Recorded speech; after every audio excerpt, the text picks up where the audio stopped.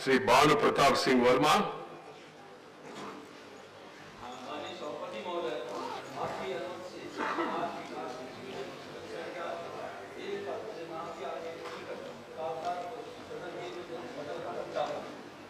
Sri V. Muralidharan. Respected Chairman, sir, with your permission, on behalf of my with your permission, I rise to lay on the table of the House the papers listed against my name at serial number 2 in today's revised list of business. Sri V. Muralidharan again. Respected Chairman, sir, with your permission, on behalf of my colleague Sri Rameshwar Teriji, I rise to lay the papers listed against his name at serial number 3 in today's revised list of business. Sri Kaushal Kishore. शोधित कार्य सूची में क्रम संख्या 4 पर मेरे नाम के समक्ष सूचीबद्ध कागजातों की एक प्रति हिंदी व अंग्रेजी में सभा पटल पर रखता हूं। श्री अजय भट्ट। माननीय सभापति महोदय, मैं आपकी अनुमति से आज की कार्य सूची में क्रम संख्या 5 पर मेरे नाम के सम्मुख अंकित दस्तावेज सभा पटल पर रखता हूं। Reports of the department read parliamentary standing committee on industry doctor के केशव राव और Shri Sanjay Seth. Sir, I rise to present the 315th and 316th report of department-related Parliamentary Standing Committee on Industry as listed against my name. Reports of the Department-related Parliamentary Standing Committee on Chemicals and Fertilizers. Sri Ayodhya Ramireddy. Thank you, sir. I rise to lay on the table a copy each in English and Hindi of the following reports of the department-related Parliamentary Standing Committee on Chemicals and Fertilizers. 31st report on availability of medicines and medical devices for COVID management of the Department of Pharmaceuticals, Ministry of Chemicals and Fertilizers. 32nd report on demands for grants 22-23 of the Department of Fertilizers, Ministry of Chemicals and Fertilizers. 33rd report on demands for grants 22-23 of the Department of Chemicals and Petrochemicals, Ministry of Chemicals and Fertilizers, and 34th report on demands for grants 22-23 of the Department of Pharmaceuticals, Ministry of Chemicals and Fertilizers. Thank you. Reports of the Department-related Parliamentary Standing Committee on Communication and Information Technology. Sri Suresh Gopi. Thank you, Honorable Chairman. With your permission, sir, I rise to lay on the table a copy each in English and Hindi of the following reports of the Department-related Parliamentary Standing Committee on Communications and Information Technology 21-22. 1. 32nd report on demands for grants 22-23 relating to the Department of Telecommunications. 2. 33rd report on demands for grants 22-23 relating to the Department of Posts, Ministry of Communications. 3. 34th report on demands for grants 22-23 relating to the Ministry of Information and Broadcasting. And 4. 35th report on demands for grants 22-23 relating to the Ministry of Electronics and Information Technology. Thank you. Honorable members, I have to inform the House that letters have been received from Sardar Balwinder Singh Bundar and Sri N.R. Ilango for grant of leave of absence from the sittings of the House.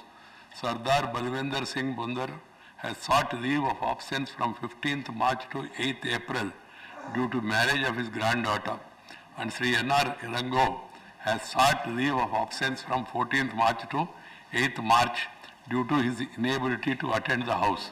Do they have the permission of the House for remaining absent for the respective period as mentioned by them in their leave application during the second part of the current session of the Rajyasabha? Permission to remain absent is granted. I have received a notice from Dr. Santanu Sen regarding support to the Indian student that was taken up, and then it is under the consideration of the government. I understand. I understand. I will. The notice is the Ministry of External Affairs gave a statement. Fine. This is the notice. Speak here. Yeah, Health Minister. I understood. I understood. I have sent it to the Health Minister. Let us hear from him. Fair enough. Santanuji. Santanu. No. Yes. Sri Ashok Bajpai.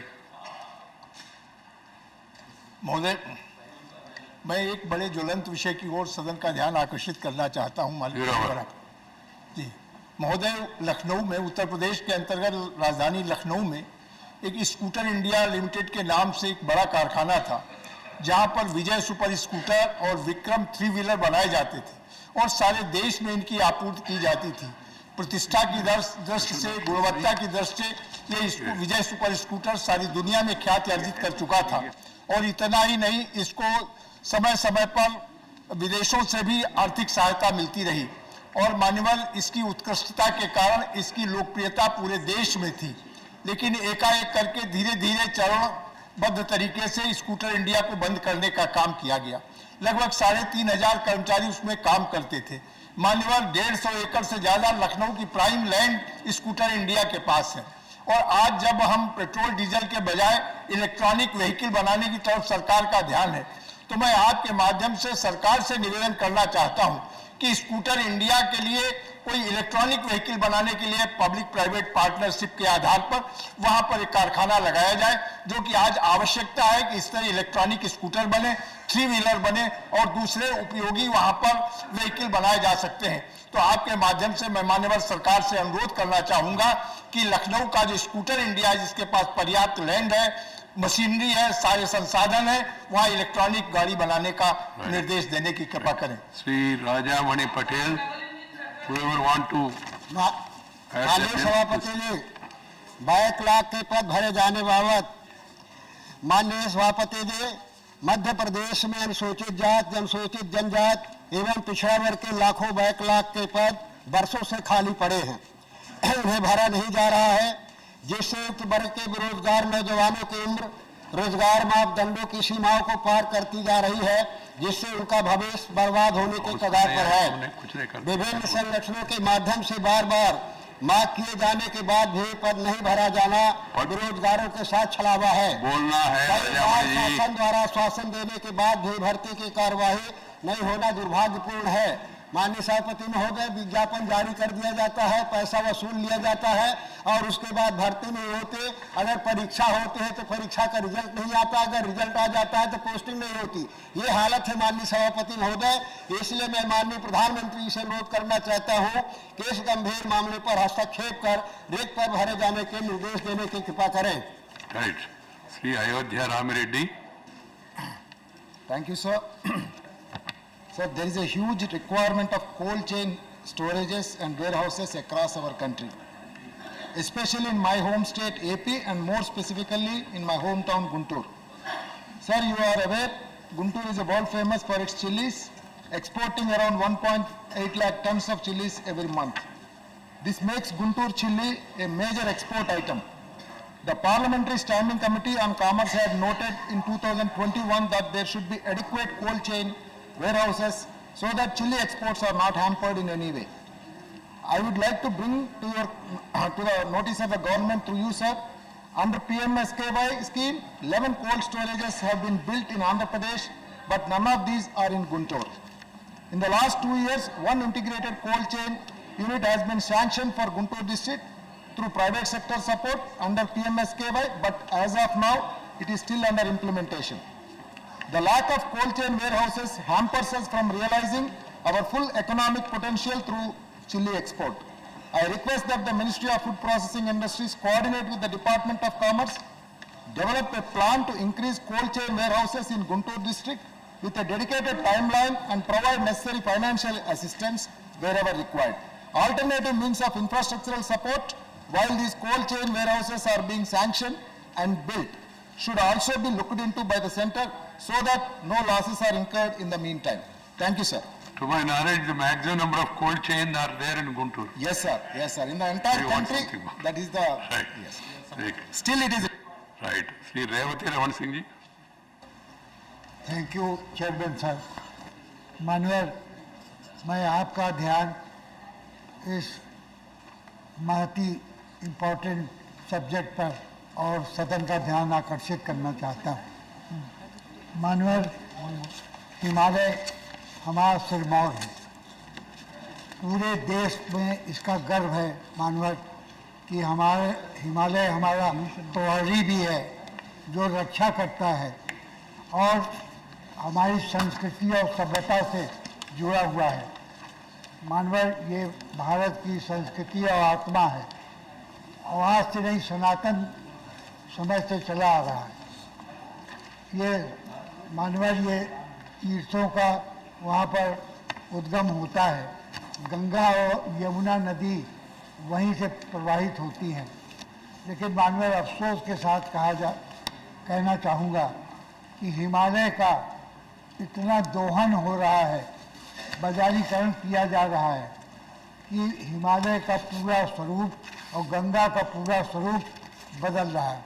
और उसका नतीजा ये होगा मानवर कि वहाँ पर अभी नीति आयोग ने ये बताया है कि 60% जल भूभाग का सूख गया है हिमालय का, और आगे ग्लेशियर इतनी तेजी से गल रहे हैं कि आने वाले दिनों में गंगा विलुप्त हो जाएंगी और हिमालय का सर्वनाश हो जाएगा। मानवर मैं चाहता हूँ आपके माध्यम से कि ये 7 बांध पहले बनाए जाने की वहाँ पर भारत सरकार ने परमिशन दिया था। अब इस समय 24 बांध और बनाए जाने हैं। आप कल्पना कर सकते हैं कि एक बार हिमालय पर केदारनाथ और ऋषि गंगा का प्रलय हम देख चुके हैं। मानवर अगर इसको रोका नहीं गया तो 4 धाम का चौड़ीकरण जो किया जा रहा है, इसमें लाखों पेड़ 4 धाम के उसमें काटे जा रहे हैं। देवदार, बाज, बुरांश, चील, कैल, पद्म, ये पेड़ मानवर फिर दोबारा नहीं लगाए जा सकेंगे। तो मानवर मैं आपसे आग्रह करता हूँ कि सरकार को निर्देश दें कि इस तरह से बाजारोपण जो किया जा रहा है हिमालय के साथ, इसको रोकें और तत्काल इस पर प्रभावी कार्रवाई करें। धन्यवाद। धन्यवाद राहुल जी, नाम भेज देना एसोसिएट करने वाले। श्री रामनाथ ठाकुर। माननीय सभापति महोदय, मैं आपके माध्यम से भारत सरकार से निवेदन करना चाहता हूं। महत्वपूर्ण मुद्दे हैं। भारत सरकार अनेक राज्यों में हवाई अड्डे का विस्तार कर रही है और उसमें लाभ भी हुआ है। उत्तर भारत में और बिहार में दरभंगा में हवाई अड्डा का चालू किया गया है। 1972 से समस्तीपुर जिला बना। स्टेट हैंगर हैं, छोटे जहाज उतरते थे। मैं आपके माध्यम से भारत सरकार से निवेदन करना चाहता हूं, आरजू करना चाहता हूं कि समस्तीपुर जिले में बड़े हवाई जहाज को उतारने के लिए और उड़ने के लिए प्रबंधन करे और इसके विस्तार में एक काम करे। यह हम आपके माध्यम से भारत सरकार से निवेदन करना चाहते हैं। धन्यवाद Ramnath ji. Shrimati Priyanka Chaturvedi. Thank you, Honorable Chairman, sir, for allowing me to raise this issue in the 0 hour with regards to the absence of clear guidelines about the third dose booster shot for Indians under 60 years of age. As the world is returning to normalcy and with flights resuming from March 27th, I'm assuming it will resume from March 27th, several countries are imposing strict conditions that the second shot should have been taken within a certain time frame, failing which the vaccination certificate will not be considered valid. As of now, the Government of India has not laid down any policy regarding booster shots for those under 60 years of age. In many European countries, vaccines are considered valid only for 270 days. So if travelers got their last vaccine shot in April 21, they cannot enter many EU countries without a valid COVID test. Hence, Indians finally looking forward to travelling abroad are now left in a lurch. Due to the absence of clear guidelines regarding the need for the third additional dose to travel abroad, the present situation regarding the travel and vaccination poses a perplexing situation for Indians. And so today in today's newspapers, front page newspapers, every newspaper is stating that even Entagi has now come to believe with the rising cases in Europe, it becomes important to have booster dose policy for India.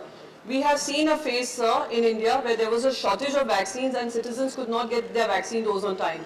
Now we have surplus of vaccines, yet we are not able to come with a clear guideline to be able to vaccinate people below 60 years of age, those who are seeking a booster dose for travel purposes or for safety purposes. So I would request you through the House, sir, to urge the Health Minister to come up with clear guidelines for vaccination or booster doses for those below 60 years of age. Thank you, sir. Thank you. Raji? Okay. Please send your names. Dr. Vikas Mahatme. Thank you, Chairman, sir. Recently, Indian Meteorological Department has raised yellow alert for the heat wave in March. Sir, the temperature, if we see, in Maharashtra it was 44 degrees centigrade, in Mumbai it was 39, Karjat it was 45 degrees centigrade, and Madhya Pradesh 44 degrees centigrade was there in March 19th. This is not in May, this is in March. So this yellow alert was raised. What are the challenges which we face if the heat wave is there, and which we are already having it? ये दिल्ली में भी है और बाकी राजस्थान और गुजरात में भी heat wave शुरू है। ये इस बदलते मौसम की वजह से सबसे जो अफेक्ट होते हैं वो गरीब लोग हैं और किसान। तो इनके लिए गर्मी के कारण जो हीट एग्जॉशन होता है, हीट क्रैम्प्स होते हैं, हीट स्ट्रोक होता है, तो इसके लिए क्या किया जाए, इसके ऊपर सोच होनी चाहिए और वो वैसे सरकार की तरफ से दिशा निर्देश देना चाहिए। गर्मी के कारण अनाज या फल जो है वो उसकी उपज कम हो जाती है, दूध खराब होने लगता है, ये सब परेशानियां बढ़ती हैं। वैसे ही लाइटनिंग यानी बिजली गिरने का प्रमाण बहुत बढ़ जाता है, जिससे काफ़ी मौतें होती हैं, डेथ्स होती है। वैसे ही जंगल में आग लगने की भी संभावना बढ़ जाती है। तो इस तरीके से और परेशानियाँ, क्योंकि फॉरेस्ट अभी कम हो रहा है और इसमें आग लगने से और भी कम हो जाएगा। और जो एलाइट क्लास है उनके जो है वो इलेक्ट्रिसिटी कंजम्पशन बहुत बढ़ जाता है। हम सबको पता है कि कूलर्स और एसी ज़्यादा चलते हैं, जिससे कार्बन फुटप्रिंट्स भी बढ़ते हैं। तो इस सब के लिए जैसे पिछले साल यूएसए और कनाडा में भी हीट वेव थी, तो 1400 से भी ज़्यादा डेथ्स हुई थी, मौतें हुई थी। तो उसी प्रकार हमारे देश में भी अभी ये येलो अलर्ट है। तो उसके लिए मैं सरकार से विनती करता हूं कि उन्होंने सभी स्टेट्स के लिए उन्होंने क्या करना चाहिए, वैसे दिशा निर्देश, क्योंकि येलो अलर्ट तो जारी कर रहे हैं, लेकिन येलो अलर्ट के साथ में क्या करना चाहिए, इसके भी कुछ पॉलिसी रहे, उसके भी कुछ SOPs बने, स्टैंडर्ड ऑपरेटिंग प्रोसीजर्स रहे, ऐसे मेरी विनती है। धन्यवाद। रखवी जी, ये विषय मतलब गंभीर मामला है, इसे एक बार स्वास्थ्य मंत्रालय या इसको देख के एडवाइजरी इश्यू करने के ठीक सुझाव है। गर्मी बढ़ रही है, अभी ऑलरेडी हम लोग अभी मार्च में है, मार्च में इतना गर्मी है तो आगे क्या होगा? वंदना जी कुछ स्टडी किया क्या? Very important point that our colleague has raised in the House, and it's very important that the government, you've given the right direction, sir. Yeah. The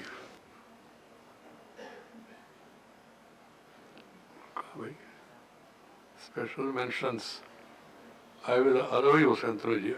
You made a point, I realized it after it was clarified. I will allow you. If you are ready today, I will allow you in the special mention itself. Sir, thank you. Yes, sir, same point. No, sir, same point. Associate, sir. उनको कहने दो, बाद में associate. No, he's going to his seat. Sir, because the issue is so important, that is why. So that is why we can request if you guide us for a calling attention motion, so the health minister can come and assure the students. That is also. Thank you. So we'll consider it after consulting the minister. I'll examine it. Then we're going to. ये कैलाश सोनी जी, आपने क्या है कुछ? धन्यवाद माननीय सभापति जी, आपके माध्यम से लोकतंत्र के एक बुनियादी विषय पर हम सदन का ध्यान आकृष्ट कराना चाहते हैं और भारत सरकार का ध्यान आकृष्ट कराना चाहते हैं। आज का दिन हिंदुस्तान के स्वतंत्र भारत का सबसे बड़ा दिन है। आज के दिन इस देश में, जैसा कि आप सभी को ज्ञात है, कि जून 1975 25 और 26 जून की मध्य रात्रि इस देश में सारी संवैधानिक व्यवस्थाएं धूल धूसरित करके इस देश में तानाशाही स्थापित की गई।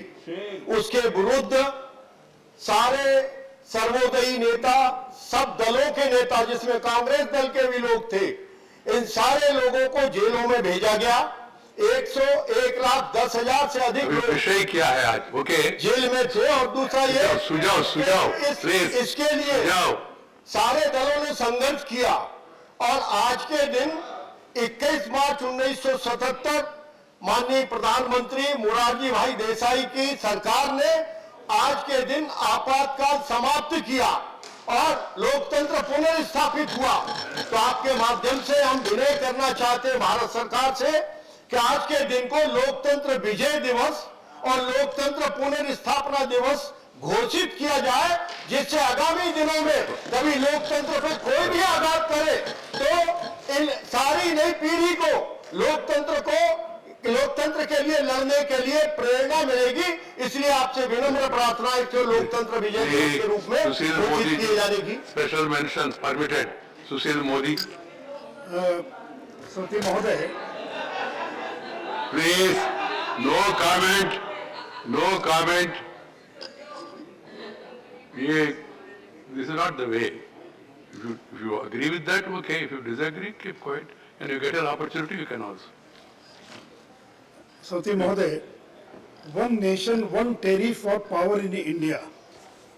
Sir, Bihar lacks both coal and other renewable energy resources which are essential for producing energy. Hence, Bihar has to rely on external sources to meet its energy demand. Over 3/4 of the energy is bought from central power generation companies whose prices are higher than independent power producers. Bihar is thus compelled to purchase power at higher rates, which have risen 27% between 2015 and 2020. Bihar's average power purchase cost is rupees 5.05 per unit, whereas the neighboring Jharkhand is 4.1 and Odisha 3.01 rupees per unit. It becomes more pronounced when compared with power producing states like Gujarat, Punjab and Maharashtra. The higher purchase cost of power contributes 80 to 85% total cost of distribution companies and translates into higher retail tariffs. As a result, electricity tariffs faced by common people in Bihar are higher than neighboring states. I therefore urge the Government of India to bring in one nation, one tariff policy to ensure uniform power cost and tariff across states. This mechanism can be executed feasibly, similar to GST, wherein as a first step, a national fund pooling the purchase of all generating power and then allocating to states can be created. It shall normalize cost. This is critical to eliminate undue regional disadvantages and provide level playing field for power companies. India is already advancing along this direction through one nation, one tax, one grid, one election. I urge the Government of India to do the same for power tariffs. Thank you, sir. Sri Tiruchi Siva. So thank you, Chairman, sir. My special mention on ban on online games with stakes which lead to addiction. Sir, several online games involving the use of real money as bets have come up in the last few years, and with this there has also been a surge in addiction to these games and a rise in suicide cases due to losing of money by individuals reaching up to lakhs of rupees.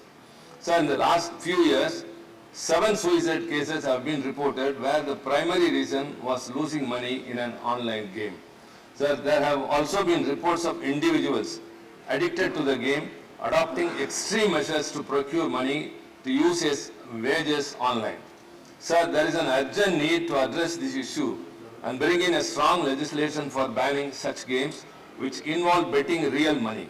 Even if games like rummy and poker are declared as games of skill, the element of placing a wager turns them into games which can be highly addictive and have been proved to be so.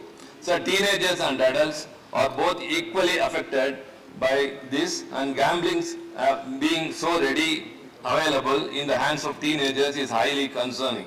So Tamil Nadu government in 2021 brought in an amendment act to address the issue, which included a ban and also has fine and imprisonment for both the users and gaming houses for such games.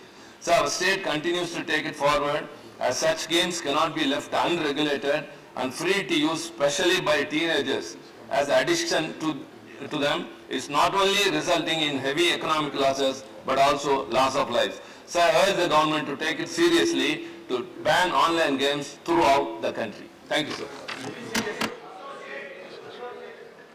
Send the names so that the list can be prepared. Sri T.G. Venkatesh.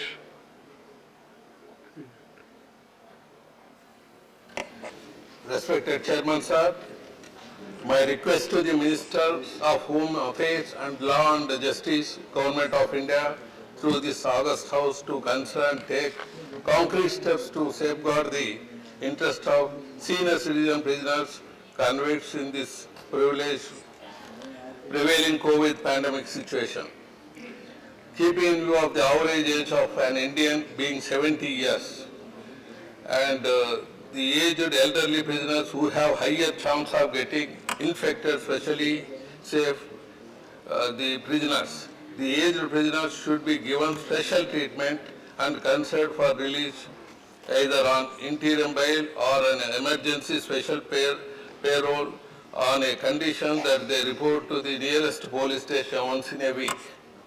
Special scrutiny is needed on humanitarian grounds in such cases where either of the soldiers or prisoners mates have died due to COVID or under any other health condition, and also where their children have become orphaned. This is my sincere request, sir. The average, the citizens living also around 70 years in this country, keeping in view of this as a special case, this decision has to be taken. Thank you, sir. Right. Dr. V. Sivadasan. Respected Chair, sir, the recent reports regarding the appointment of professors of practice in central universities are a matter of serious concern.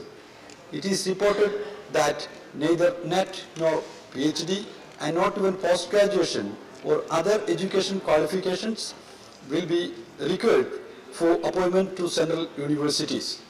This move could prove to be harmful to the academic integrity of the universities.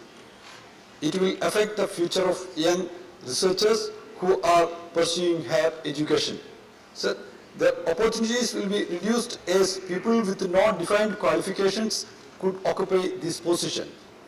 The government should take measures at its disposal to ensure that the academic integrity of our institutions higher learning is preserved. Thank you, sir. Thank you. Please send the names. Sri Elamaram Karim.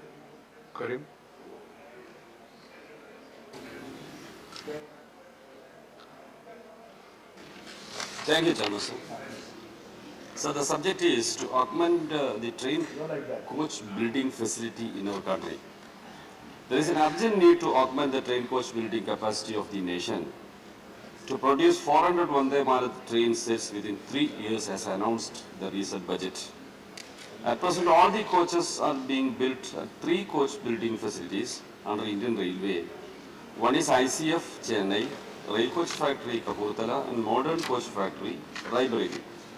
ICF has already rolled out 2 sets of Vande Bharat train and the same are in service. Another 2 sets nearing completion in ICF. Orders to the tune of 20 sets to ICF, another 20 sets to RCF still pending. These facilities are doing the manufacturing of Vande Bharat train set besides the usual production works. It is expected that it will take another 2 to 3 years to finish the ordered work. That means the budget proposal of running 400 Vande Bharat Express trains within 3 years will be a difficult task. Hence, the coach building capacity of Indian Railway has to be augmented immediately, and land acquired for the building of a coach factory at Palakkad is laying vacant. there was mentioning something about that purpose in the budget, but the recent budget has lacking that also. I request the immediate step may be taken to initiate start the construction of rail coach factory at Palakkad, Kerala. Thank you, sir. Sri Vinay Viswam. Sri Vinay Viswam. Sir, this special mention is regarding decreasing female labor force participation in the country.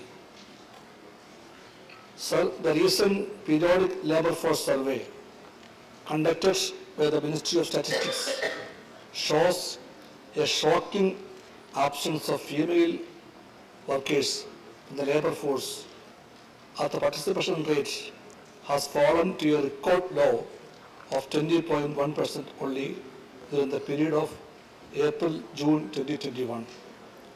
This is the lowest among the major economies in the world. The percentage of women in the labor force is considerably lower compared to men. In men, it is 73.1%. As per periodic labor force survey, the women formed only 17.2% of the worker population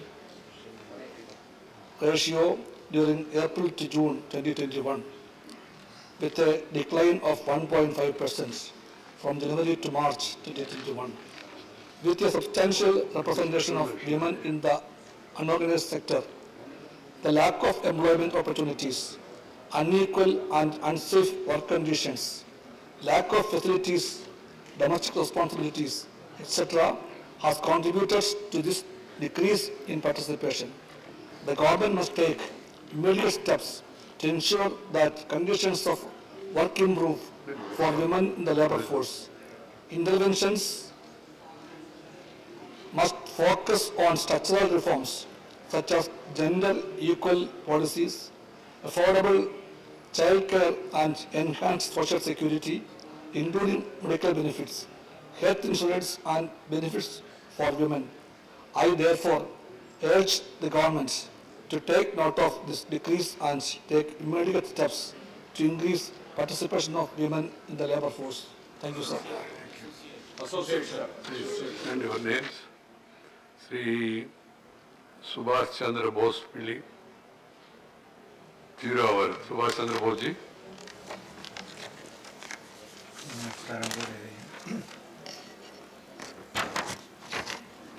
Honorable Chairman, sir. Thank you, sir. Respected sir, I would like to bring to the notice of the House how primitive our procedure for the assessment of disaster in our country. Firstly, the time taken to constitute a disaster assignment team and deploy it to site after disaster was struck is lengthy, often taking several weeks after disaster has struck. Additionally, it takes even more time for the team to be constituted and a plan to be developed and logistic arranged for these teams to assess the site of disaster after it has struck. The methods of assessment are also primitive and are done manually as opposed to being mechanized and digitized. After few weeks have passed from the commencement of a natural disaster, important information regarding the intensity of the disaster is lost and the severity is underplayed due to ineffective assessment of modules, and therefore the requisite assistance is not provided. Particularly for coastal states like our own state of Andhra Pradesh, natural disasters such as floods and cyclones are yearly occurrence due to our geography. Through you, sir, I request the Minister of Home Affairs to improve our disaster assessment mechanism so that the states are supported to correct the manner during their time of need. Thank you, sir. Sri K.J. Alphonse. Sri K.J. Alphonse. So thank you, respected Chairman, sir, for giving me this opportunity even though I was not listed. I would like to bring to the attention of the House, sir, an extremely critical issue. Sir, 15.5 lakh children wrote NEET examination for admission to MBBS, out of which 8.7 students qualified. Sir, out of which, sir, only 10% students got admission in MBBS. So during the last 7 years, the number of MBBS and postgraduate seats have gone up by 80% to 1.48 lakhs. Still, sir, 25,000 students from India are going abroad, especially to China, Ukraine and Central Asian countries to do MBBS. That means, sir, over a 5-year period of 5-year course, 1 lakh children are doing MBBS course outside India. So this is because of 2 reasons. One is shortage of MBBS seats. Number one, even though there has been an 80% increase over the past 7 years, some states have done commendable work, sir, like Tamil Nadu inaugurated 11 medical colleges in January. Uttar Pradesh inaugurated 9 medical colleges in December. I think it's a very commendable work. Still, sir, we need to increase dramatically the number of seats because, number one, the seats are still insufficient. Number two, sir, the fees is too high.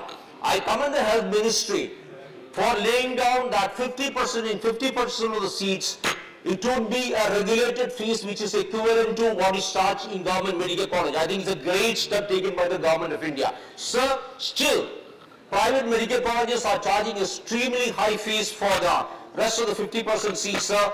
This also must be regulated. Sir, one solution which I can kindly suggest to the House is, sir, public sector undertakings have a lot of land, especially the railways, and many other public sector undertakings have a lot of unused land. Sir, they must be persuaded to set up at least 100 medical colleges over the next, every year for the next 5 years, so that there will be 500 new medical colleges coming up, being set up in this country, so that our children can study here. I request the honorable government to take immediate steps for this, sir. Right.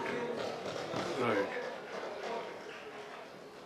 Associate names has to be sent. Sri Kanakamadal Ravindra Kumar.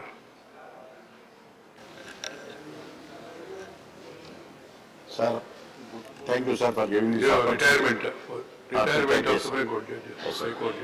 This opportunity to raise the important aspect with the 0 hour. In the Andhra Pradesh judiciary and also as well as in the country in Supreme Courts and the various high courts, there are a number of vacancies with regard to the recruitment, though the recruitment is going on, but there are more than 400 vacancies are there. Still, High Court, the Supreme Court is also some vacancies are there. And number of pending cases, lakhs of pending cases in various High Courts and Supreme Courts are there. There is no mechanism, though the alternative disputes mechanism is established. Pending cases are more in High Courts and also Supreme Courts.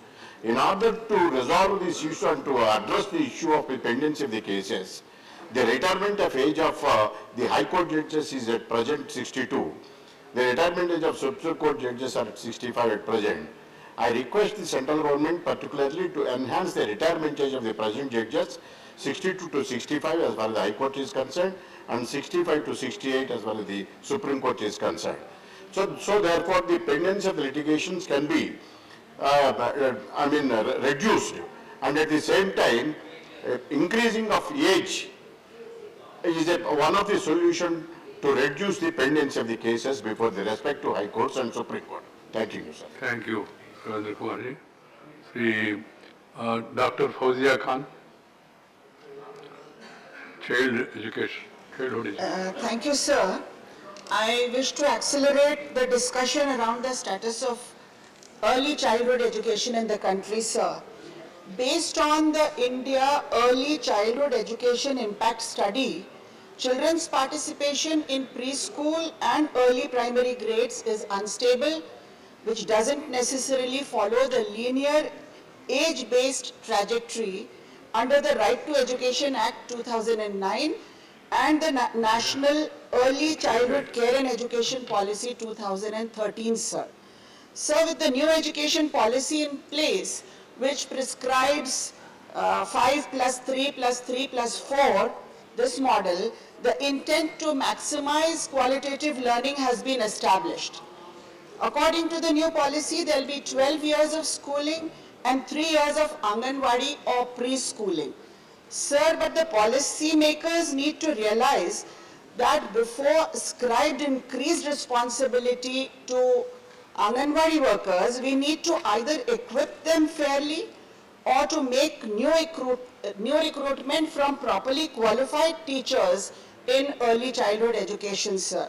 Since 80% of intellectual development takes place at this age, this phase of education needs specialist teachers requiring relevant teacher training.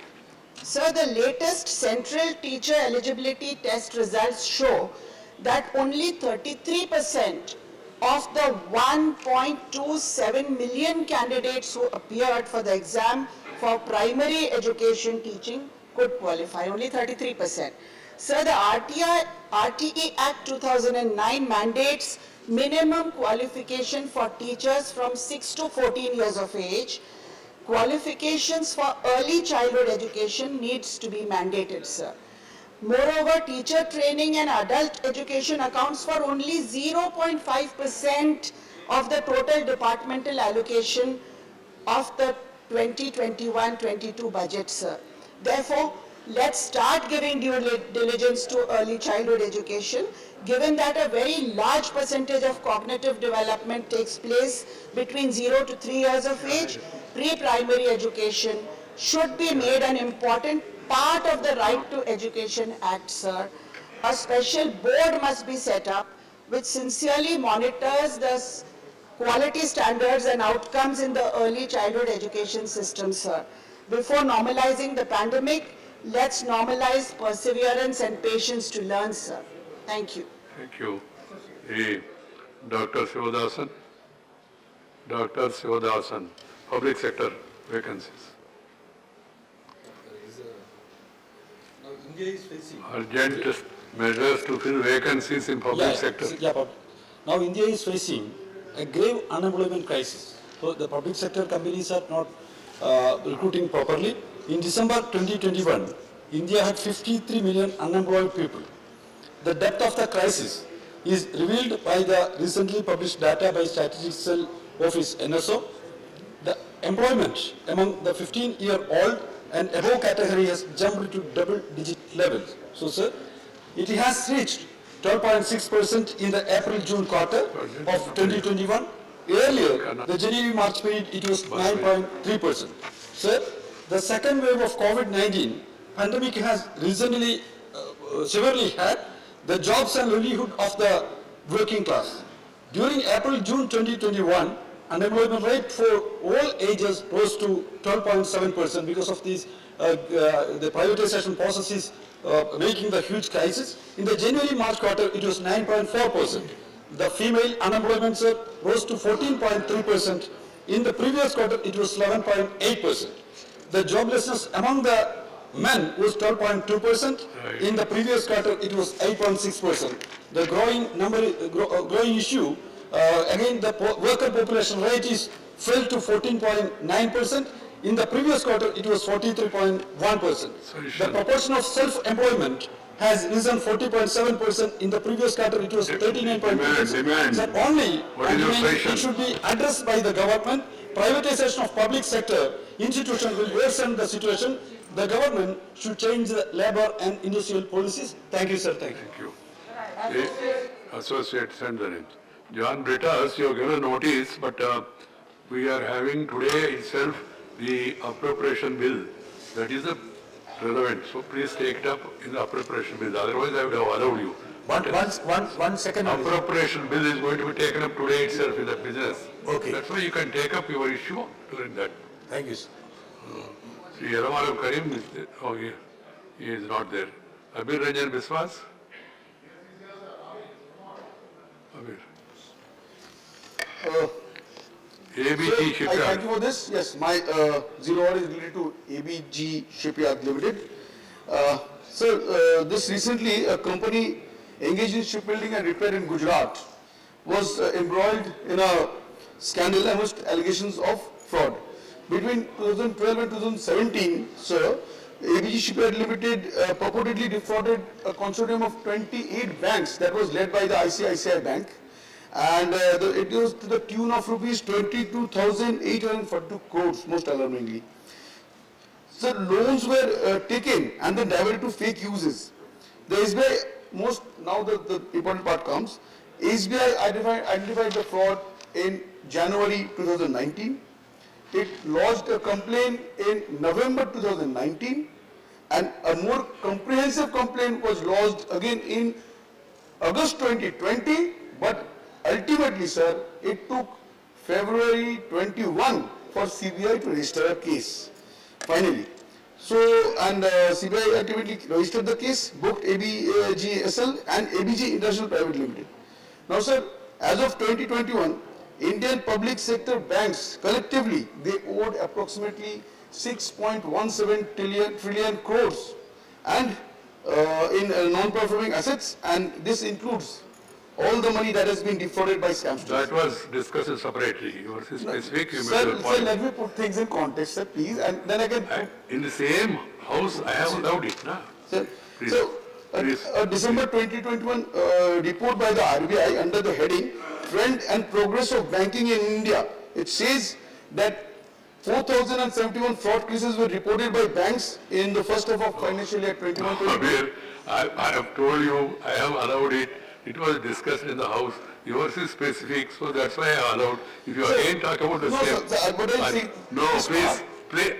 Please remember one thing, my dear. You please remember one thing, that I remember what is happening in the house and what has happened in the house also. So there is no question of repetition. Sir, then I'll put my conclusion, sir. Just what I want. What is your suggestion? Sir, the thing is that, sir, while the government has a duty to protect banks, customers' funds, there is also a need for stricter corporate governance and evaluation of large loan requests to prevent such shocks to the banking system in the future, sir. Right, thank you. Thank you, sir. So the house is adjourned to meet at 12 today. 12 noon. All 0 hour special mentions exhausted.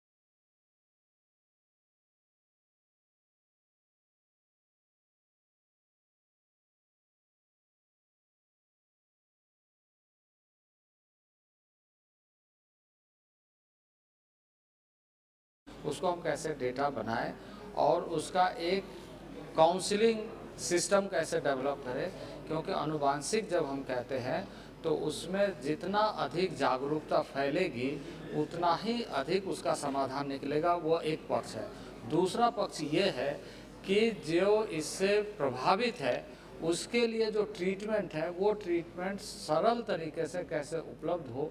कुछ treatment है जिसको स्थानीय स्तर पर नहीं दिया जा सकता है, उसके लिए भी व्यवस्थित किया जा रहा है। उसके सभी संस्थाओं के साथ हम लगातार जितने भी देश के ऐसे महत्वपूर्ण संस्थान हैं जो रिसर्च बेस्ड है, चाहे वो एम्स हो, गंगाराम हो या अन्य अन्य देश के अन्य हिस्सों में जो अच्छे अस्पताल है या जितने रीजनल लेवल में हमारे एम्स खुले, उन सारे लोगों के साथ बातचीत हो रही है और इस पर हम लगातार काम कर रहे हैं। अभी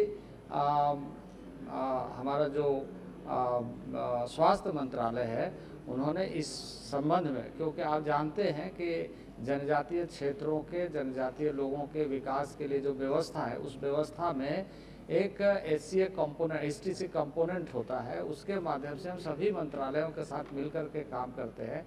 तो स्वास्थ्य मंत्रालय के साथ क्लोजली हम कर रहे हैं और हमारे मंत्रालय में जो रिसोर्स गैप जहां पर आवश्यकता होती है उसको इस कार्य योजना के साथ मिला करके काम करते हैं। श्री जी Madhavi. Thank you very much, sir. Sir, estimates suggest that 77% of the tribal population has no access to the internet. Has the government conduct any survey to identify the extent of the internet access to the tribal population? What is the being done to improve the situation, sir? Thank you. अध्यक्ष महोदय, अभी आपको सुनकर या सदन को सुनकर खुशी होगी कि एक स्पेशल प्रोग्राम प्रारंभ किया गया है आईटी मिनिस्ट्री की तरफ से और उसमें लगभग 6,500 करोड़ की व्यवस्था की गई है। 7,000 गाँव में इंटरनेट व्यवस्था स्पेशल तरीके से ब्रॉडबैंड कनेक्शन 4G कैसे उपलब्ध कराया जाए वो सारे tribal villages. Question number 246 Shri Rajveer Singh, Shri Bhola Singh. Question number 246 अध्यक्ष। माननीय मंत्री जी। Answers been placed before the House. जी धन्यवाद अध्यक्ष महोदय। माननीय अध्यक्ष महोदय, माननीय मंत्री जी के उत्तर से स्पष्ट हुआ है कि हमारी सरकार माननीय प्रधानमंत्री जी के नेतृत्व में हिमालय क्षेत्र की सांस्कृतिक विरासत के संरक्षण और विकास के लिए बहुत सारे कार्य कर रही है। मैं आपके माध्यम से माननीय मंत्री जी से जानना चाहूँगा कि सरकार ने हिमालय क्षेत्र की सांस्कृतिक विरासत के संरक्षण और विकास पर शोध करने के लिए अब तक किन किन केंद्रीय शोध संस्थाओं की स्थापना की है और क्या सरकार उनकी प्रगति से संतुष्ट है? आदरणीय अध्यक्ष जी, जो स्कीम चलाई जाती है उसके अंदर जो संस्थाएं हैं उन संस्थाओं की स्थापना केंद्र सरकार नहीं करती है, बल्कि उसमें जो 6 राज्य हैं हिमालय के आसपास वाले, उसकी राज्य सरकारें प्रपोजल सिलेक्ट करके केंद्र के पास भेजती हैं। जो हमारी डिवीज़न है वो उसका मुआयना करती है और उसके बाद सरकार उनको फंड्स देती है। और अभी जो है पिछले कुछ वर्षों में उनको बढ़ाया गया है, तो 23.86 करोड़ से अब जो पैसा उस पर खर्च किया जा रहा है वो पिछले साल के मुताबिक इस साल 47.38 करोड़ है और उसमें जो संस्थाएं हैं वो भी 117 से बढ़कर 203 हुई हैं। तो ये जो संस्थाएं हैं वो राज्य द्वारा, उसमें कुछ ट्रस्ट हैं, सोसाइटीज़ हैं और अन्य बॉडीज़ हैं, यूनिवर्सिटीज़ हैं जो राज्य भेजता है और सिर्फ कुछ एक प्रदेशों के अंदर, खासतौर पे अरुणाचल और सिक्किम के अंदर जो है 90:10 का रेशो रखा जाता है, बाकी जगह 75:25 का रेशो रहता है। निहालचंद मेघवाल। धन्यवाद अध्यक्ष महोदय। अध्यक्ष जी, राजस्थान भी सांस्कृतिक विरासत में कम नहीं है। विश्व में कोई भी टूरिस्ट अगर इंडिया में आता है तो राजस्थान जाने का जरूर उसका मन होता है।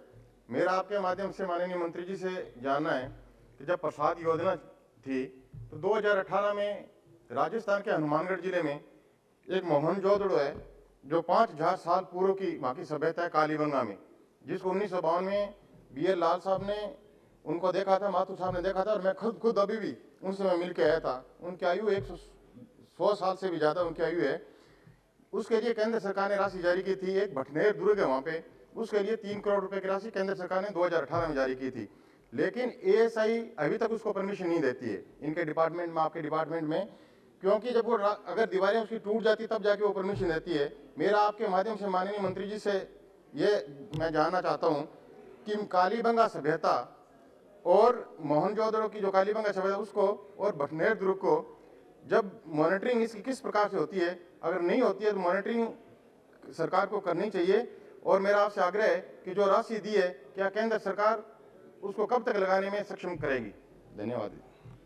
आदरणीय अध्यक्ष जी, ये प्रश्न बिल्कुल ये क्या भिन्न है, हिमालय का लेकिन ट्यूशन था और ये राजस्थान में आ जी गए। जी जी जी मोहनजोदड़ो, लेकिन हिमालय से मोहनजोदड़ो तक आ जी गए। वो मतलब रेगिस्तान तक पहुंच गए।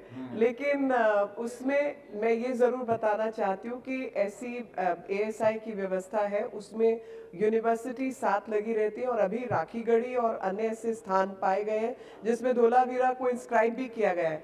इनका जो प्रश्न है वो स्पेसिफिक कालीबंगा पर है। कालीबंगा से संबंधित जो भी उचित जानकारी होगी मैं माननीय सांसद तक पहुंचा दूंगी, और खास तौर पे इस प्रोजेक्ट को जिसको इन्होंने स्पेसिफिकली पूछा है उससे रिलेटेड सब डिटेल इन तक पहुंचा देंगे। क्वेश्चन नंबर 247 श्री कृपाल बालाजी तुमाने। क्वेश्चन नंबर 247 माननीय मंत्री जी महोदय उत्तर सभा पटल पर रखा गया। धन्यवाद स्पीकर महोदय। मेरे संसदीय क्षेत्र रामटेक में काफ़ी लेबर होते हैं। माइनिंग में काम करने वाले लगभग 2 लाख लेबर है WCL और मॉइल में, और MIDC में भी काम करने वाले लगभग उतने ही लेबर हो गए। 2019 में 18 में घोषणा हुई थी और 19 में हमने भूमि पूजन किया था। उस समय संतोष गंगवार साहब जो उस समय के लेबर मंत्री जी थे, और हमारे दूसरे केंद्रीय मंत्री नागपुर से आप जानते हैं वो भी थे। हमने भूमि पूजन का बहुत बड़ा सरकार की ओर से कार्यक्रम किया, लेकिन अध्यक्ष महोदय वो अस्पताल का काम अभी तक चालू नहीं हुआ है। सरकार ने उसके लिए पहले एक ज़मीन दिया था, फिर वो ज़मीन बदलने के लिए कहा गया, वो ज़मीन बदल के दूसरी ज़मीन MIDC के अंदर ही दी गई है इंडस्ट्रियल एरिया में। मैं आपके माध्यम से माननीय मंत्री महोदय से पूछना चाहता हूँ कि अस्पताल का काम क्यों रुका है और उसकी क्या कठिनाई है, और आप कब तक इसको शुरू करने के लिए प्रयास करोगे। माननीय अध्यक्ष महोदय, ESIC के लगभग देश भर में 57 अस्पतालों में इस समय काम पेंडिंग है। उसके अलग अलग कारण हैं। कुछ कारण तो ज़मीन का पोजीशन नहीं मिल पाना है, कुछ कारण वहाँ पर अभी एजेंसी के द्वारा कार्य को जो नक्शे के साथ शुरू करना है वो शुरू नहीं हो पाना है। हमने ESIC की पिछली बैठक में इसके लिए एक डैशबोर्ड का गठन किया है, और अब जितने भी अस्पताल हैं ये सारे ESIC के डैशबोर्ड पे आएंगे। जिनकी भी प्रक्रियाएं लंबित पड़ी हैं उनको हमने व्यक्तिगत रूप से ही पत्र भेजे जिन सांसदों ने मुझे दिया है, और इन सब सारी कार्यवाहियों को अब हम पूरी तरीके से एक पोर्टल के माध्यम से संचालित कर रहे हैं। Supplementary.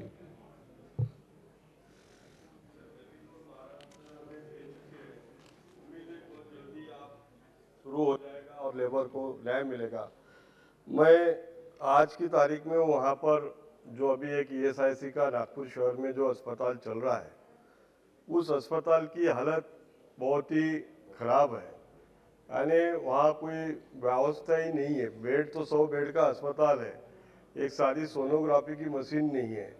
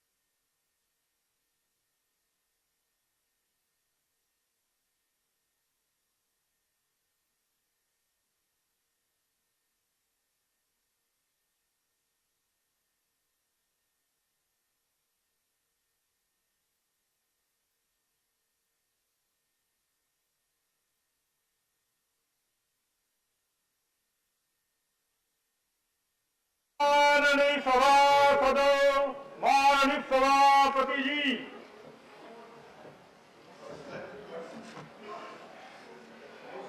Question number 181 Shri Mujibur Khan ji, माननीय मुजीबुल्लाह खान जी, माननीय Mujibullah Khan, not present, answer late.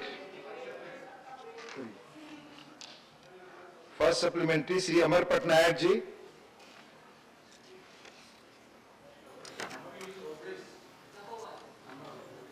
Honorable Deputy Chairman, sir, so through you I would like to ask this question. So Orissa produces more than 60% of the coal production in the country, and it is supplied to rest of the country. But the coal cess, which is levied as clean energy cess, has now been appropriated towards GST compensation. So there is no incentive and no compensation for the state that produces the coal, which is Orissa. Coal production results in environmental degradation. There is no care and concern or allocation of funds to take care of this, which was initially to be made from this clean energy cess. Honorable Chief Minister of Orissa had written to the Government of India to consider allocating 60% of this collection towards Orissa so that it could be used for environmental regeneration. I would like to know from the Honorable Minister what is Government of India's thinking on this. Thank you. Sir, basically question is on increase of royalty, but the honorable member has specifically questioned about the cess. The cess is initially, as he rightly quoted, it was a clean energy cess, now it is for the GST compensation, it is being used. But as far as this issue is concerned, this is, I am specifically what state governments are getting over and above royalty. Now we are doing auction also. And not only that, DMF is added to it, and also for the exploration and other things, states except the states of royalty and DMF, and also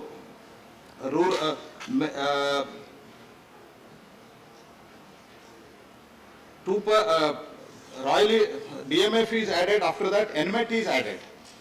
And also now the Odisha is doing extremely well. Odisha is doing so well that their revenue has gone up like anything. And still more is required, and you come out with, we have already given you number of coal blocks and number of mines. And let me complete. And whatever the Odisha government has requested, we have honored. And now all put together, including 2.5% GST which goes to the state, DMF and NMET and royalty, all put together, now 21% state is getting, and as of now the suggestion is not under consideration. Thank you. Srimati Fauzia Khan ji.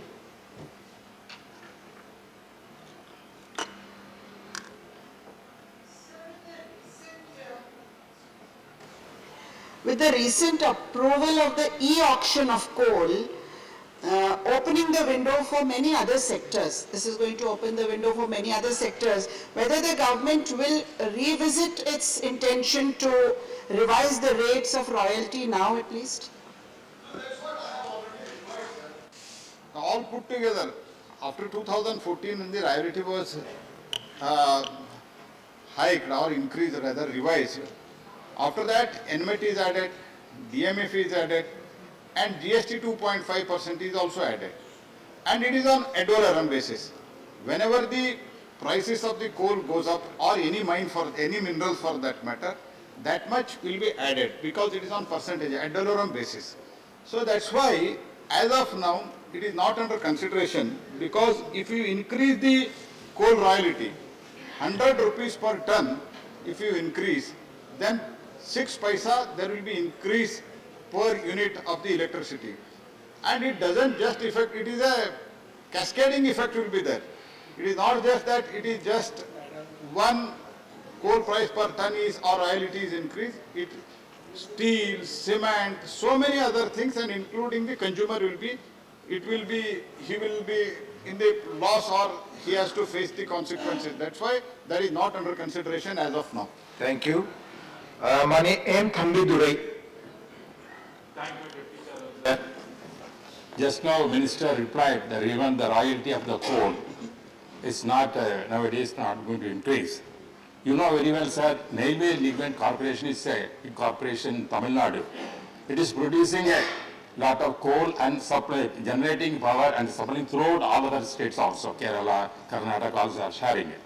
Therefore, at the same time, the state governments are demanding more money to further to improve it by whatever getting benefits that has to be given to Tamil Nadu. Otherwise, and at the same time, Tamil Nadu is facing shortage of coal now. Many times, many ministers are represented minister or minister requesting supply the coal.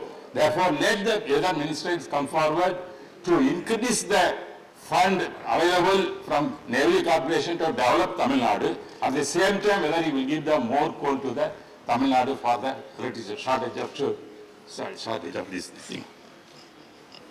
Question is related to the royalty and I have replied that. Yes. As far as Neyveli is concerned, we are ready to supply electricity and we have also have the PP and many other things with the state government. And many a times state itself, they are surrendering the power which is supposed to be supplied to the state government by the Neyveli Lignite Corporation. So whatever other things, may it be the job for the Tamilians and many other such things, Neyveli is doing, and even CSR activity also we are doing it. So now and coal, as far as supply of the coal is concerned, whenever normally Tangenco used to import it, but now the import price have highly increased. Now they are demanding more coal, but we are trying to meet out their demand. Thank you. Question number 182, Mani Shri K.R. Suresh Reddy ji. Not available. Mani Mantri ji. सभापति पर रख दिया गया. First supplementary, Mani Shri G.V.L. Narasimha Rao.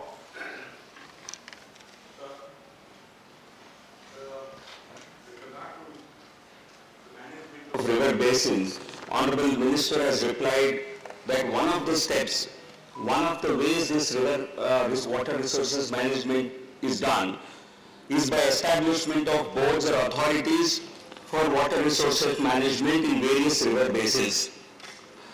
But in respect of Andhra Pradesh and Telangana, in respect of management of water, Krishna and Godavari waters, a gazette notification was issued by the central government on 15 July 2021 to regulate supply of water between the two states. But both the states, Andhra Pradesh and Telangana, have not yet handed over the projects as per the gazette notification. The projects have not been handed over. At least Andhra Pradesh government has issued, sir, just half a minute, sir. Andhra Pradesh government has issued at least an order, but not handed over operational control. But Telangana government has not even taken note of this gazette notification and not issued any order.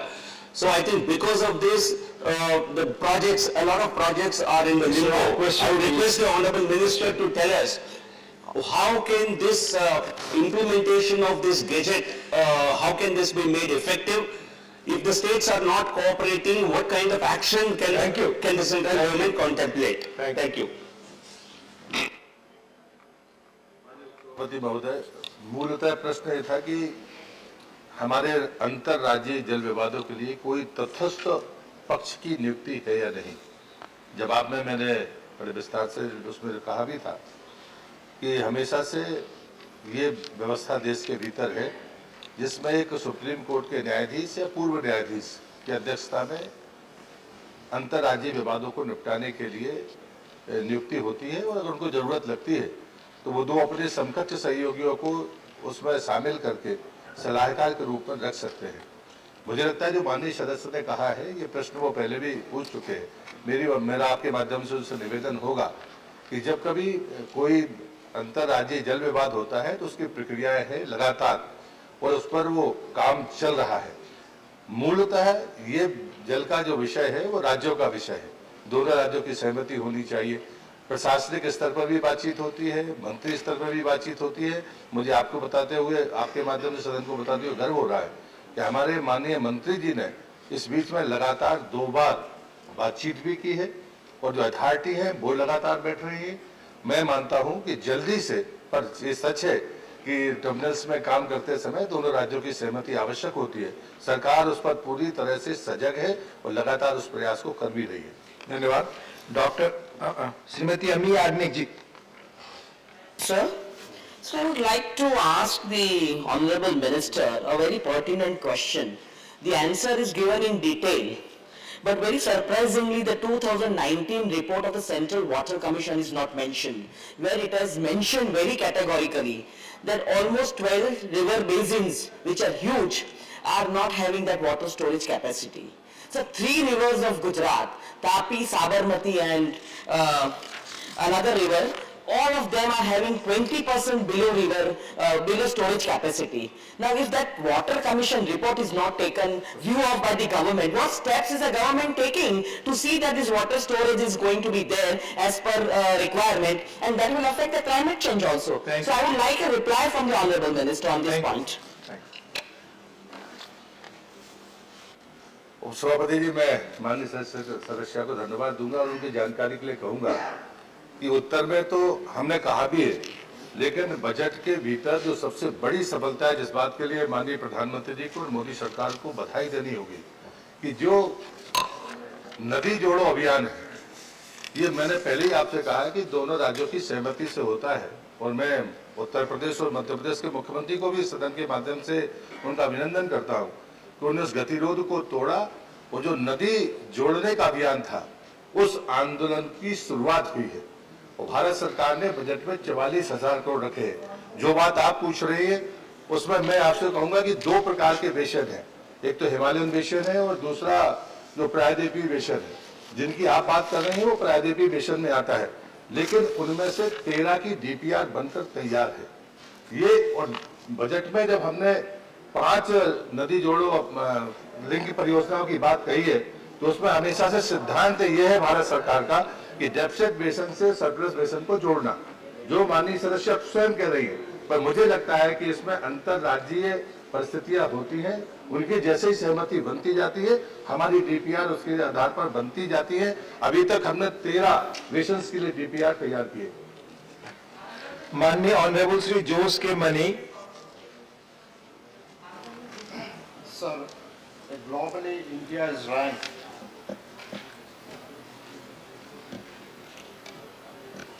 Yes, it's working. Globally, India is ranked 120th among 122 countries in Water Aids Water Quality Index. The Ministry of Environment, Forest and Climate Change expenditure for the National River Conservation Program for the last 2 financial year was 0. Now the government has stated that timely and effective implementation will be done. But I think the time is alarming, especially the rivers in the south, in Kerala. If you see the river bed has come up with 1 day of rain, there is flood. Will you take immediate action and also a special package to, to repair or these siltation of the river, and the money may be provided to the state? Thank you.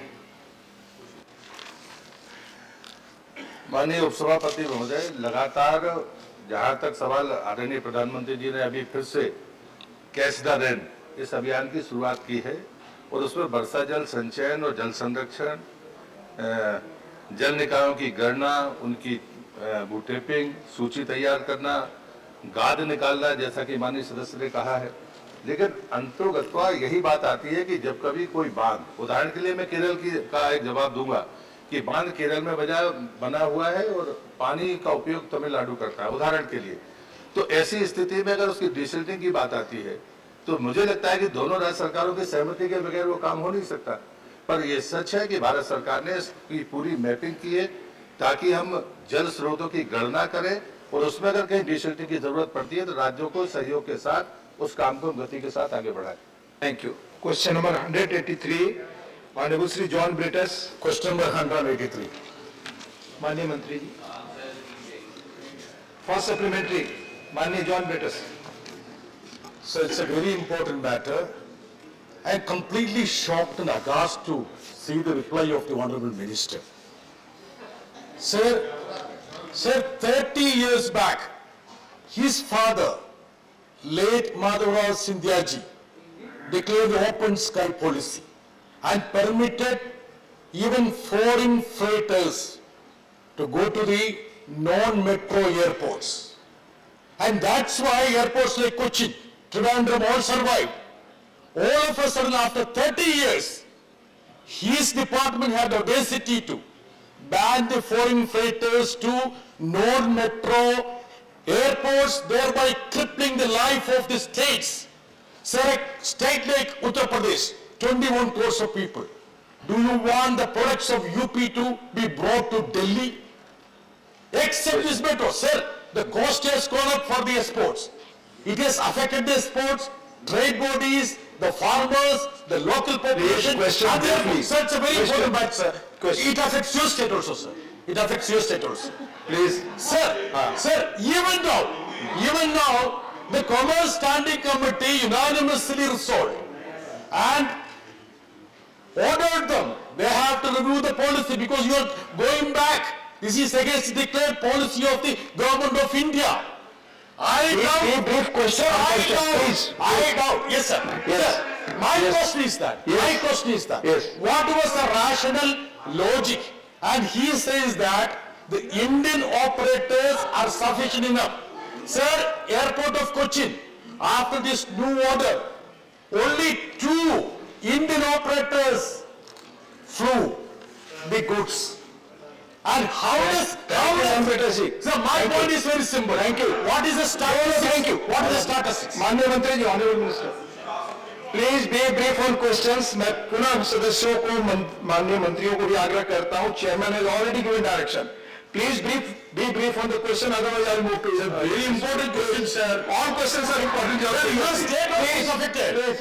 All questions are important. Please. धन्यवाद उपसभापति महोदय. I will request your indulgence, Upsavali Madhya, because I think it's important to give a very detailed response to the Honourable Member. The Honourable Member has raised a very pertinent issue, but I would like to bring some facts before the House through the question that has been asked. Let us understand that the trade in cargo across the world is close to about $270 billion, going to grow to about $375 billion. Air trade to GDP ratio in India today has grown to 4 to 8%. Air cargo sector should double in the next couple of years. Having said that, it's also important to understand the composition of the air cargo business. Scheduled operators conduct 90% of the business. Non-scheduled operators conduct only 10% of the business.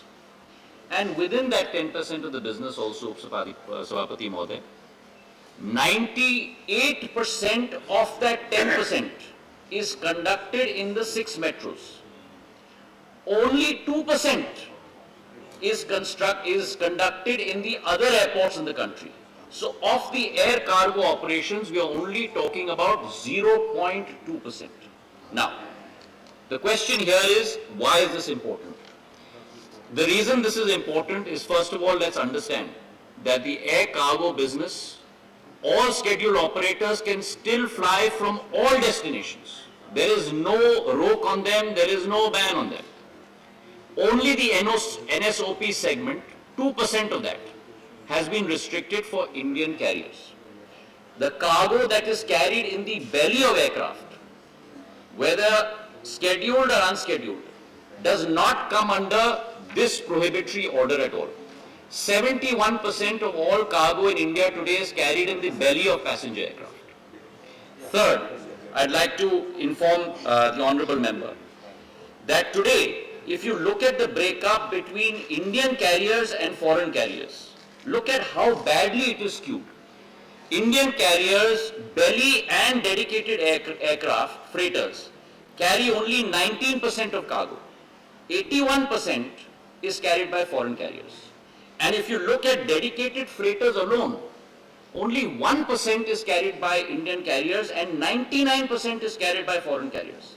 I'm sure that the honorable member, the state that he comes from and the party that he belongs to, will fight for the cause of Atmanirbhar Bharat, for the cause of our Indian carriers, and by taking this step, if he asks me a supplementary, I will tell him that in a short amount of time, the results that our Indian carriers have been able to give to the nation, I shall also place before the House. Thank you. Mani John Brittership, please be brief, otherwise other members will not get opportunity. Please, second question. Sir, statistics many a time are obfuscating and confusing. He has tried to confuse. Sir, state of Kerala, say the airport of Kochi, we don't have scheduled foreign freighters because most of the exports are on seasonal, Vishu or Onam. We rely on passenger foreign airlines and also non-scheduled freighters.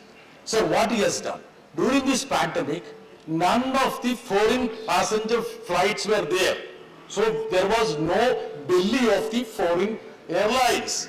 At that time, he banned the non-scheduled. So Please, just question, next question. if at all, this is not a substantive number, why did he ban it? If it is insignificant, what was the need for banning it? And third thing, sir, one more point, sir.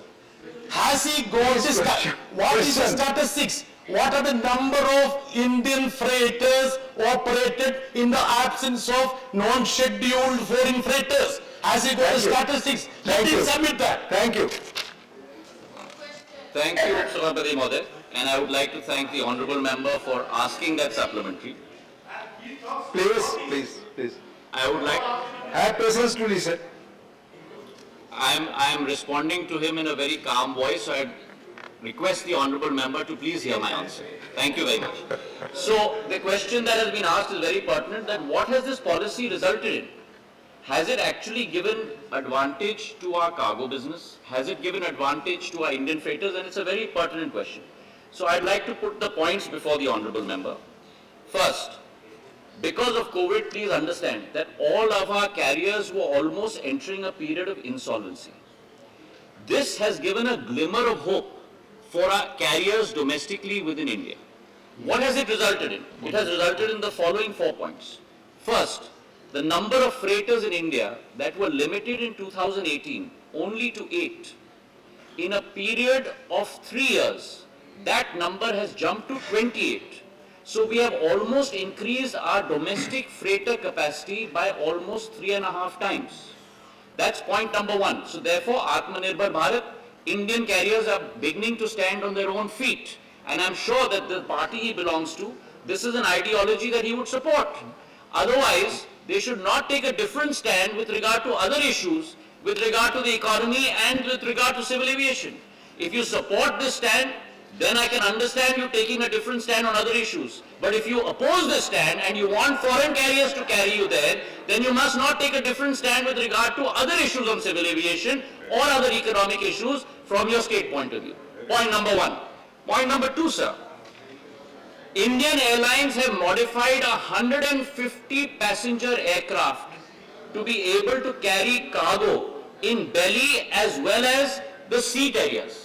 So therefore, our cargo capacity, in addition to the freighters increasing from 8 to 28, even our passengers have gone from, if I may use the term, P to C, passenger to cargo, 150 planes. Third, sir, May 19 to May 21, what was our share of international cargo traffic movements? A measly 1.8. Please. A measly 1.8%. Today, in a period of 2 years, that share of traffic has grown from 1.8% to 19%, sir. That is what we have been able to achieve in the last 2 years as far as cargo traffic is concerned. And मैं finally, सबको sir, request कर रहा हूँ, please. Look, to all members.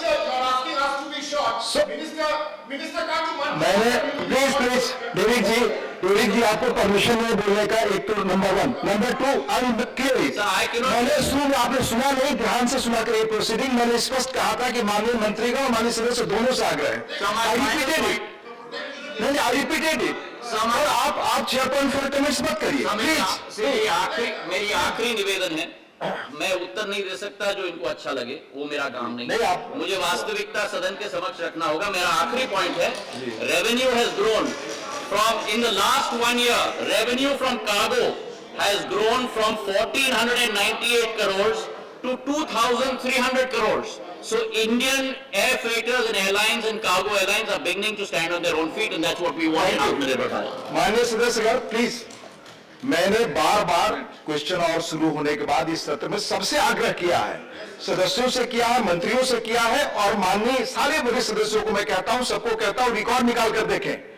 पर मैं अगर आप उन अनुदेशों का जो माननीय चेयरमैन नहीं देने, बार बार वो कह रहे हैं, बता रहे हैं, नहीं पालन करते हैं, हाउ आई शुड प्रोसीड, आप तय करें। श्रीमती झरना दास बैद प्लीज।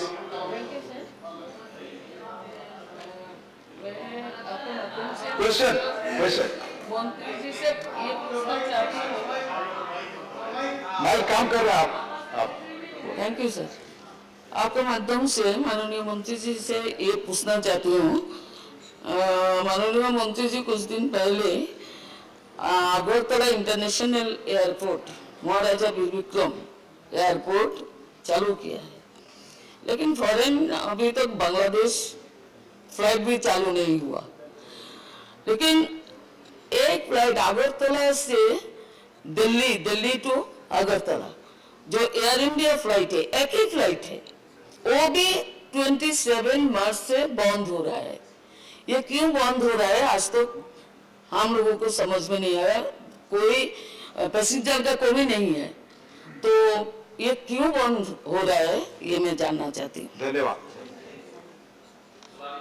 ये प्रश्न कार्गो पर है, पर जो माननीय सांसद जी ने प्रश्न उठाया है, अगर आकर मुझसे मिलेंगे इस पर हम जरूर चर्चा करेंगे। सिविल एविएशन सेक्टर अब रेगुलेटेड सेक्टर नहीं है, हम लोग क्रियान्वयन और कंट्रोल नहीं कर सकते कि कौन सा एयरलाइन कहाँ फ्लाई करे, लेकिन जरूर आके जरूर मिलेंगे तो इस पर हम लोग विचार बनाएंगे। माननीय श्री नरेश गुजराल जी।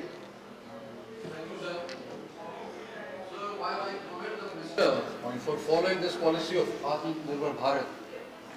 The flip side, sir, is the minister aware that today Indian carriers are refusing to pick up cargo for the last 10 days in a place like Delhi even. Exporters are facing cancellations, and the reality is that in the name of Atmanirbhar Bharat, India will suffer, Bharat will suffer, because exporters will get cancellations.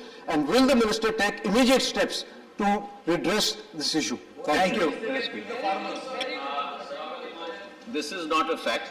I would like to refute that on the floor of this House. In fact, our cargo airlines revenue numbers have gone up by almost 50%. Our cargo airlines also expanding very, very rapidly. And I am sure that in the coming days, even if there is an issue temporarily for a day or two, that will be resolved. There will be no issue with regard to export of cargo from Delhi or any other city in India. Thank you. Srimati Dola Sen ji, please, Dola Sen ji, no, please. Dola Sen ji, no. माननीय नरेश जी, आपने सवाल पूछ लिया, please. उसके लिए प्रक्रिया है, अगर आप Whatever be the central government's policy of selling our national carrier Air India, or notification of DGCA of restricting foreign cargo carriers to land all over, I want to ask the Honorable Civil Aviation Minister that all this policy of Atmanirbhar Bharat of your government are creating joblessness to lot. How to justify this policy of increasing unemployment by Atmanirbhar Bharat policy? Thank you. Up Sabhapati Mohoday, as far as this question is concerned, let me say this, that the civil aviation sector is one of the sectors that has the greatest economic multipliers and employment multipliers across any country in the world. We have an economic multiplier of almost 3.1. The effects of 1 rupee of investment creates 3.1 rupees worth of output in civil aviation. Similarly, in the area of employment, every direct job that is created through civil aviation gives almost close to 6.1 indirect jobs created through civil aviation. Therefore, the growth of civil aviation is most important, and in the last 7 years, what has been made possible under this government. We had 74 airports in the country prior to 2014. Today we have added 66 more airports under the leadership of Prime Minister Narendra Modi, and we've gone to 140 airports, and by 24-25 we will go to 220 airports and increase civil aviation in the country. Thank you. Now question number 184. 184, Mani Sayyid Nasir Hussain, please. Sir, question number 184. Manya Mantri. Sir, answer is tabled. Thank you. First supplementary. Sir, I went through the answer. It just mentions about the passenger movement, but I was actually asking about the overall growth of aviation sector, especially in Karnataka, sir. I thought he would be giving us information about the airport infrastructure, number of new destinations, number of flights, jobs, and also the revenue earned. But he has just given the passenger movement information in this. I want to ask a specific question. It's regarding Ballari, from where I come from. Land for the airport was given long back. Land was already acquired, work was started, and I don't know for what reason the work has stopped there. And this is also the case with Raichur Airport and many other airports in Karnataka. I want to ask the Minister, when will the work start and when will it be completed? Thank you. Sir, as far as what the member has asked with regard to passenger movement in Karnataka and infrastructure in Karnataka, Karnataka has always been a bellwether state in terms of growth in civil aviation. Roughly, it composes of 10% of the civil aviation traffic in the country. In the last year, prior to pandemic, we had total passengers in the country of close to about 3.5 crores, of which Karnataka had contributed close to about 35 lakhs. And we are looking at a steady progression in the years to come. Close to 404 million passengers in the year 23-24, of which Karnataka again will contribute close to about 10%, which is about 40 million. As far as Bellary Airport is concerned, Upsapapati Mode, this is a state government airport. We have been in conversation with the state government. The state government had entered into an agreement with a private party to put in place this airport. Unfortunately, for multiple reasons, that has not been possible. The state government has taken legal opinion, and we have said very clearly that they should take whatever action to make sure that this construction starts as soon as possible. Please, thank you. Second. Mani Praful, second supplementary. So again, the minister has missed mentioning about the jobs, flights, new destinations, and the revenue earned in Karnataka. He's just mentioning about the passenger. And again regarding Ballari, the work has been stopped. He has still not mentioned when will the work start and when will it be completed.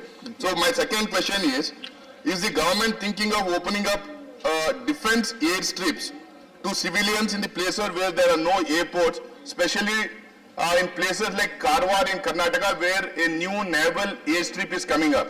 Will these kind of defense airstrips will be opened for civilians, especially where there are no airports? Thank you.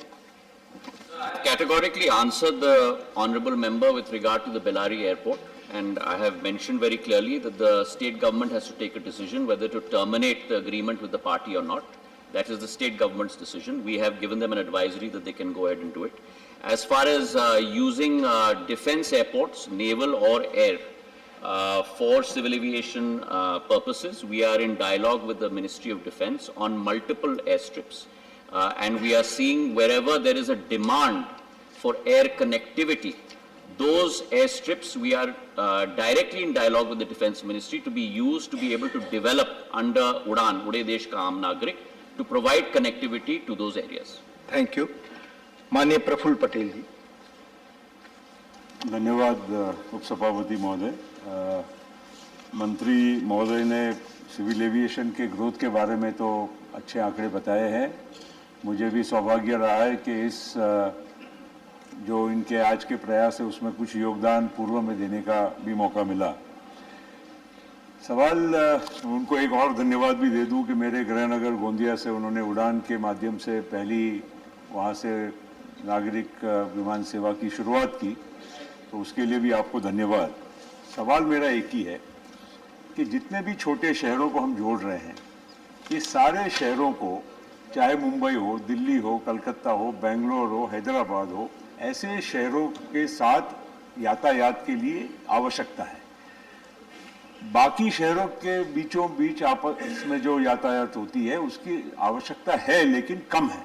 हर आदमी इन बड़े शहरों के माध्यम से जुड़ना चाहता है। आज अभी जैसे आपको मैंने उदाहरण दिया गोंदिया का, गोंदिया को आपने जोड़ा है हैदराबाद और इंदौर के साथ, खुशी की बात है, लेकिन गोंदिया महाराष्ट्र में है। वहां के व्यक्ति को मुंबई आना होगा और मुंबई में हवाई स्लॉट मिलता नहीं है उतरने के लिए। वही हालत दिल्ली में भी बहुत उसकी तंगी है, वही हालत चेन्नई में है, वही हालत कलकत्ते में है। तो मेरा उनसे ये निवेदन है कि जो छोटे शहरों को जोड़ने की उड़ान के माध्यम से योजना है, सराहनीय है, लेकिन जब तक उन छोटे शहरों को बड़े मेट्रोस के साथ नहीं जोड़ा जाएगा, तो जो उसकी उपयुक्तता है या जो उसकी सफलता हम चाहते हैं, आप चाहते हैं, उसमें कहीं ना कहीं रुकावट आएगी। तो इसके बारे में आपकी टिप्पणी क्या है? धन्यवाद। धन्यवाद उपसभापति महोदय। माननीय सांसद महोदय ने बहुत उम्दा सवाल पूछा है और ये सत्य है उपसभापति महोदय कि हम लोगों की आशा और अभिलाषा है कि छोटे शहरों को हम बड़े शहरों के साथ जोड़ें, और इस तारतम्य में एक जरूर विसंगति है कि जो हमारे बड़े बड़े शहर में एयरपोर्ट्स हैं उनकी कैपेसिटी पूर्ण रूप से इस्तेमाल की जा रही है। इसलिए कई बड़े शहरों के एयरपोर्ट्स में विस्तारीकरण की योजना चल रही है। उदाहरण के तौर पर दिल्ली में आज करीब 7 करोड़ पैसेंजर्स दिल्ली के एयरपोर्ट से निकलते हैं, और हमारी कोशिश है कि दिल्ली एयरपोर्ट को हम लोग 10 करोड़ की कैपेसिटी तक हम लोग ले जाएं। उस विस्तारीकरण की योजना आज चल रही है।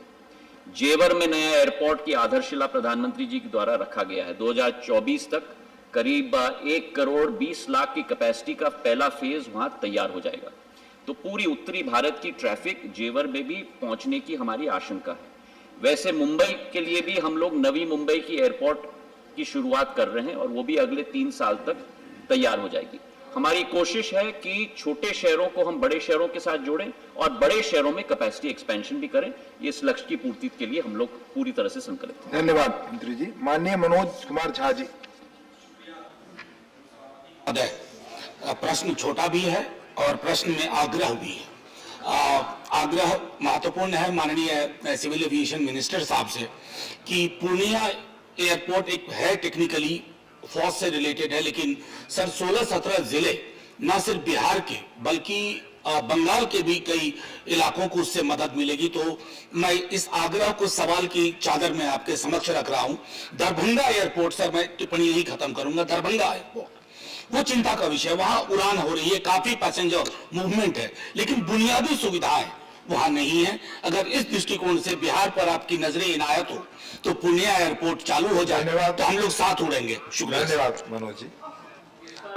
उपसभापति महोदय, जो माननीय सदस्य ने विषय उठाया है जरूर महत्वपूर्ण है और इस पर हम लोग कोशिश भी कर रहे हैं। प्रदेश सरकार से भी चर्चा हो रही है और रक्षा मंत्रालय के साथ भी चर्चा हो रही है और इस पर हम लोग जरूर प्रयासरत हैं।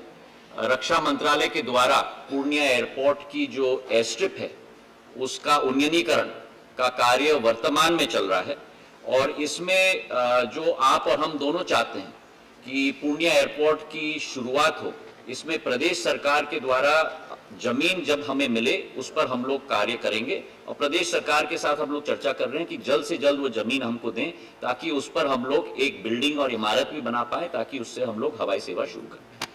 धन्यवाद। माननीय राकेश सिन्हा जी। सभापति महोदय, मैं पहले तो भारत सरकार को बधाई देना चाहता हूँ सिविल एविएशन को उन्होंने सामान्य जनता से जोड़ा उड़ान योजना के द्वारा। मैं मंत्री जी से जानना चाहता हूँ कि बिहार का एकमात्र औद्योगिक नगर बरौनी बेगूसराय है।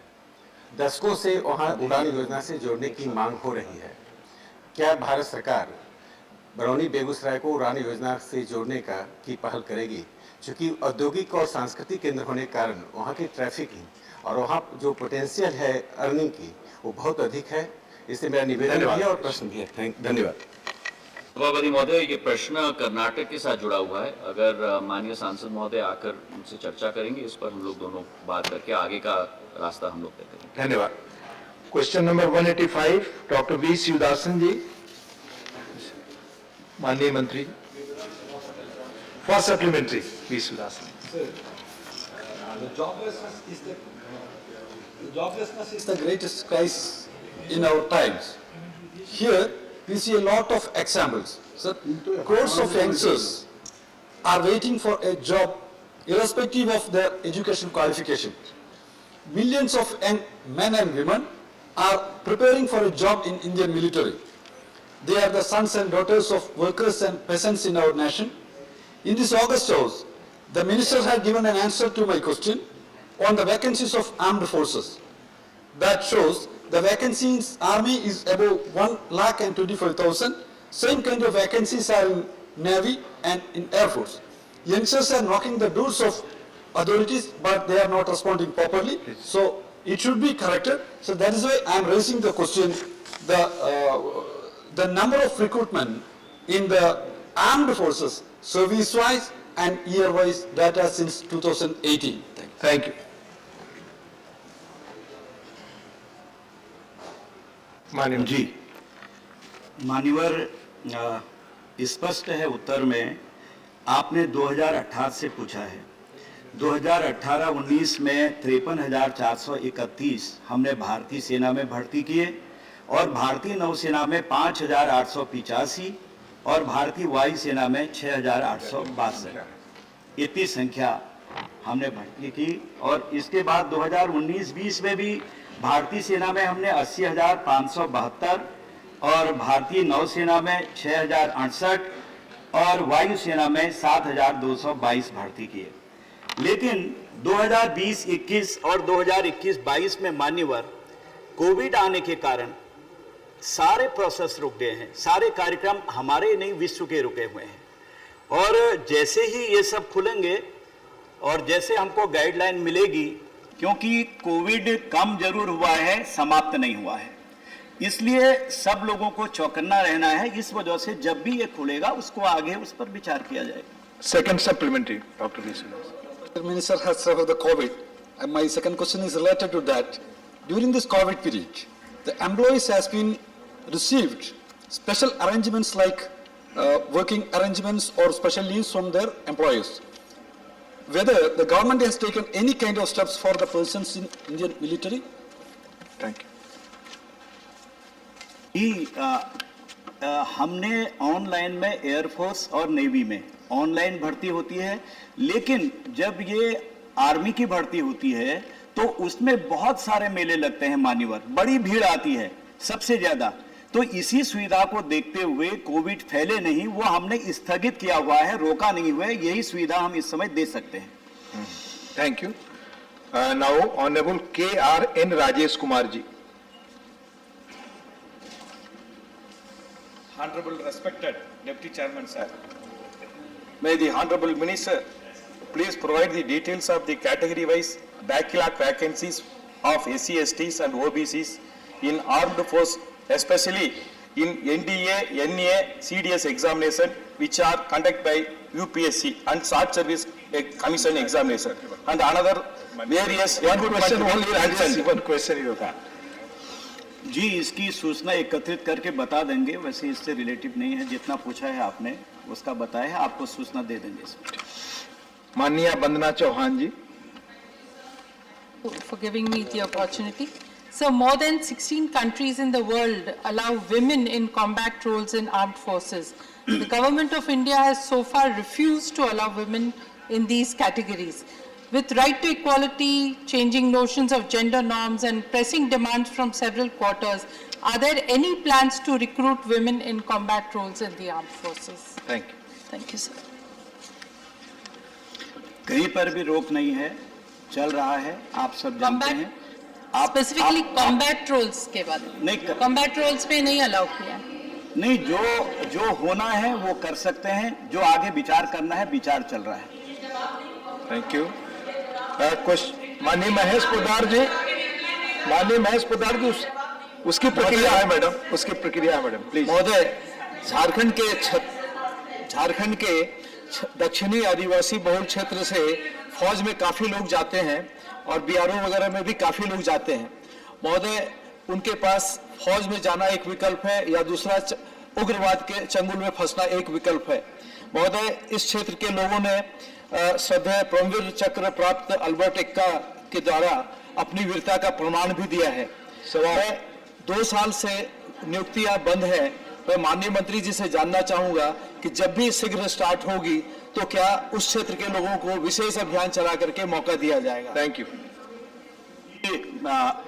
वर्तमान में देश में 11 क्षेत्रीय भर्ती कार्यालय हैं और 2 भर्ती डिपो हैं, जिसमें हम गोरखा रेजिमेंट इत्यादि नेपाल से भी लेते हैं, और एक स्वतंत्र भर्ती कार्यालय है जिसमें एनसीआर के लोगों को लेते हैं यहाँ पर, और 70 हमारे 70 सेना भर्ती कार्यालय हैं। इसलिए कोई भी क्षेत्र अछूता नहीं है, हर क्षेत्र को हम समान अवसर देते हैं। अगर कहीं पर कोई छूट भी जाता है तो हम दोबारा से वहां पर भर्ती करवाते हैं।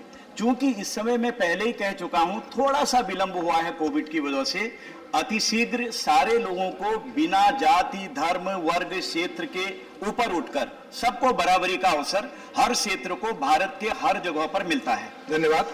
माननीय सदस्यगण, किसी भी जवाब से अगर आप असंतुष्ट हैं तो उसके लिए रूल्स ऑफ प्रोसीजर के तहत प्रक्रिया है, कृपया उसका पालन करें। Question number 186, Shrimati Priyanka Chaturvedi. Sir, thank you, sir. Question number 186. Please. Oh, sorry, sir. Sir, the statement is laid on the table of the House. Oops, Minister. Please आप कुछ। माननीय उपसभापति महोदय, जो माननीय सदस्यों ने जानना चाहा है रिक्रूटमेंट के बारे में, तो मैं जानकारी देना चाहता हूं कि प्रतिवर्ष 90 से लेकर 100, 90 to 100 यह रैली सारे देश भर में होती है। हमारी आर्मी का यह पूरा प्रयास रहता है कि रैलियों को इस प्रकार से आयोजित किया जाए प्रतिवर्ष, ताकि देश का कोई भी जिला शेष न बचे। यहाँ के यदि युवक उसमें पार्टिसिपेट करना चाहते हैं रैली में, उन्हें पार्टिसिपेट करने का अवसर न मिले, ऐसा एक भी जिला शेष न बचे। तो ये लगातार ये एक कंटिन्यूअस प्रोसेस है, चलता रहता है। और जब भी रैलियां होती है, लगभग 90 से लेकर 100 यह रैलियां होती हैं, और एक रैली में सामान्यतः 6 से लेकर 8 जिले कवर किए जाते हैं। उपसभापति महोदय, केवल सदन की जानकारी के लिए मैंने यह बात ये रखी। धन्यवाद। 186, माननीय प्रियंका चतुर्वेदी जी। माननीय मंत्री, first supplementary Priyanka ji. Sir, as per the answer that I have got with regards to my question, the answer says Indian oil and gas public sector undertakings had imported approximately less than 1% of its total crude oil import from Russia in the year 21-22. However, Indian Oil Corporation is also a shareholder, is invested in some of the companies in Russia, happens to be Rosneft, where British Petroleum has just exited. That has been their call. So will this impact Indian Oil Corporation's investment in that particular company, sir? Sir, I would like to start by thanking the Honourable Minister for raising a question which is very timely and pertinent.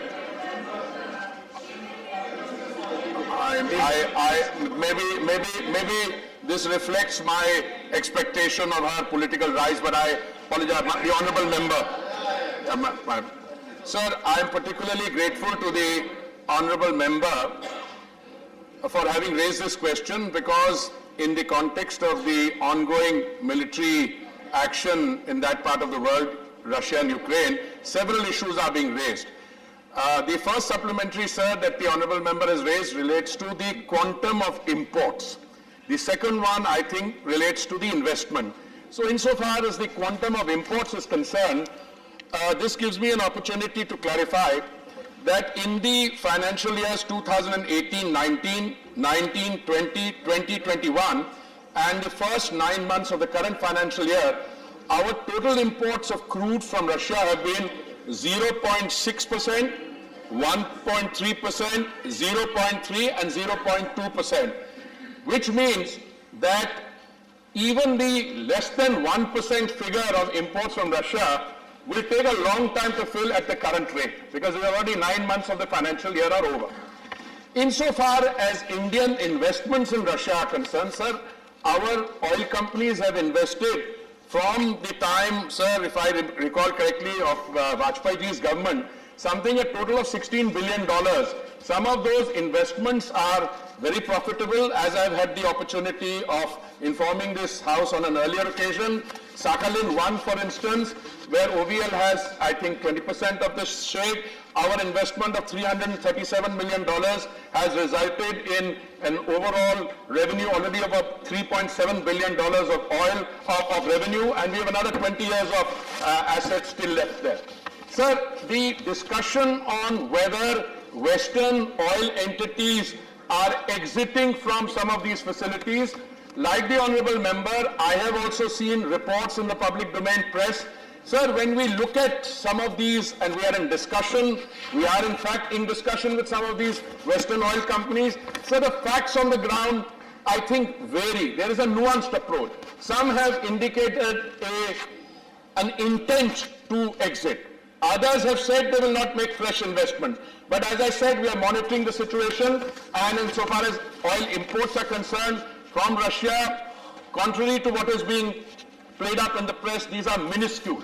Even now, the total amount contracted will be less than 3 days supply from India, from Russia to India, and that also spread over the next 3 to 4 months. Thank you. Second supplementary, Priyanka ji. Sir, just to put this on the record, as far as British Petroleum is concerned, it has led the BP board to conclude, after a thorough process, that our involvement with Rosneft, a state-owned enterprise, simply cannot continue. So it has stopped. Now, to the second supplementary question, sir, there have been news reports which suggest that India has been, is going to increase its crude oil trade and economic engagements with Russia, considering there's a deep discount going on.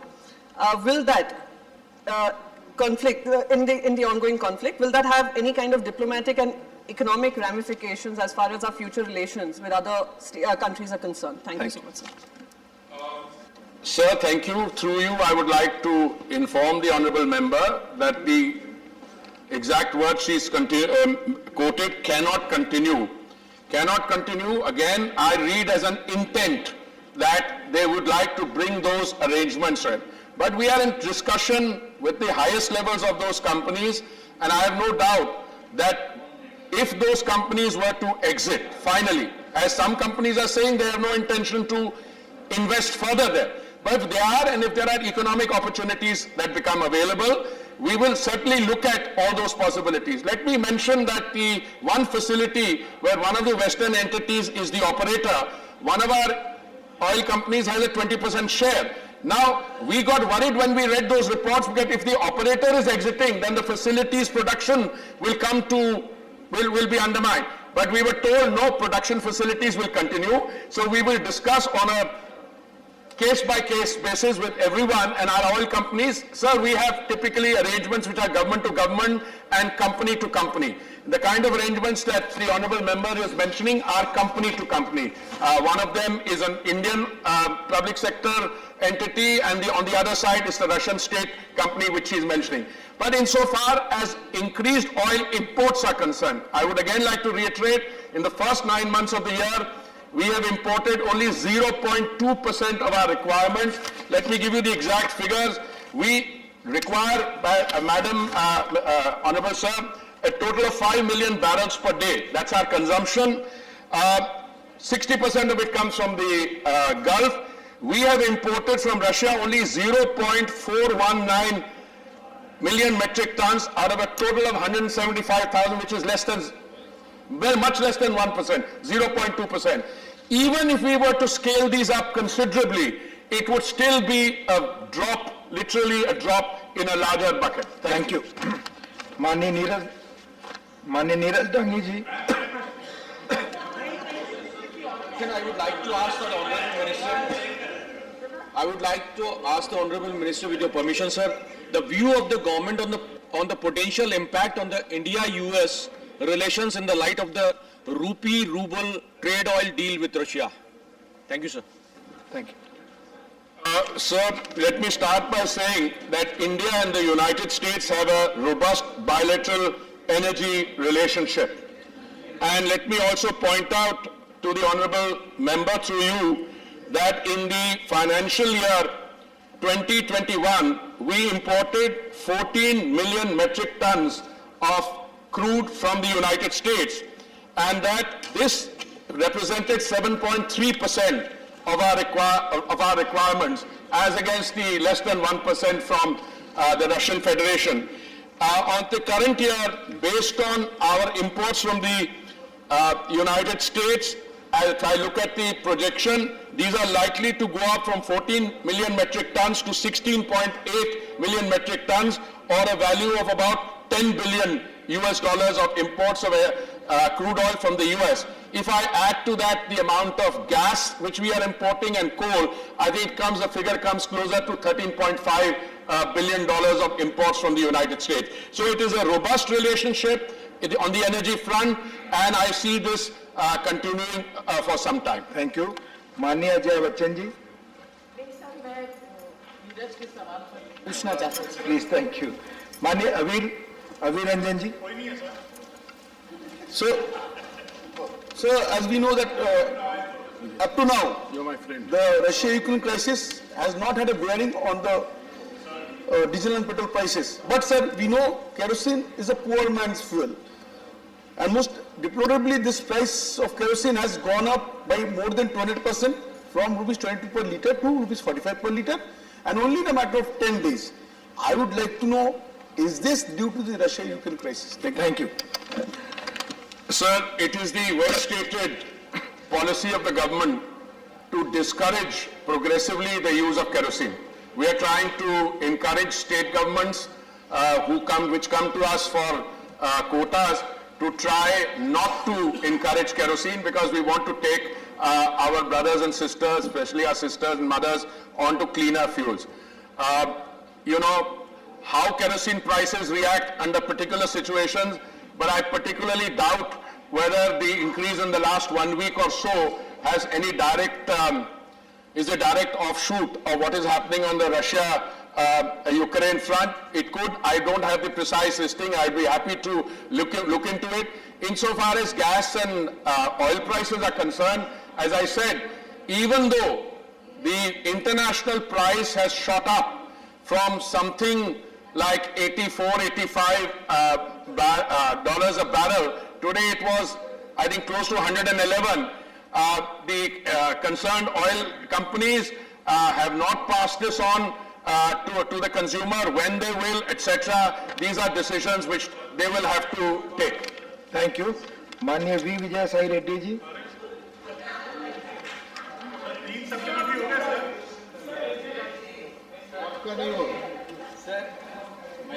Please.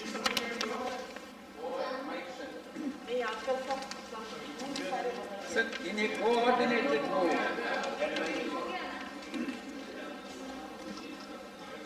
coordinated move, with other big global consumers such as US and Japan, India released 5 million barrels of crude oil from its strategic petroleum reserves. I would like to, has the ministry studied the impact of such release from the strategic reserves on the international crude oil prices? If so, whether prices have come down? Thank you. Sir, I would like to thank the honourable member for this question on strategic petroleum reserves and the Government of India's decision, if I recall correctly, in November of last year, when we had joined the other consuming countries, particularly, if I recall correctly, United States, Japan, Korea, and one or two others, to permit a limited release. And I think we had released about 5 million on that occasion. At that point, the prices were not as volatile, the international market, because that was well before the military action between Russia and Ukraine, which started on 24th February. On that occasion, yes, the release had some sobering impact, but you will agree, sir, and through you I want to inform the honourable member that for countries like India, which have limited strategic reserves, it cannot be a solution, a panacea. So on a second occasion, when the consuming countries through the IEA, that is the International Energy Agency, decided to do another release, I think of a total of 60 million or so, but at that stage, India had signaled an intent and a support, but we have not done the release. So releases from strategic reserves can have a limited impact in given situation. But when the international market is so roiled as it is today, high prices, I think it's unlimited. माननीय members, House stands adjourned to meet at 2 p.m. Thank you.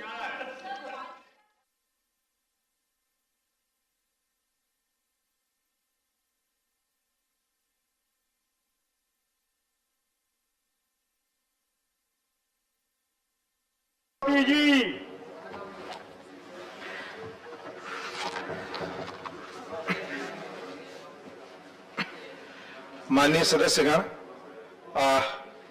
on reservation, honorable members, when the House met last on Wednesday, the 16th March 2022, it took up discussion on the working of the Ministry of Railways initiated by Dr. Prasanna Acharya before it adjourned for the day.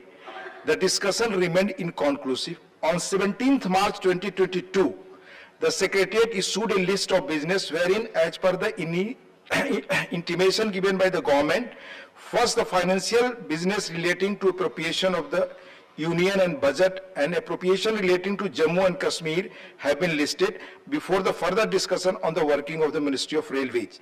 As such, it was made abundantly clear on Thursday itself that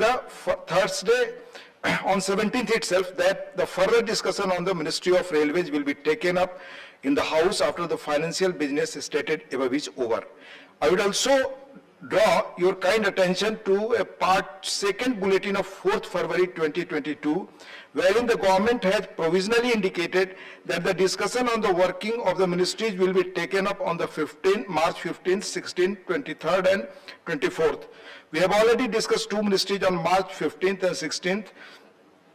Moreover, it is always government's prerogative to list government business as per its own priority. I request all members to kindly cooperate. We will first take up financial business and thereafter resume the discussion on the working of the Ministry of Railways. Please. जी. आपके कहने पे और business advisory में जो discussion हुआ, फिर बाद में आपने 17 को जो बुलेटिन इश्यू किया, वो कॉन्ट्रडिक्टरी है। और दूसरी चीज, अगर 4 घंटे जो आपने अलॉट किया है, इन दोनों को अगर हम डिस्कशन में लेंगे तो 8 घंटे लगेंगे। मेरा कहना यही है, आपने रेलवे का डिस्कशन शुरू किया है और 2 मेंबर्स ने इसको अपनी बात में रखी है और इनकन्क्लूसिव था डिबेट। तो आप पहले रेलवे डिमांड पे चर्चा खत्म कीजिए, फिर उसके बाद में लीजिए, हम कोऑपरेट करेंगे। क्योंकि अगर डिमांड जो अधूरा है उसको अगर आप चर्चा नहीं करेंगे और पूरा नहीं करेंगे तो ये अच्छा नहीं होगा। और ये आपका अनाउंसमेंट है, ये यही चर्च से अनाउंसमेंट हुआ है, तो इसलिए मैं आपसे अपील करता हूँ कि रेलवे डिस्कशन पहले लीजिए, इसको खत्म करने के बाद वो। धन्यवाद माननीय मंत्री साहब, आप बड़े अनुभवी हैं और संसदीय कार्य को बहुत अच्छी तरह आप जानते भी हैं। मैंने स्पष्ट किया 2 चीजें कि 16 मार्च को डिस्कशन इनकॉन्क्लूसिव था, जैसा आपने कहा। 17 मार्च को ही इंटीमेट कर दिया गया सारे मेंबर्स को। उसके बाद बुलेटिन 2 में भी सूचना दे दी गई और सरकार ने किस तरह से पहले ही बिजनेस एडवाइजरी कमेटी में भी मेंशन किया था कि सप्ताह में 2 दिन 15th, 16th, 23rd और 24th 4 डेज मिनिस्ट्रीज डिस्कशन होंगे। उसी के तहत ये प्रोविजन है। इसलिए मैं again request that let us cooperate please. अगर आप रूल्स के मुताबिक, ये रूल्स के मुताबिक है, पुनः मुझे कहना पड़ेगा रूल्स के मुताबिक। रूल्स के मुताबिक यानी आपको डिस्क्रिप्शन है, सारे रूल्स को भी बंद नो नॉट डिस्क्रिप्शन ऑलरेडी। मेरा कोई ऑब्जेक्शन नहीं, आपको पूरा अधिकार है and you have got full powers. Even you can suspend the entire rule book and you can take, that is a different thing. But now I am requesting you, it is half done work. You take this discussion and then you go for supplementary budget. Otherwise, माननीय LOP साहब, आप बहुत clearly मैंने आपको define किया कि ना हमने बिजनेस सस्पेंड किया है, ना इसको सुओ मोटो टेकअप किया है। बाकायदा रूल्स ऑफ प्रोसीजर के तहत ये बिजनेस हम ले रहे हैं आज। Please Now we will take bills for consideration in turn. The appropriation number 3 bill 2022, the appropriation number 2 bill 2022 to be discussed together. Srimati Nirmala Sitharaman to move motions for consideration of the following bills: the appropriation number 3 bill 2022 and the appropriation number 2 bill 2022. Clear कर दिया है माननीय LOP seat पर बैठकर कृपया आप न बोले, मैंने क्लियर कर दिया है, रूल्स के अनुसार ही सब चीजें हो रही हैं. Please. Thank you, sir. I rise to move that the bill to authorize payment and appropriation of certain further sums from and out of the Consolidated Fund of India for the services of the financial year 2021-22 as passed by Lok Sabha be taken into consideration. Motion moved. Motions for consideration of the appropriation number 3 bill 2022 and the appropriation number 2 bill 2022 are now open for discussion. The third, now I have to do bill 2. I rise to move again that the bill to provide for authorization of appropriation of monies out of the Consolidated Fund of India to meet the amount spent on certain services during the financial year ended on the 31st day of March 2019 in excess of the amounts granted for those services and for that year as passed by the Lok Sabha be taken into consideration. Thank you. Now motion moved. माननीय शक्ति सिंह गोहिल जी. धन्यवाद उपसभापति महोदय. मान्यवर, मैं appropriation bill number 2 of 2022 and appropriation bill number 3 of 2022 के ऊपर मेरे विचार यहां रखने के लिए खड़ा हुआ हूं. मान्यवर, लोकतंत्र की मजा यही है कि सरकार चाहे किसी की भी बहुमत से बने, पर जब उनकी जवाबदेही की बात आती है तो सरकार की जवाबदेही रहती है सदन के प्रति, हमारी पार्लियामेंट के प्रति. और हमारे संविधान में भी आर्टिकल 114 एंड आर्टिकल 115 में ये बड़े अच्छे से ये बात रखी गई है कि अगर सरकार को एक पैनी खर्च भी करना हो या बजट के बाहर अगर आपने कुछ खर्च कर लिया है और उसकी सब्सिडरी डिमांड लेके भी आना है तो हाउस के पास आना होगा और उसी के बाद सरकार इसकी एक पैनी भी खर्च कर सकती है. ये लोकतंत्र की मजा है. मैं जब ये हमारे सामने कुछ चीजें आई हैं जो डिपार्टमेंट्स आज एप्रोप्रिएशन बिल के अंदर वित्त मंत्री जी लेके आए हैं, उस डिपार्टमेंट की I know my scope in when I speak on appropriation bill, but with in my scope जो भी टेबल 2 एंड 3 में जो डिपार्टमेंट की जो बात रखी है मैं उन्हीं की बात करूंगा. मेरी कुछ बातें, वैसे तो मंत्री जी का नाम ही निर्मला जी है जो मूवर है इस बिल की, तो मैं बात कुछ कड़वी करूंगा. वो मंत्री जी के लिए भी होगी, सरकार के लिए भी होगी, पर आवाम के लिए वो फायदे की बात होगी.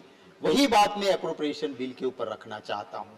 वैसे मंत्री जी तो मूवर ऑफ द बिल, बहुत पढ़ी लिखी, जेएनयू पास आउट है और जेएनयू के लिए मुझे इतना सम्मान है कि वहां से निकले हुए कुछ अधिकारियों को भी मैं जानता हूं कि उसमें इंसानियत, सेक्युलरिज्म और मानवता बिल्कुल बरकरार रहती है.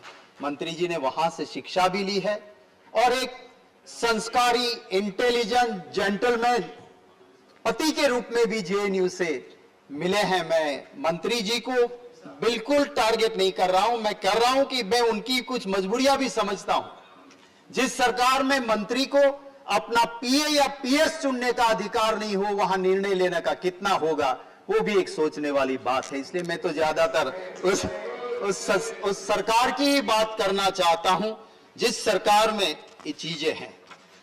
मान्यवर, मैं एप्रोप्रिएशन बिल में, क्योंकि मैंने इस डिपार्टमेंट को एक स्टेट के अंदर एज ए फाइनेंस मिनिस्टर भी देखा है कि जब आप हाउस में जाते हो तो उस मेंबर के पास भी, क्योंकि अगर आप टेक्निकलिटी में उसको उलझ देंगे तो एक सदस्य के लिए बड़ा मुश्किल होता है उस बजट को समझना। मैं उस गुजरात से आ रहा हूं जिस गुजरात ने गांधी और सरदार का मॉडल दिया, जिस गुजरात के मावलंकर जी इस लोकसभा के प्रथम स्पीकर रहे, first speaker of the Lok Sabha was from Gujarat. और लेजिस्लेशन की बात करें या पार्लियामेंट्री प्रोसीजर एंड प्रैक्टिस की बात करें तो गुजरात ने वो भी एक बढ़िया मॉडल, मावलंकर मॉडल गुजरात ने दिया। मैं आज के मॉडल की बात नहीं करता हूं, वो तो थोड़ा लोकतंत्र के लिए घातक मॉडल भी आया वहां से, मैं उसकी बात नहीं करता हूं। हाँ दिनेश भाई, તમે ગુજરાતી છો એટલે સમજી શકો, બોલવું પડે। मैं ये नहीं, वो जब कह रहे हैं और मेरे गुजराती भाई है, मैं भी समझ सकता हूं सर। क्या वहां तो हालत ये है सर गुजरात में, जो हर रोज मेरे वहां से ले जाके मंत्री बनाना पड़ता है और कैडर बेस लोग उसकी पालखी लेके निकलते हैं, वो हालत है गुजरात में। मैं ये कहता हूं कि गुजरात में मावलंकर जी ने एक training bureau, Mavalankar training bureau भी रखा, जहां सिर्फ सदस्यों को नहीं, बिल को समझने के लिए या बजट को समझने के लिए या क्वेश्चन आवर्स को समझने के लिए सिर्फ मेंबर्स की ट्रेनिंग नहीं, वहां मंत्रियों को भी ट्रेनिंग लेने जाने की कंपल्शन था। ये सरकार वहां पहले रखती थी, आखिरी 15 साल में वो परंपराएं भी ध्वंस हो गई है, वो मिट चुकी है। मैं आपके जरिए मंत्री जी से विनती करना चाहूंगा, क्योंकि मुझे बड़ी उम्मीद वित्त मंत्री जी से है, इसलिए मैं उम्मीद करना चाहता हूं कि आप जब आपका फाइनेंस का बिजनेस, जब आपका बजट का बिजनेस आता है, तो मेंबर के लिए आप उस गुजरात के मावलंकर मॉडल को जरूर देखिए। वहां पे मेजर हेड, सब head, minor head, detail head करके सारी बातों का डिसेक्शन करके जब मेंबर को व्हाइट पेपर बुक दी जाती है, जब आप डिमांड के लिए कोई मेंबर खड़ा होता है या अप्रोप्रिएशन बिल हो या हमारे वहां पूरक मांगनी कहते हैं, जिसे सप्लीमेंट्री डिमांड कहते हैं, जब लेके फिनांस मिनिस्टर जाता है हाउस में, तो एक फिनांस में एक्सपर्ट नहीं है, बहुत पढ़े लिखे हुए नहीं है, पर जो गांव से आते हुए रिप्रेजेंटेटिव जिसके अंदर दिमाग तेज है, वो भी उसको खोल के देखेंगे। और अगर आप वहां पे ये भी प्रावधान है कि if there is any new item जिसको आपने आज तक बजट में इंप्लीमेंट नहीं किया है, and if there is a new item, then there is a provision in Gujarat that you will have to explain in detail what is the new scheme, आपकी नई योजना क्या है जिसके लिए आप सदन में आए हो और आपको यहां से अप्रूवल मिल रहा है। मान्यवर, जब ये सदन हमारे आर्टिकल 114 या आर्टिकल 115 के तहत अप्रोप्रिएशन बिल को भी मंजूरी देता है, या बजट भी जब यहां से पास होता है, तो हमारे संविधान ने बहुत अच्छे प्रावधान किए हैं। और इसमें से एक सबसे अच्छा प्रावधान ये भी है, क्योंकि मेंबर खुद जाके डिपार्टमेंट का ऑडिट करना मेंबर के लिए संभव नहीं है। क्या लैक्यूना है, क्या होना चाहिए और क्या नहीं हुआ है, वो ऑडिट कौन करेगा? तो कंट्रोलर एंड ऑडिटर जनरल इसका ऑडिट करती है।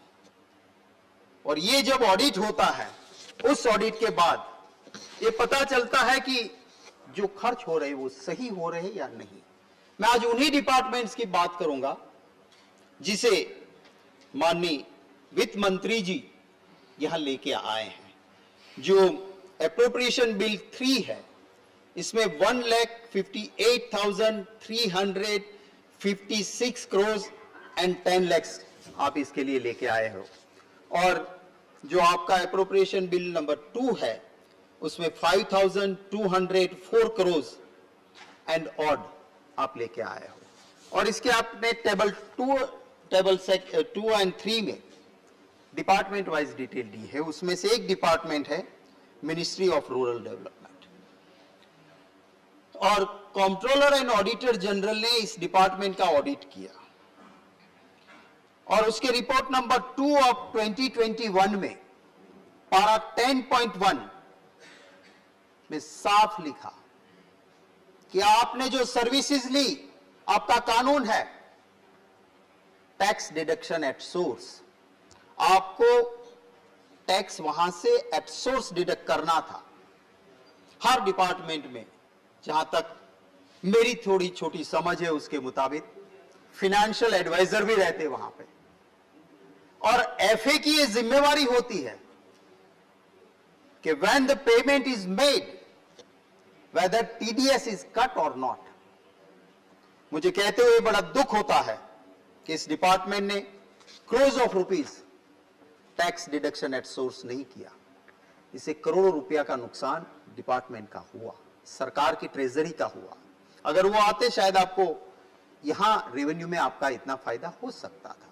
किसी की जिम्मेवारी फिक्स होनी चाहिए कि ऐसा क्यों हो रहा है। और जब ऑडिट ने इसको पॉइंट आउट किया, ऑडिट ने जब इसको पॉइंट आउट किया, तब कुछ लोगों से तो आपने रिकवरी कर भी ली, पर ऐसे भी निकले कि जिसके पास से आप रिकवरी नहीं कर पाए हो और वो पैसे आपके डूब गए हैं। यहां पे बात हुई है इस एप्रोप्रिएशन बिल में ट्रांसफर टू स्टेट्स। माननीय वित्त मंत्री जी ने कुछ ही दिन पहले कहा कि नहीं, सिर्फ नॉन बीजेपी गवर्नमेंट स्टेट्स नहीं, और स्टेट्स को भी हमने जीएसटी के वो पैसे नहीं दिए हैं। तो भैया मैं 2019 में वित्त मंत्री जी ने जो अपनी YouTube पे अपना यहां दिया हुआ एप्रोप्रिएशन बिल पे भाषण लगाया है, उसको मैं सुन रहा था, और बार बार वित्त मंत्री जी ने ऑन 12 दिसंबर 2019 इसी हाउस में ये कहा था कि GST is a trust deed, it's a matter of trust, कोई चिंता ना करे, पूरा पैसा हम देंगे। क्या हुआ? आपके खुद के आंकड़े महाराष्ट्र में ज्यादा है, आप कहते हो कि वहां दिए भी ज्यादा तो ज्यादा, बाकी ऐसा नहीं हो सकता है। It's a question of trust. अब दीजिए, और अगर आपके पास स्टेट का वो शेयर देने का पैसा नहीं है, तो इस सदन में हम बैठ रहे हैं, हमें कोई दिक्कत नहीं है, हमें कोई अधिकार नहीं है कि हम नया पार्लियामेंट बनाएं और स्टेट के अधिकार के पैसे हम ना दें। अगर हमारे पास पैसे नहीं है और हम अगर रेलवे में कोई बुजुर्ग या कोई पत्रकार या किसी हैंडीकैप के लिए स्पेशल कंसेशन देते हैं, वो बंद करते हैं, क्योंकि कोरोना में फाइनेंशियल तकलीफें हैं, हमारी अर्थतंत्र घबराया हुआ है, इसलिए ये बंद कर देंगे और करोड़ों रुपया का विस्तार प्रोजेक्ट हम रोक नहीं सकते हैं। क्या ये हुआ? मैं ये कहना चाहता हूं कि आपने जीएसटी में, आपने खुद ने कानून बनाया, आपके कानून ने कहा जीएसटी में कि अगर 2014-15 अगर मैं नहीं भूलता हूं, तो उसके कंपैरिजन में आपको जो 14% इंक्रीज के साथ आपको जो पैसा मिलना चाहिए, सपोज वो आपको नहीं मिलेगा, देन डोंट वरी, हम भारत सरकार आपको नुकसान जाएगा वो हम दे देंगे। ये ट्रस्ट दिया आपने, ये कानून बनाया आपने, ये आपने कहा काउंसिल में, और उसके साथ साथ आपने कहा कि अगर इस पैसों के लिए हमारी जरूरत होगी तो हम कहां से लाएंगे। यू सिलेक्टेड द सेक्टर्स कि इसके ऊपर हम सेस लगाएंगे। अगर आप कोई टैक्स लगाते हो तो राज्यों का उसमें हिस्सा लगता है, पर जब आप सेस लगा देते हो तो राज्यों को ठन गोपाल, उसे कुछ नहीं मिलता है। वो सारे पैसे आपके पास आते हैं, वो सारे पैसे आपके पास आते हैं, और उसके लिए कानून में प्रावधान हुआ कि सेस से जो भी पैसा जीएसटी का आएगा वो कंसोलिडेटेड फंड में नहीं पड़ा रहेगा, उसके लिए सेपरेट अकाउंट होगा, और उसी सेपरेट अकाउंट में से स्टेट्स को जाएगा। और अगर किसी स्टेट्स को नुकसान नहीं हुआ और बैलेंस बचता है, तो उसकी भी फॉर्मूला कानून के तहत बनी कि इस पैसे से आप स्टेट को किस तरह से बंटवारा करोगे। आप ट्रस्ट की बात करते हो, ये भी मेरी बात होती तब तो ये कहते कि ऑपोजिशन वाले मनगढ़ंत कहानियां कहां से लेके आते हैं। ये मेरी बात नहीं है। एक constitutional independent audit agency controller and auditor general ने कहा कि आपका कानून कहता है कि जीएसटी नुकसान के लिए जो शेष आएगी वो सेपरेट अकाउंट में रहनी चाहिए, वो सेपरेट अकाउंट में आपने नहीं रखी है और आपने इसको अपने अकाउंट में डाला है, ये गलत है। ये करोड़ ऑफ रुपीस आपको पॉइंट आउट किया कंट्रोलर एंड ऑडिटर जनरल। क्यों ऐसा होता है? अगर आपकी सरकार की मंशा नहीं और ये किसी ने गलती कर दी तो उसको पनिश करके इस हाउस को आप जवाब दीजिए कि ये गलती हुई थी। आपने इस ऑडिट पारा को डिनाई नहीं किया है। मैं ये भी जानता हूं, मैंने स्टेट में पब्लिक अकाउंट्स कमेटी के चेयरमैन के तौर पे काम किया है। कभी पारा बन जाता है but thereafter department satisfies the audit कि हां आपने ये पारा किया था, आपका हाफ मार्जिन पारा, ये हमारा रिप्लाई, आइए बैठिए, ऑडिट सेटिस्फाइड होता है, पारा निकल जाता है। बट जहां डिपार्टमेंट मानता है कि हां ये बात सही है, गलती है, वहां वो एडमिट करते हैं, दिस इज एडमिटेड पारा। ये आपने स्वीकार किया था कि crore of rupees separate account में नहीं रखे और हमने हमारे में डाल दिए थे। ये कोई छोटी मोटी गलती मान के ऐसे ही हम नहीं कर सकते। माननीय उपसभापति महोदय, यहां पे डिफेंस की बात आई है। एप्रोप्रिएशन बिल में आप डिफेंस के लिए कुछ और पैसों की बात भी करो। ये पूरा हाउस जय जवान जय किसान, लोगों की हित की बात होगी, हम आपको समर्थन करेंगे। आज का वक्त ऐसा है, आप चाहे माने या ना माने, आप तो चाहे ये भी कह दोगे यहां कोई नहीं आया है, यहां ना कोई गया है, पर एक पार्लियामेंट के आपके पार्टी के मेंबर कहते हैं कि यहां से हमारे लोगों को उठा के जाते हैं, हमारे वहां रोड बना ली है, हमारे वहां ब्रिज बना लिया है, और वो रूलिंग पार्टी के एक स्टेट के प्रेसिडेंट है, लोकसभा के सीनियर मेंबर है, वो जब कहते हैं तो हम सबकी चिंता है। आप लड़िए चाइना के साथ, कंधे से कंधा मिला के आपके साथ खड़े रहेंगे। प्रधानमंत्री जी सरहद पे होंगे तो हम भी सरहद पे होंगे, हम जुमले नहीं देंगे, मरना होगा तो साथ मरेंगे, राष्ट्र के लिए मरेंगे। पर ऐसी बातें क्यों करते हो कि जिससे हमारे जो फौज के जवान वहां पे लड़ रहे हैं उनके मनोबल को कहीं दिक्कत आती है। आप करिए उसके लिए। मैं इसमें भी माननीय वित्त मंत्री जी को, माननीय उपसभापति महोदय, आपके जरिए गुजारिश करना चाहूंगा कि आप रिपोर्ट नंबर 16 ऑफ 2019 जो सीएजी का रिपोर्ट है उसका chapter 2 providing procurement and issues of high altitude clothing, equipment, ration and housing, इस ऑडिट के इस चैप्टर को आप जरूर पढ़िए। कितनी ज्यादा दिक्कतें उस जवान के लिए। आप स्लीपिंग बेड्स की क्वालिटी नहीं ठीक है, जिसको -20 डिग्री में जाके सोना है। उस जवान के जूते की जो डेट एक्सपायरी है वो एक्सपायरी डेट हो गई है, और ऑडिट जाके वहां ढूंढ के बताता है कि आपका ये ठीक नहीं है।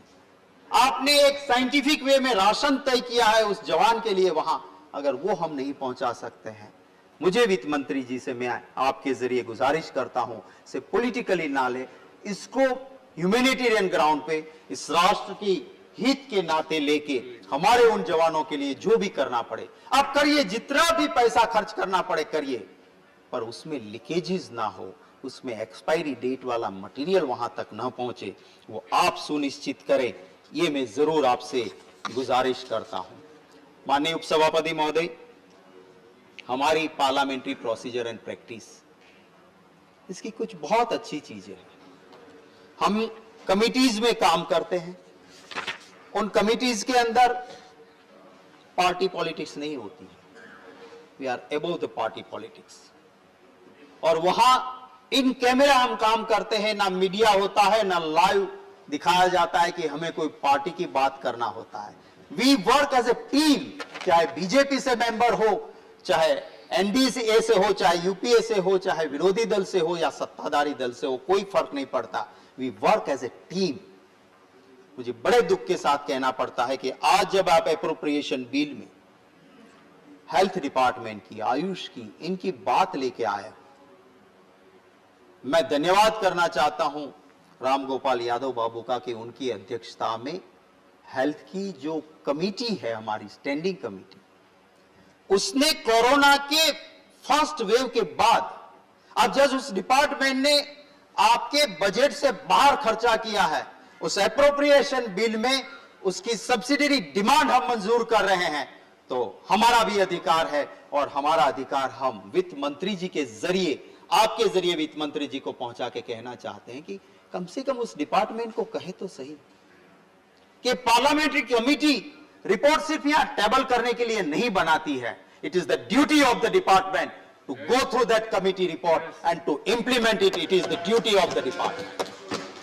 और उस डिपार्टमेंट के मंत्री जी को भी, मैं आज कोई ऐसे ही नहीं कह रहा हूं, मैं खुद एक डिपार्टमेंट का, बहुत सारे डिपार्टमेंट का एक मंत्री रहा और उस दौरान में हर बार विधानसभा के अंदर कोई रिपोर्ट सबमिट होती थी, मैं खुद देख के उसका इंप्लीमेंटेशन करता था। उससे बहुत ज्ञान मिलता है, क्योंकि ये मेंबर्स, मंत्री तो हम में से कोई बनता है, पर वो महान आत्मा नहीं है, ये सभी आत्मा के जैसा वो भी एक आत्मा है। तो बहुत सारे आत्मा जब इकट्ठे होकर कोई ज्ञान देता है तो उसको लेना चाहिए। और उस हेल्थ कमेटी के उस रिपोर्ट में राम गोपाल यादव जी ने जो रिपोर्ट तैयार की, मैं उन कमेटी के सभी सदस्यों को धन्यवाद देता हूं। उन्होंने फर्स्ट वेव के बाद जो दिक्कतें आई, that committee has called all the experts in the committee. सारे एक्सपर्ट्स को बुला के कमिटी ने घंटों तक सुना है और उसके बाद रिपोर्ट में लिखा था, 8 महीने पहले लिखा था कि साहब सेकेंड वेव आएगा, आपके पास ऑक्सीजन की कमी नहीं है, पर वो ऑक्सीजन इंडस्ट्रियल ऑक्सीजन है, आपके पास स्टोरेज फॉर ह्यूमन हेल्थ के लिए दे सको, ऐसे ऑक्सीजन का स्टोरेज और सिलेंडर पैदा करना है जो कुछ हफ्तों में हो सकता है, आप आज से कीजिए। उस कमिटी ने कहा था, don't export medicine, don't export ventilators, you may need in your country. जरूरत पड़े तो बाहर से रेमडेसिविर जैसे इंजेक्शन मंगवा के रखो।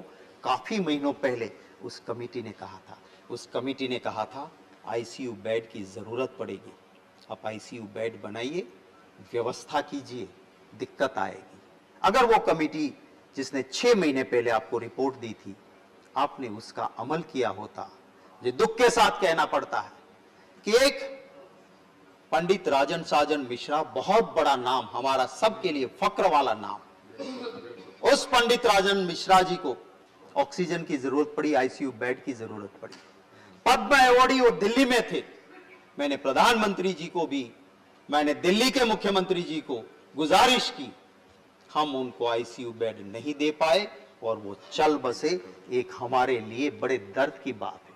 और उसके बाद वाराणसी में आप 100 बेड की कोरोना हॉस्पिटल, पंडित राजन मिश्रा कोरोना हॉस्पिटल बनाते हो, पर बूंद से बिगड़ी होज से सुधर नहीं सकती है, मुझे कहना है। ये जो हालत किए, अगर वो कमेटी की रिपोर्ट आपने पढ़ ली होती, शायद वो पंडित राजन मिश्रा जी आज हमारे बीच होते। कई ऐसे गरीब मां के बेटे ना बेड मिलने पे, ना इंजेक्शन मिलने पे, ना उसको ऑक्सीजन मिलने पे चले जाते। अगर उस कमेटी की रिपोर्ट हम सही तरह से इंप्लीमेंट करते तो गुजरात में आज सुप्रीम कोर्ट के कहने के बाद कोरोना से मरने वालों का फिगर 1.5 लाख निकला। जो सरकार कह रही थी सब 10,000 मरे हैं, जब सुप्रीम कोर्ट ने कहा 1.5 लाख लोग, सरकार ने स्वीकार किया कि हाँ कोरोना से मरे, बाकायदा डॉक्यूमेंट्स दिया, फॉर्म दिया, सरकार को मानना पड़ा कि 1.5 लाख से गुजरात में कोरोना की वजह से मृत्यु हुई है। मुझे कहना है, जब आप हाईवेज की बात करते हैं, हम नेशनल हाईवेज की बात करते हैं, मैं कल ही भावनगर से आ रहा था और सीधा सा रास्ता है, गांव के लोग कहते हैं कि साहब ये रास्ता बना हुआ है, नेशनल हाईवे बना रहे, इसको चौड़ा कर दे, हमारी जमीन एक बार तो हमने दी, दोबारा बार किसान कह रहे हमारी जमीन चली जाएगी, थोड़ी सी अलाइनमेंट चेंज कर लो। क्या ऑफिसर्स का एरोगेंस इतना ज्यादा है कि वो बात ही ना सुने? हाँ, जम्मू कश्मीर कह रहे हैं इसका स्कोप नहीं है। मैं बोलता हूं उसके लिए कि वो जब आप सपोर्ट कर रहे थे, जो फिल्म बनी वो आपके काल में आप सपोर्ट कर रहे थे तब बनी थी, उसकी बात करना चाहते हो? क्या करना चाहते हो? मुझे स्कोप से बाहर वो ले जा रहे हैं साहब। सबसे ज्यादा पंडितों का पलायन वो सपोर्ट कर रहे थे, उनका नेता गवर्नर था तब हुआ, फिर क्यों बोल रहे हो आप? वो तो बोलना बहुत आसान है, बैठे बैठे इतिहास को तोड़ के रजू पेश कर लो, पर इतिहास बदल नहीं सकते हो। इतिहास सच्चाई है, वो है। मैं ये कह रहा था महोदय कि हिम्मतनगर से गांधीनगर के ओर आते हुए गांव के लोग ऐसे नेशनल हाईवे में फंसे हैं कि उसका हर व्यवहार इस ओर आना जाना पड़ता है और उस ओर, और टोल देना पड़ता है। रोड पूरी हो ही नहीं, आपने उसको सर्विस रोड देना आपकी जिम्मेवारी है, वो किया नहीं और टोल टैक्स शुरू हो गया है। तो जब ऐसे डिपार्टमेंट सब्सिडी डिमांड लेके आते हैं तब जरूर ये हमारी डिमांड, हमारी मांग रहती है। डिपार्टमेंट है एक जो इसके अंदर आज आपकी एप्रोप्रिएशन बिल के अंदर है। मैं उस डिपार्टमेंट की एक ही बात करता हूं, मैंने भी छोड़ दिया। जब प्रधानमंत्री जी, भाजपा के नहीं पूरे देश के प्रधानमंत्री जी है, उन्होंने अपील की कि जिसके पास व्यवस्था है वो सब्सिडी मित्रों छोड़े, क्योंकि गरीब को गैस कनेक्शन देना है। मैंने छोड़ दी, बहुत लोगों ने, लाखों करोड़ों लोगों ने देश के छोड़ दी।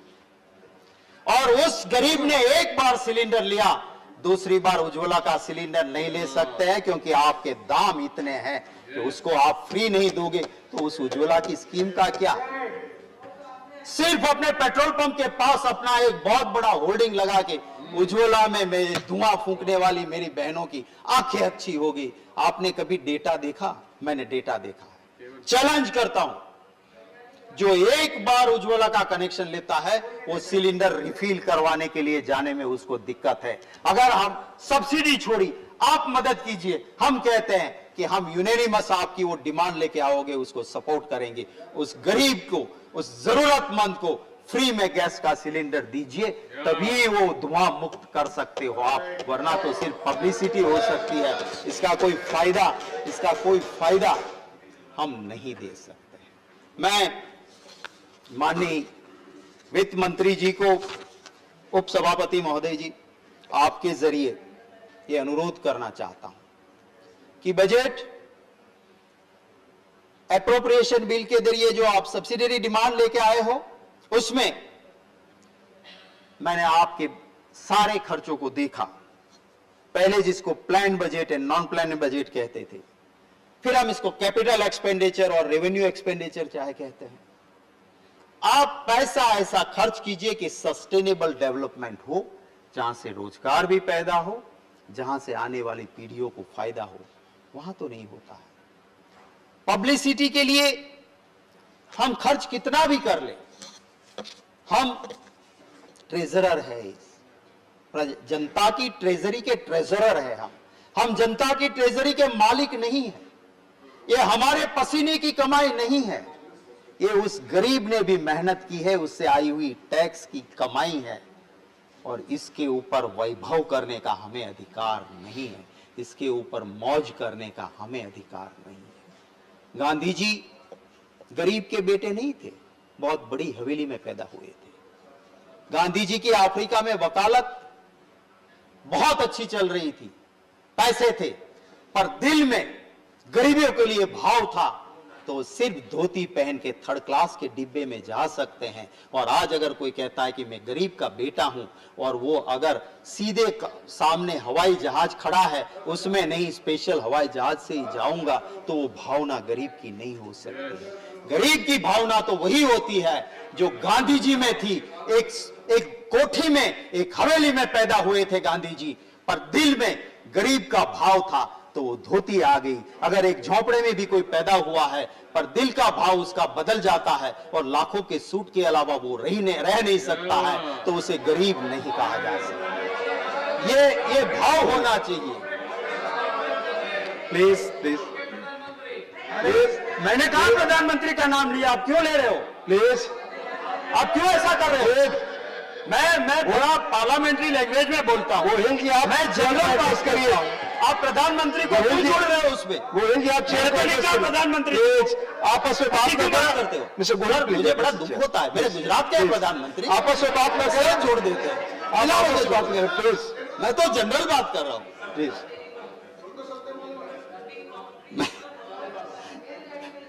प्लीज नहीं, रनिंग कमेंट्री का जवाब मंत्री जी करना बोले मेरी लाइन पे माननीय मिस्टर गोयल, प्लीज प्लीज, मैं प्लीज नहीं आप मैं गांधी जी को प्यार करता हूँ, इसमें अगर किसी को दिक्कत है, मैं गांधी जी को प्यार करता हूँ, इसमें किसी को दिक्कत है? आपका समय 2 मिनट है, प्लीज आप देखें। 2 मिनट में मेरी बात आप खत्म करें प्लीज। मैंने कहा जैसे वित्त मंत्री जी आपसे बहुत उम्मीद है और मैं करीबी से जानता हूं, मैंने उनके साथ बहुत डिबेट पहले टीवी के ऊपर भी की हुई है, इसलिए जिनसे उम्मीद होती है उनसे कहा, उनके लिमिटेशंस मैंने पहले ही कहा, मैं समझ सकता हूं, पर जहां जितना हो सकता है वहां करने की आवश्यकता है। आपकी रेवेन्यू बढ़ाने के लिए आप जो चाणक्य जी ने कहा था कि आपका प्रशासन का सोर्स टू कलेक्ट रेवेन्यू क्या होना चाहिए, तो उन्होंने कहा था कि आपका रेवेन्यू का सोर्स आपको कमंडल की तरह होना चाहिए, ऐसे डालो फटाक से भर जाएगा, पर जब देने की बारी आई तो एक छोटी कटोरी में वो परोस सकता है। उसी तरह आप टैक्स लेना है, उन बड़े मगरमच्छों से फटाक से ले लीजिए, पर गरीब को बख्श दीजिए, और देने की नौबत आती है उन बड़े मगरमच्छों को देने की जरूरत नहीं। आप देने की बात आती है तो आखिर में, और मैं फिर से कहता हूं कि आपकी जहां पढ़ाई हुई है, आपकी जहां शिक्षा हुई है, उसको लेके भी मुझे बड़ी श्रद्धा है, क्योंकि मैंने बहुत लोगों को जेएनयू पास आउट को देखा है कि they rise to the occasion, जब जरूरत पड़ती है उनकी आत्मा आवाज उठाती है। मैंने गुजरात में ऐसे आईएएस, ऐसे आईपीएस अफसर्स भी देखे हैं जो ऐसे मौके पे जो जेएनयू पास आउट है ऐसा काम करते हैं। तो आपका भी मनोज जाजी भी खड़े होते हैं, करते हैं, जेएनयू पास आउट है, जानते हैं, इसीलिए तो आप ऐसा अच्छा बोलते हैं आपस में। मैं जी बिहार से ज्ञान आए तो मैं कैसे मुंह मोड़ सकता हूं। तो मैं मेरा ज्यादा वक्त ना लेते हुए इन जो अप्रोप्रिएशन बिल के ऊपर, जो दोनों बिल के ऊपर मैंने कुछ बातें रखी हैं। मेरा कोई निजी अटैक नहीं, पर निजी विश्वास वित्त मंत्री जी के ऊपर है कि इसको पॉजिटिव लेके, खास करके कंट्रोलर एंड ऑडिटर जनरल की रिपोर्ट्स को हर डिपार्टमेंट देखे, हर डिपार्टमेंट का मंत्री देखे। पार्लियामेंट्री कमेटी का कोई रिपोर्ट आता है तो हर मंत्री देखे, हर डिपार्टमेंट देखे, और इसका इंप्लीमेंटेशन हो, और जहां कोई चूक करता है उन्हें पनिशमेंट मिले। बड़े बड़े मगरमच्छों को टैक्स के दायरे में ज्यादा लाइए। एक मिडिल क्लास है, गरीब है, वो सिर्फ भारत सरकार की ट्रेजरी को नहीं, कोरोना ने हर उस बहन की रसोई के बजट को डिस्टर्ब किया है। मैं समझ सकता हूं आपको बजट बनाने में दिक्कत हुई होगी, क्योंकि आपकी मुश्किलें, पर आपके पास तो सोर्स था कि आप इंटरनेशनल मार्केट में कच्चा क्रूड सस्ता हो गया, आप अपना टैक्स बढ़ा के वहां से पैसे ले सकते थे, पर गरीब के घर में रहने वाली उस रसोई बनाने वाली मेरी बहन का बजट बिगड़ा, उसे ठीक करने का वक्त नहीं था। धन्यवाद महोदय। धन्यवाद माननीय गोयल जी। माननीय शिव प्रताप शुक्ल जी, माननीय शिव प्रताप शुक्ल, माननीय शिव प्रताप शुक्ल। धन्यवाद माननीय।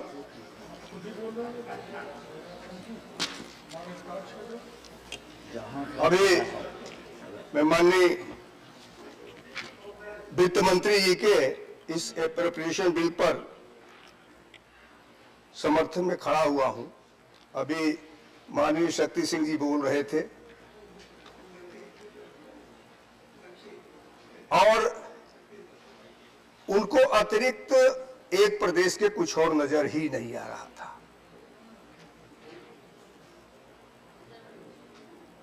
माननीय निर्मला सीतारमण जी ने जब बजट रखा तो पूरे देश के लिए रखा, लेकिन उनको यह एहसास हो रहा था कि जब हम भावनगर से चलते हैं तो भावनगर से चलने के उपरांत जब आदरणीय प्रधानमंत्री श्री नरेंद्र मोदी जी ने जो 4 लेन 6 लेन इसकी कल्पना की, पूरे भारत में की, तो एक बार सड़क बनने के बाद भी जब उसकी आवश्यकता हुई तो किसानों को जो मुआवजा दिया गया वह शायद इस पर भी ध्यान देना चाहिए था कि किसानों को जो मुआवजा दिया गया वह 4 गुने और 6 गुने तक का दिया गया था।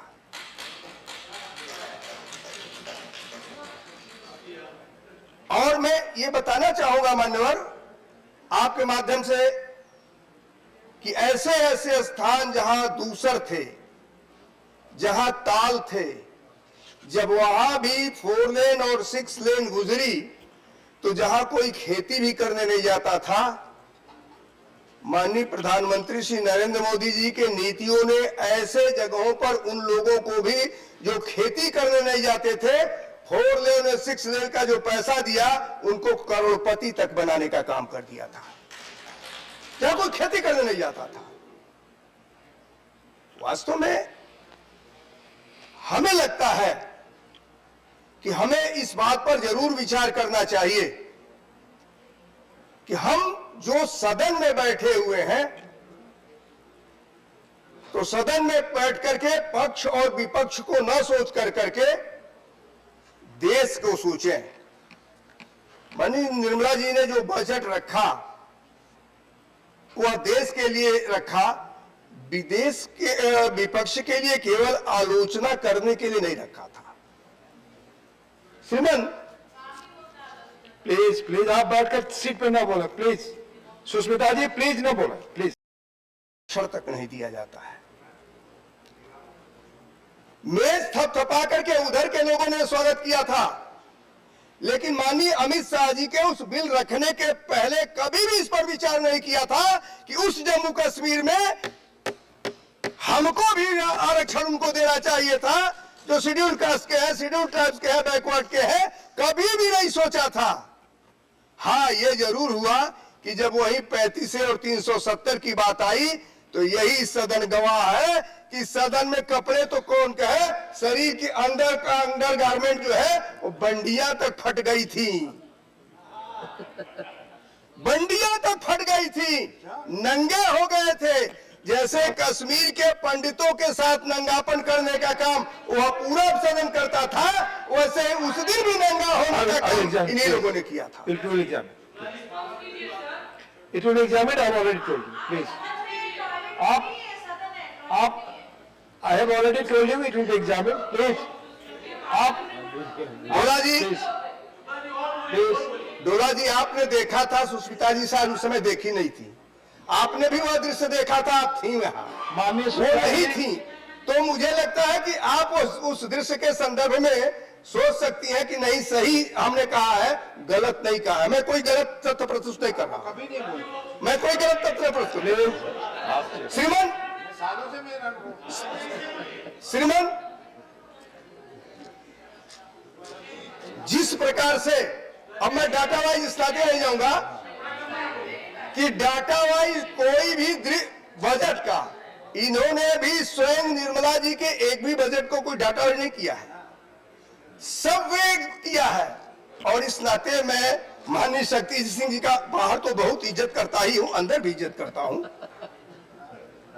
और मैं ये मान करके चलता हूं। जब ये खड़े हुए तो मुझे लग रहा था कि आज कुछ अच्छा पॉइंट मिल जाएगा, मुझे भी बोलने को मिल जाएगा, लेकिन उस अच्छे इजी बिल्डिंग। हाँ, पॉइंट ऑफ ऑर्डर बताइए। Rule sir, rule 261। हाँ बोलिए doctor. Sir, if the chairman is of opinion that a word or words has or have been used in debate which is or are defamatory or indecent or unparliamentary or undignified, he may be in his discretion Dr. Sir, I have seen it. such word or words I have seen from the it. prosecution. आप seen it। और मेरा request होगा कि जब भी chair से कोई चीज कही जाती है तो उसको ध्यान से सुने। I've already told that it will be examined. Please. नहीं, 2 दिन के बाद पॉइंट ऑफ ऑर्डर। आप please Mr. John Britus, do not disturb the house, please. Let the discussion continue. Seat पर बैठकर बोला, वैसे भी आपकी बात रिकॉर्ड पे नहीं जा रही है. Unnecessary, please, not allowed. Please. बिल्कुल नॉट अलाउड. मान्यवर, अब इन लोगों के बोलने पर मुझे एक शेर याद आता है. अच्छा, ये नहीं पता ही. हमारी स्थिति क्या है जो मैं कहने जा रहा हूं, जो होता है वह होने दो, यह पौरुषहीन कथन है. जो हम चाहेंगे वह होगा, इन शब्दों में जीवन है. जो हम चाहेंगे वह होगा का मतलब हम देश का हित चाहते हैं. संघ राज्य है, प्रदेश का भी हित चाहते हैं. प्रदेश और केंद्र दोनों मिलकर के साथ साथ काम करें तो संघ बनता है. संघ का संघ के विषय में जब मुझे मालूम है, मुझे मालूम है कि हम लोगों का कार्य जो केंद्र सरकार कर रही है, हम लोगों का बोलना जो केंद्र के पक्ष को हम रख रहे हैं, हम लोगों की आवाज जो माननीय प्रधानमंत्री और माननीय वित्त मंत्री जी की बात को हम कह रहे हैं, कहीं न कहीं आप सभी लोगों को पीड़ित कर रही है कि हमारी बात जो जबरदस्ती की है वह क्यों नहीं होती है. अब मैं शक्ति सिंह जी का जवाब देता हूं. शक्ति सिंह जी ने यहां इस बात को कहा था कि जीएसटी को क्यों नहीं डिस्ट्रीब्यूट किया जाता है. माननीय शक्ति सिंह जी, जीएसटी के संदर्भ में आपने कहा था, मैं आदरणीय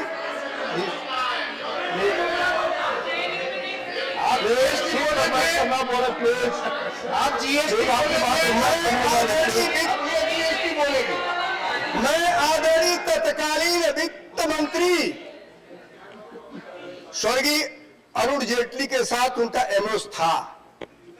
मुझे वह समय भी याद है कि जब उन्होंने यह प्रपोजल रखा था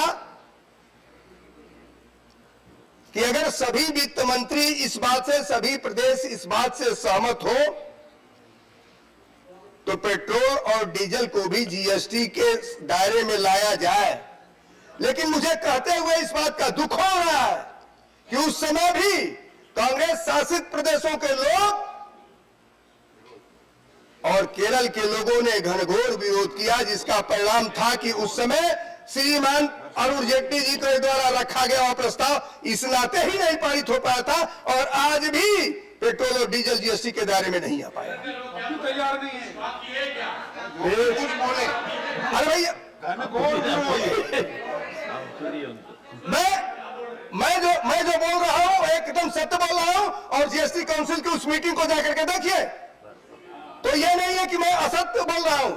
आपके वित्त मंत्री ने सबसे पहले इसका विरोध किया था. बंगाल के वित्त मंत्री ने विरोध किया था और उसी समय कांग्रेस की राजस्थान की सरकार बनी थी, छत्तीसगढ़ की सरकार बनी थी. उन्होंने छत्तीसगढ़ की सरकार बनी थी, उन्होंने भी इस बात का विरोध किया था. अब पहले मीटिंग में नहीं, मीटिंग के पहले भी एक स्थान पर बैठ करके आकर के हम इसका विरोध करेंगे, ये किया था. सदन केवल विरोध का विषय नहीं होता है. सदन का विषय ये होता है कि अगर आदरणीय निर्मला जी ने कुछ अच्छी बात कही है तो उस अच्छी बात का समर्थन किया जाए. अगर कोई ऐसी बात कही है जिससे देश का अहित होता है तो आपको छूट है कि पूरी तौर पर कहिए कि यह गलत है. लेकिन वो सब बात सही करेंगी, वो जब सब बात सही कहेंगी तो कम से कम आदर के साथ आपको उस भाव को लेना चाहिए था. बहुत बढ़िया. लेकिन आपने उसको नहीं लिया और न लेने के बाद आप एक बात कहे कि हम इन विभागों के मंत्री थे. भगवान करे और कई विभागों के मंत्री रहे हों. अगर कभी मौका मिलेगा तो और भी बन जाइएगा. ये लोकतंत्र है. इस लोकतंत्र में किसी को भी कुछ अच्छा, इस आप लोग ऐसी बात करते हैं, जरा ये सोचिए, हमारे पास सभी लोग चले आ रहे हैं, अगर वो भी कल हमारे पास चले आए तो फिर कौन सी बड़ी बात हो जाएगी, वो भी हमारे हो जाएंगे। माननीय शुक्ला जी, प्लीज आप सभी से आग्रह है, प्लीज वही माननीय शुक्ला जी, प्लीज मैं माननीय शक्ति मैं माननीय शक्ति सिंह जी के भाषण पर ही बोल रहा हूँ, मैं माननीय शक्ति सिंह जी के भाषण पर ही बोल रहा हूँ, क्योंकि आदरणीय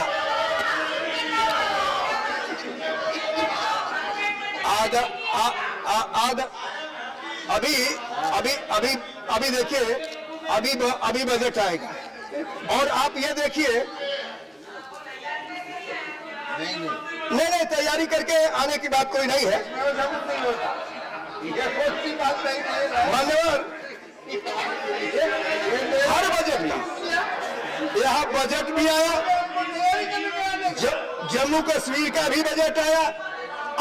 अब आप सोचिए कि क्या लोग सोचते हैं, जम्मू कश्मीर के बजट आने के पहले समाचार पत्रों में बड़े मोटी हेडिंग में लिखा कि 1,10,000 करोड़ रुपए तक का बजट निर्मला सीतारमण जी पेश कर सकती है, इससे जम्मू कश्मीर पूरा सुधर जाएगा। और मुझे गर्व इस बात का है कि अन्य बजट तो छोड़ दीजिए, अकेले जम्मू कश्मीर के बजट को जब आदरणीय निर्मला जी ने पेश किया था, तो जहां 1,10,000 करोड़ की बात हो रही थी, इससे जम्मू कश्मीर सुधर जाएगा, 1,42,000 करोड़ रुपए का बजट इन्होंने पेश किया। यह भारत सरकार है, और यह भारत सरकार सबके हित के संदर्भ में जब बात करती है, तो स्वाभाविक रूप से यह बात आती है कि किसी राज्य का में कम न हो जाए, हर राज्यों का उसका समान अधिकार मिले। संघ राज्य की कल्पना के अनुसार कोई भी ऐसा राज्य न रहे जिसको हम न दे सके, तो पूरा अभी जो पेयजल की बात आई, हर घर में नल के द्वारा जल, आज स्थिति यह है कि आपके बजट का ही परिणाम है कि कमंडल से नहीं, नल से, कमंडल से बोल रहे थे, शक्ति जी कमंडल। अगर बजट न रहे तो आप नल ले लेंगी क्या? अगर बजट न रहे तो आप नल ले लेंगी क्या? कैसे नल लोगे? आप बिल पर ही बोल रहा हूँ, बिल से ही नल उपजा है, नल निकल रहे हैं, बिल से ही नल उपजा है। और आज हम उन गरीबों को, जिनको आपने कभी पीने का पानी नहीं दिया था, जब यहाँ जो है जनजातीय बजट पर चर्चा हो रही थी, तो आप ही के सदस्यों ने कहा कि हम जाकर के तालाब से पानी पीते थे। आज नरेंद्र मोदी की सरकार ने उनके घरों में जाकर के नल लगवा दिया और वो नल का पानी पी रहे हैं। अरे अपनी बात तो सोचो ना, आप अपनी बात को सोचो कि किस स्थिति में आप लोगों को, भारत को खड़ा कर दिए थे, और आज इस स्थिति में श्री नरेंद्र मोदी की सरकार भारत को ले गई है कि आज पूरे देश में नहीं, पूरे विदेश में जब चर्चा होती है, तो भारत का प्रधानमंत्री लोकप्रियता के शिखर पर पहले नंबर में पूरे विश्व में आता है, पूरे विश्व में आता है। यह नहीं है कि सर केवल नरेंद्र मोदी, आप जलते तो नरेंद्र मोदी से हो, लेकिन कम से कम भारत का तो इज्जत करना सीखो कि नरेंद्र मोदी की लोकप्रियता अगर शिखर पर आती है, तो भारत की लोकप्रियता शिखर पर आती है। लेकिन न तो आपको नरेंद्र मोदी समझ में आएंगे, न भारत समझ में आएगा, न कश्मीर समझ में आएगा, आपको तो एक ही समझ में आएगा कि कैसे हम विरोध करें। इस नाते निश्चित रूप से मुझे यह लगता है कि आप लोगों को इस पर विचार करना चाहिए कि आज जिस प्रिपरेशन की बात हो रही है, जो आदरणीय निर्मला जी रखी है, आपको उस पर सराहना करनी चाहिए थी, सराहना करनी चाहिए थी, और सराहना करना चाहिए था कि आज उन्होंने जिस प्रकार से सड़कों का पुनर्जीवित किया, जिस प्रकार से हर घर में नल को दिया, जिस प्रकार के शिक्षा पर उन्होंने बजट को बढ़ाया, जिस प्रकार से उन्होंने सांस्कृतिक विरासत को बढ़ाने का काम किया, जिस प्रकार से हर प्रदेशों में उन्होंने प्रदेश सरकारों से पहले बातचीत करके आदरणीय निर्मला जी ने प्रतिनिधियों से, अन्य प्रतिनिधियों से बात करके तब इस बजट को रखा था। बिलिए भाई, बिलाइए। जब वो बोल रहे थे तो कोई नहीं आपने पूछा कि बिल पर बोलो। हम जब बोल रहे हैं तो आपको ये लग रहा था कि हम बिल पर नहीं बोल पा रहे। अगर बिल पर नहीं बोल पा रहे हैं तो बोल किस पर रहे हैं? माननीय, हम सांस्कृतिक विरासत को मजबूत किए, हम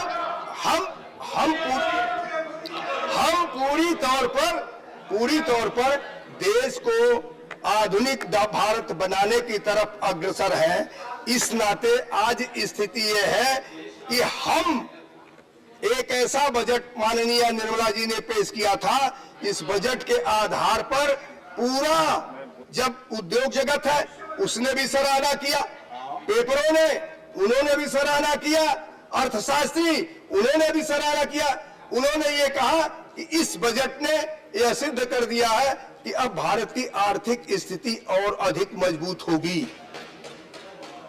उन्होंने कहा कि इस बजट ने यह सिद्ध कर दिया कि भारत जो है अब अपने संसाधनों के द्वारा पूरे विश्व में एक नई ऊर्जा के साथ खड़ा होगा। और उसी का परिणाम था कि माननीय प्रधानमंत्री जी जिसकी बात मैंने आपसे कहा वही सुने कि नंबर 1 पर है, जो आप लोगों को पच नहीं रहा है वही सुने हैं कि जो आपको पच नहीं रहा है। पहले पचाना सीखिए, पूरा यूपी समझ गया। पहले पढ़ना सीखिए। जनता के दिए गए मैंडेट को सुनिए, और उसने तो ऐसी स्थिति में आपको ला करके खड़ा कर दिया कि बोलने लायक भी नहीं रह गए, बात करने लायक भी नहीं रह गए। इस नाते हाँ, तो आज हमारा वक्त है तो इसी नाते वक्त चलने दीजिए। हमारा वक्त मेरी नहीं है, हमारा वक्त भारत का वक्त है, हमारा वक्त भारत की जनता का वक्त है। हम भारत की जनता के तरफ से बोल रहे हैं, उसके प्रतिनिधि के रूप में बोल रहे हैं। उसने आज संसद में आपको विपक्ष में रखा है, हमें पक्ष में रखा है, तो हम पक्ष की बात को करते हुए निश्चित रूप से उसके हित की बात करेंगे। आप अपना ही चाहते हैं, आप अपना ही चाहते हैं। मैं उसी पर बोल रहा हूं। अगर आपको नहीं समझ में आ रहा है तो जाइए और सीखाइए। सीख करके जब आएंगे तो आपको भी यह बात जो नहीं होगी कि मैंने जो बोला है वो आदरणीय निर्मला जी के बिल पर ही बोला।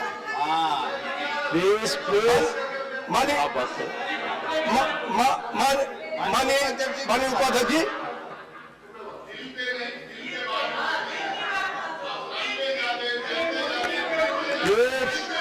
आप इतने सजेशन देते हो कि हमारे शुक्ला जी आपस में बात न करें, आप सबकी कोई बात रिकॉर्ड में नहीं आ रही है। आप स्पेसिफिक कहिए, उस पर बोलेंगे। आप अपने माननीय सदस्य, इस विषय पे माननीय सदस्य जो आपस में बैठकर और बात कर रहे हैं वाली बात में जा रही है, आप बेकार अपने गले को तकलीफ दे रहे हैं। शोभा जी को बोलने दीजिए। जो भी कहते हैं वो सच कहते हैं, सच के सिवा कुछ नहीं कहते। प्लीज प्लीज श्रीमान,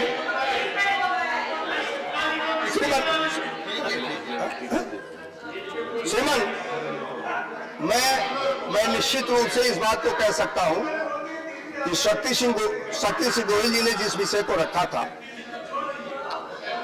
इस एप्रोप्रिएशन के आधार पर ये जो माननीय निर्मला जी ने जो अपना विषय रखा, अभी आगे भी वो अपने पूरे विषय को रखेंगी। मैं इस बात को कह सकता हूं कि निश्चित रूप से भारत के हित का बजट है, देश की जनता के हित का बजट है, देश को आगे ले जाने वाला बजट है, देश में एक नई ऊर्जा देने वाला बजट है, प्रधानमंत्री की नीतियों के अनुसार का यह बजट है। इस नाते मैं इस बजट पर, इस एप्रोप्रिएशन पर माननीय निर्मला जी के द्वारा रखे गए प्रस्ताव का समर्थन करता हूं। बहुत बहुत धन्यवाद। धन्यवाद। Doctor Shantanu Sen, thank you sir. Sir, when in last 10 days, the price of kerosene has become sky high and the poor are crying, I do stand here on behalf of the third largest party of this house and the pro-people party, All India Trinamool Congress, led by Madam Mamata Banerjee, who has already done triple hat-trick few months back and became the third-term chief minister in West Bengal. Sir, the central government is seeking approval for gross additional expenditure of more than 1.58 lakh crore for 21-22. As our party believes in real facts and figures, I would like to draw the kind attention of our learned minister to specific points. Number one, infrastructure. Sir, the central government has sought nearly 5,000 crore for capital injection in the National Bank for financing infrastructure and development and recapitalization of public sector general insurance companies. Sir, you all know that this NABFID is a government setup and it was set up as a corporate body with authorized share capital of 1 lakh crore of rupees. And there are huge resources that are going to be mobilized, and yet there is no external oversight, external surveillance or external monitoring. Moreover, it is still unclear as to why such an entity has been created when in the past similar such entities have miserably failed. Sir, what has the government learned from its previous experiences or failures? Are these being considered before such a huge capital injection? I would say India's biggest problem is a lack of a deep and liquid corporate bond market. So unless the country develops a broad-based liquid bond market, it's difficult to be able to get the pool of domestic savings into infrastructure. Madam, so far the insurance sector is concerned, New India Assurance Company, National Insurance Company Limited, United India Insurance Company Limited and Oriental Insurance Company Limited. These are the 4 PSUs, general sector insurance companies. Out of these 4 PSUs, 3 of them have been suffering losses over the past few years. So far the National Assurance Company Limited is concerned, the loss in last 2021 is nearly 2,500 crores. And so far the Oriental Insurance Company is concerned, it is nearly 1,500 crores. Sir, in the monsoon session of Parliament 2021, the government has introduced and passed a bill, that is General Insurance Business Nationalization Amendment Bill, which allows for the privatization of these public sector insurance companies.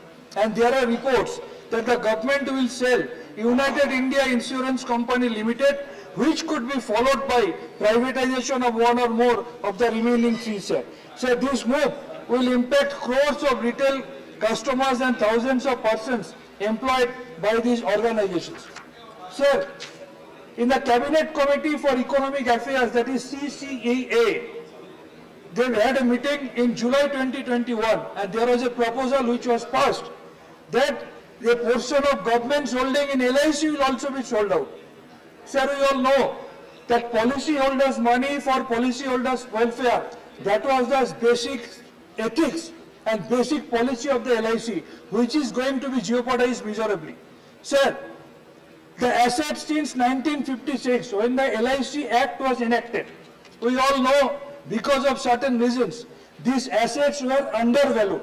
But now, when a portion is going to be opened in the market, there is a big chance of corruption so far the asset values are concerned, sir. Sir, the shareholders benefit.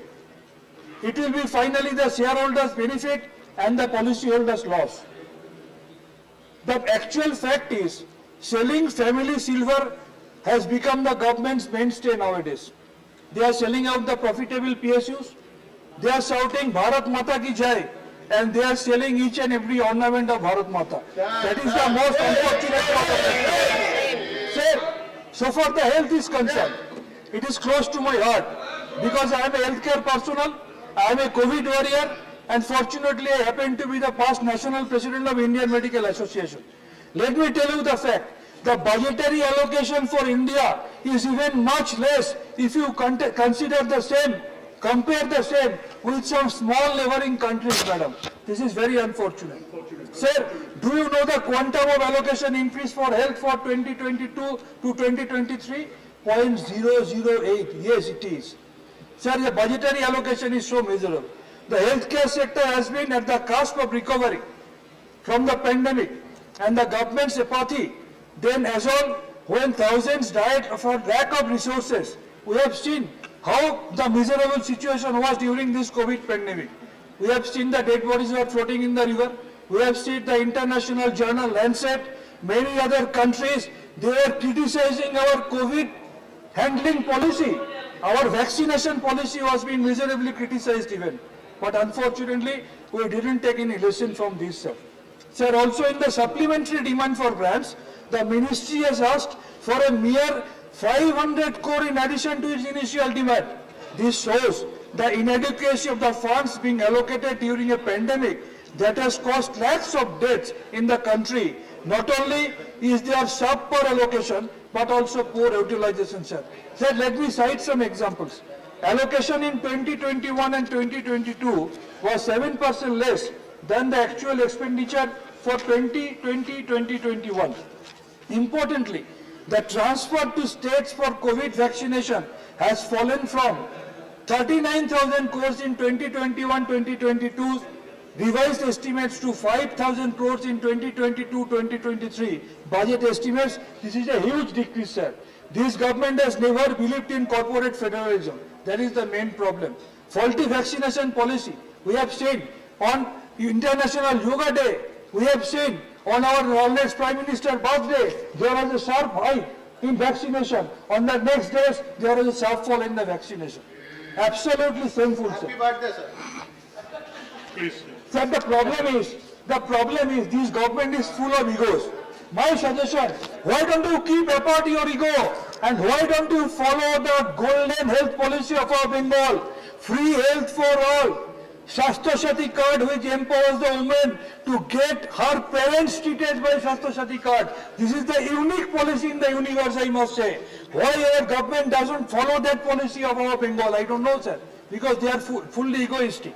So far the MG Narega is concerned, this government has run out of money to fund this Narega project. Actually, the allocation for this year saw a decrease of 25% from the revised estimate of 2021 to 2022 and a decrease of 34% from the actual expenditure of 2020 to 2021. In this supplementary demand of grants, the ministry has requested additional funds of 9,600 crores. Why this massive discrepancy?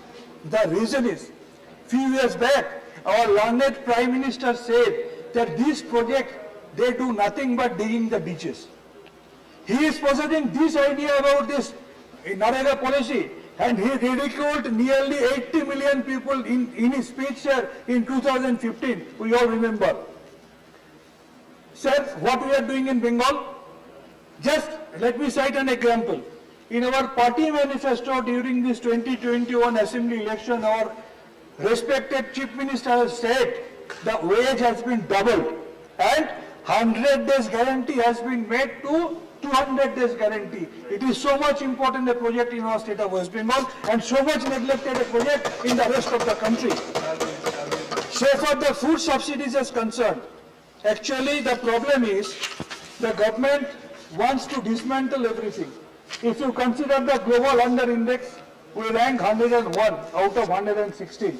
Over 4 out of 5 households in the country, they saw a fall in income, and 4.5 crores Indians, they fell into extreme poverty in 2020. And as per the Oxfam Inequality Kills report, inequality and poverty lead to death of 21,000 per day. Moreover, so far the World Bank report is concerned, malnutrition is a key issue, and India is even in worse situation so far the other rich countries are concerned. If you consider the report of FAO, that is Food and Agriculture Organization of United Nations, it says India can never reach zero hunger by 2030, the way the declining is going on. Despite this abysmal performance in ensuring the provision of basics, the food subsidy bill has fallen from 28,000 to 286,469 crore to 206,831 crore in 2023. So far the fertilizer subsidy is concerned, in the fiscal year 2021, the government spent 1,28,000 crore. In the union budget of 2021-2022, it was reduced to 79,000 crores. Due to agrarian crisis, this was revised to 1,40,000 crores, and now it has been reduced by 25%, and it has come down to 1,05,000 crores. So this BJP government promised will double the income of farmers, and our government in our state of West Bengal, our madam promised in 2011 that we will double, and now it has become triple in our state of West Bengal. Sir, this puts a target income in 2022 is 21,146, but unfortunately it's just the half by now. So far the women and children are concerned. By the way, India and the entire country has witnessed the largest farmers' agitation. They have seen the farmers committing suicide. They have seen the farmers getting run over by the minister's car, and that minister's son is getting bailed out to win a state during the state election. The entire country has witnessed that. So far the women and children are concerned, the budget allocation for Mission Shakti increased by only 2.3%. At a time when crimes against women were as high as nearly 4 lakhs in a single year. Let's come to our state of West Bengal. The entire budgetary allocation for Beti Bachao, Beti Padhao is even less than a state project like Konyasri, which was awarded internationally at the Hague city of Netherlands, and our Chief Minister took that award. Sir, so far the education is concerned, as we have seen, there are a lot of controversies in the National Education Policy 2020, which are yet to be clarified. And we have seen the budget allocation made last year for education saw a 6% decrease from the budget allocation made in 2021. This is a huge considering the fact that education is the bedrock of development of future growth. The ministry has also made an additional demand of 4 lakhs. This is shocking considering the impact COVID-induced lockdown had on education, where millions of students suffered and many had to quit studies. But look at Bengal, sir. Our United Nation awarded Kanyasri scheme has brought 67 lakhs girls to 18,000 schools and colleges. And it is absolutely a laudable step taken by our government, sir. Sir, I will conclude by saying, I know I raised many major issues like health, like education, like food subsidy, like agriculture issue, like women and child. But I know this government has no answer. And that's why I do believe that the people at large of this country, they are already making up their mind to give a befitting reply to this government in the coming days in due course of time. Thank you. Thank you. Sri T.K.S. Alagovan. Thank you, Honorable Chairperson, Vice Chairman, sir. Sir, I am talking on a bill, appropriation for the funds spent on the year 2019. There were 3 budgets in between. This is the 3rd budget presented now recently. I don't know why this government has delayed in getting the sanction of this house. After 3 years they were waiting. Most of their programs, I have seen this budget since 2014. This is the 9th budget presented by this government. In every budget, they say that next year it is going to be India is going to grow like anything. Even the finance minister earlier had told 2-3 years back that there will be $1 trillion economy. $5 trillion economy. But still, recently, they have resorted to monetization. When they are expecting 5 trillion economy and when they resort to monetization, I don't know the controversy. I think we can understand the controversy. What they speak in the budget is not what is happening in the country. That it shows only that. Every year, even in a small thing, this government, if there is election close by, this government promises many things. In 2019, in the same house, the government had promised that MS Swaminathan committee report will be adopted in full, implemented in full, which means 150% of the cost of production will be paid to the farmers. Then what happened was they brought in 3 bills against which the agriculturists, the farmers were started agitated, then they withdrew the bill. But they still ask, what about minimum MSP? This government had promised in this house that they will give 150% cost. But even now this government is not willing to tell these farmers who had stopped their agitation whether they will pay 150% as promised by them in this house. Then I thought, so it was 2019, elections are coming, so we will make some promise to seek votes. Likewise, everything is going on, sir. This government, there is no government running in this country, sir. I can say that there is Amazon which is running the country. Amazon is running the country. They want to sell everything. They want to sell LIC, which has given so much of money to the government. I think the LIC is the one organization which has given several lakhs of crores of rupees for building of infrastructure in this country, still giving with an investment by the government of just a mere 5 crores. It has given a dividend of more than 17,000 crores. Apart from spending money on the 5-year plans every time, now there is no plan. So the question of plan expenditure, non-plan expenditure, there is no planning emission. Then what is the meaning of having a planned expenditure and non-planned expenditure? Everything is an expenditure. Why should we spend? Why should we spend this appropriation, 1 lakh railways and defense services, particularly defense services? My question is, last year this government had chosen to corporatize defense production units which were run earlier by the government itself. Now they have allocated this much of amount. I don't know what happens, what is happening in this country. They had passed a bill to corporatize defense production units which were run by the government. Defense production units, you know, see, it is like I can compare it with cooking in a house.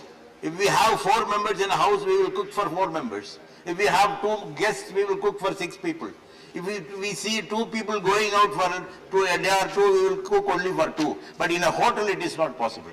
In a hotel, they have to cook for 100 people whether they come or not. So, a government department will produce weapons or dress materials or tanks, whatever is required for the defense. No, for the defense purpose. Whereas if you corporatize it, the next stage is privatization. They want to sell the defense units to somebody. So now what they are planning is to see that there is no liability on the defense sector, so that the buyer will come and buy it. Who is going to buy? I don't know. Then Amazon. Please. So the entire budget for the past 9, this is the 9th budget by this government since 2014. John, please go to your seat, please. There is no growth as projected in any of these 9 projects. No promises were kept up as promised in any of these 9 budgets. So everything is in paper. We believe that something will happen, nothing will happen. Every state is weeping for money.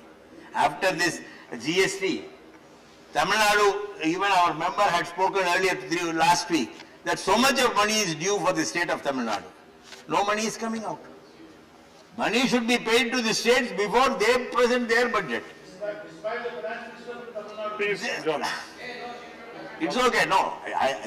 He's the finance minister. You address the chair, please.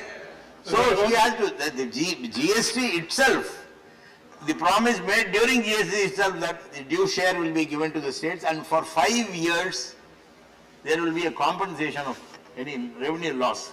But it is, the 5 years is reaching, and I think from next year that also will go away.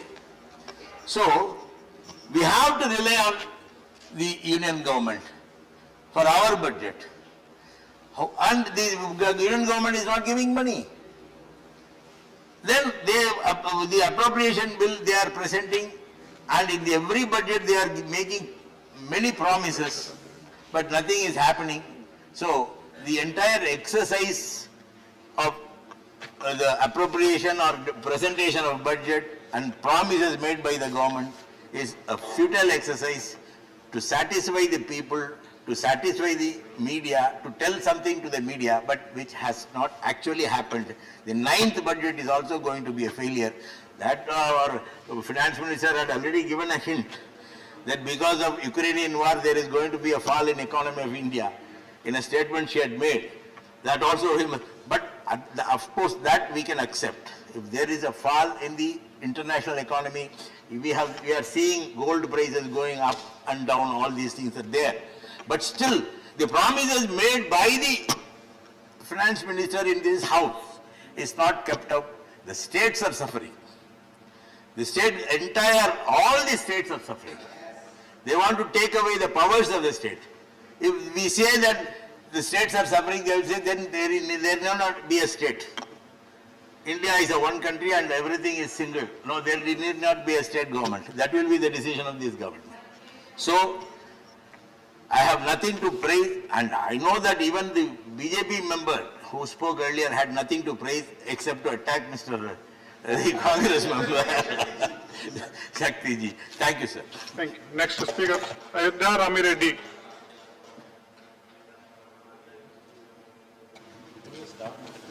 Sir, I want to thank you for providing me this opportunity to speak on the supplementary demands for grants for the year 21-22 and excess demands for grants for the year 2018-19. The government has presented the third supplementary grants for the financial year 21-22. The supplementary grant seeks approval for gross additional expenditure of more than 1.58 lakh crore. Of this, the net cash outgo aggregates to more than 1.07 lakh crore. The additional spending makes important allocation towards fertilizer subsidy, servicing loans taken from the National Small Savings Fund for Pradhan Mantri Awas Yojana, amongst others. Sir, we have few suggestions. The Department of Fertilizers has been allocated more than 15,000 lakh crore to meet the demand and maintain proper supply of fertilizers. A total of 14,902 crore has been allocated for payment towards indigenous urea subsidy and import of urea. It has been noticed that the fertilizer subsidy has gone down this year as compared to 21-22. Thus, there is need for increased fertilizer subsidy for the next year as well. The government has taken much needed steps in the last few years to reduce expenditure incurred on import of fertilizers, including revival of public sector enterprises for setting up gas-based ammonia urea plants and facilitate investment in the urea sector. However, we still import fertilizers and raw material domestic production. Thus, the international market affects the price and supply of fertilizers in the country. The recent Russia-Ukraine war has disrupted the international supply market in many ways. Russia is a leading supplier of fertilizer and related raw materials. It's also the largest exporter of urea, NPK, ammonia and ammonium nitrate, and the third largest potash exporter. Due to such disruptions, the fertilizer prices in international market have skyrocketed. We are the world's largest urea importer and also import significant amount of phosphatic and potassic fertilizers. Such disruptions have also affected the domestic availability of fertilizers. Black marketing of fertilizers like DAP and MOP has also increased, which are being sold at exorbitant prices. In such circumstances, I would request urgent intervention of the central government. In the short term, government should increase local production of urea in mission mode. It should make sure that alternative supply arrangements are made. The government should also make allocation to provide additional subsidy if the prices remain at the current levels.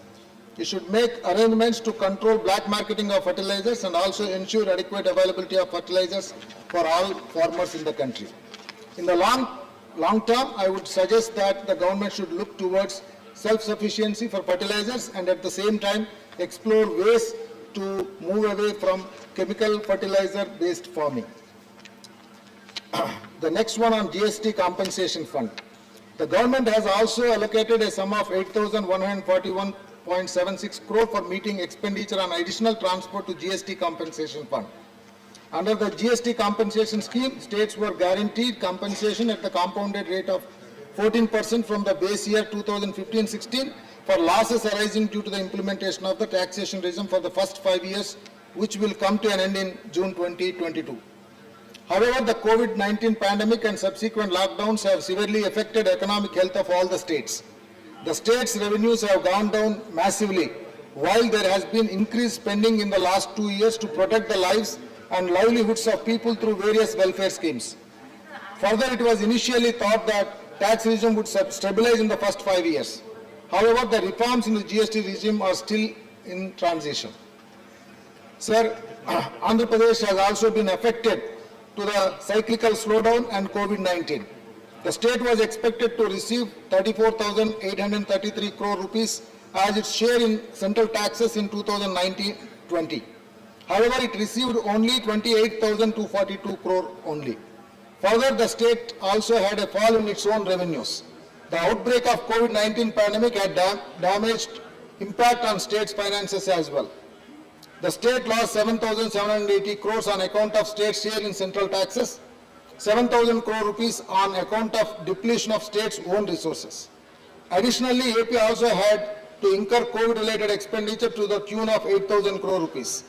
If the loss on the account of total economic impact on the citizens of the states were to be taken into consideration, the loss would run into thousands of crores.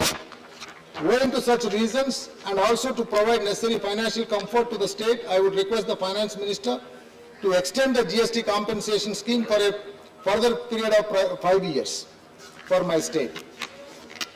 Coming to Ministry of Housing and Urban Affairs, the government has also sought approval for additional expenditure of 30,169 crore for meeting targeted credit-linked subsidy scheme, houses for economically weaker sections, low-income group housing, under Pradhan Mantri Awas Yojana scheme, and settle the loan taken by Building Materials and Technology Promotion Council for National Small Saving Fund. The allocation has been rightly made under both the schemes and we appreciate such allocation. Coming to the AP issues, we certainly want the government to take consideration on the infrastructure projects. As you are aware, sir, the government has allocated 4,950 crore for capital infusion in National Bank for financing infrastructure and development and recapitalization of public sector general insurance companies. I would take this opportunity to highlight the pending infrastructure projects in the state of Andhra Pradesh and would request the central government indulgence in speedy execution of these projects. I would request the Honorable Minister to help expedite the work on the proposed highway project from Visakhapatnam Port to Bhogapuram. Also develop Tirupati Airport and also set up South Central Railway Zone project, Railway Zone in Valter Division in Andhra Pradesh. I want to conclude by saying in the third supplementary budget, the government has made important allocations towards various schemes of the central government. There has been an increase in fertilizer subsidy budget. The loan guarantee scheme for COVID-affected sectors has also been extended by another 3 months. Allocation has also been made for the credit guarantee scheme for microfinance institutions. Even though we are trying to overcome COVID-19 pandemic, its effects are still being felt in the economy for both job sector and overall development. The central government has the fiscal room to aid and provide support to the state governments. I would request the government to take into account the suggestions that are being put across and also expedite and resolve the issues related to state of Andhra Pradesh. We from YSR Congress Party support the supplementary demand for grants for the year 2021-22 and excess demand for grants for the year 2018-19. Thank you, sir. Sri John Bittas.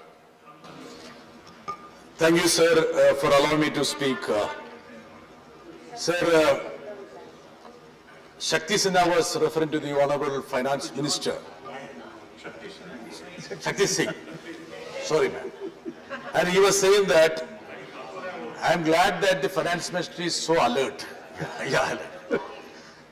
He was saying that Honorable Finance Minister is from JNU and she would uphold the ethos of the organization.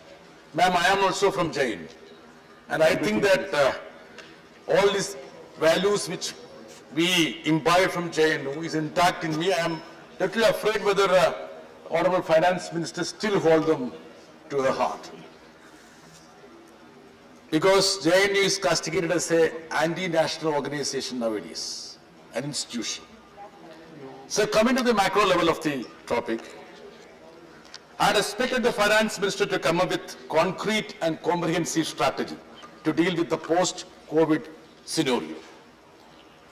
What are the broad changes that are taking place globally, and what should be the changes which we need to bring in to face the challenges? Shouldn't we bear the shift in the strategy to deal with the new global challenges and also the challenges at the domestic front? If you read the speech of the Finance Minister, everything is absolutely okay. There is no crisis, no issues, no problems. She is mum on cardinal issues plaguing the country like growing unemployment, poverty or inequality. Shuklaji was speaking at length. He couldn't find a reason to support of the measures of the Finance Minister, and he was going around saying that as the Minister of State for Finance, he was also instrumental in bringing in GST. The poor fellow, he was shunned from the government. I don't know what was the reason. Yeah, he was the Minister of State for Finance. No, please. He should. इसको example करा ले. No, my only request is that he should be brought back. Address the chair, please. He should be brought back. Sir, we rely on half-baked data to paint a rosy picture. The advanced estimates presented in the budget tell us nothing about the real growth rates in 2021-22. Sir, you know about the advanced estimates are largely based on data from the formal sector alone. And there is a complete blackout of the informal sector. And can we think about the data without having the real picture of the informal sector of this country? Most of the people are based on the informal sector. There is another catch, sir. Even with the formal sector, data are used only from those firms that employ more than 20 workers from the Factory Act. Yes, it simply means we cover up the humongous crisis that has gripped the economy. Sir, I will set an examples. Our corporate income, the income tax was 3.3% of the GDP in 2017-18. And it is now 2.5%, that's of the GDP in 2021-22. You are very benevolent to the corporates, and since 2017-18, you must have foregone at least 1.6 lakhs crore of tax each year. This is the benevolence you have shown to the corporates. This is called crony capitalism. Our GST income was 3.1% of the GDP in 2018-19. It has come down to 2.8%. Sir, there is a reason why the common man becomes poorer and the corporates becomes richer. See the catch. See how you are so benevolent to the corporates and see how you are harsh to the poor. And this is what is being reflected now. The rich is becoming richer and the poor is becoming poorer. Shame. So that is the tagline of the performance of this government. Sir, even a peripheral perusal will show that our government's initiative is merely aimed at making the rich richer. Sir, our tax GDP is 12%, but is 25% in a country like UK, 24% in France, 21% in Finland, and 14% in Brazil. That's one country where we try to compare.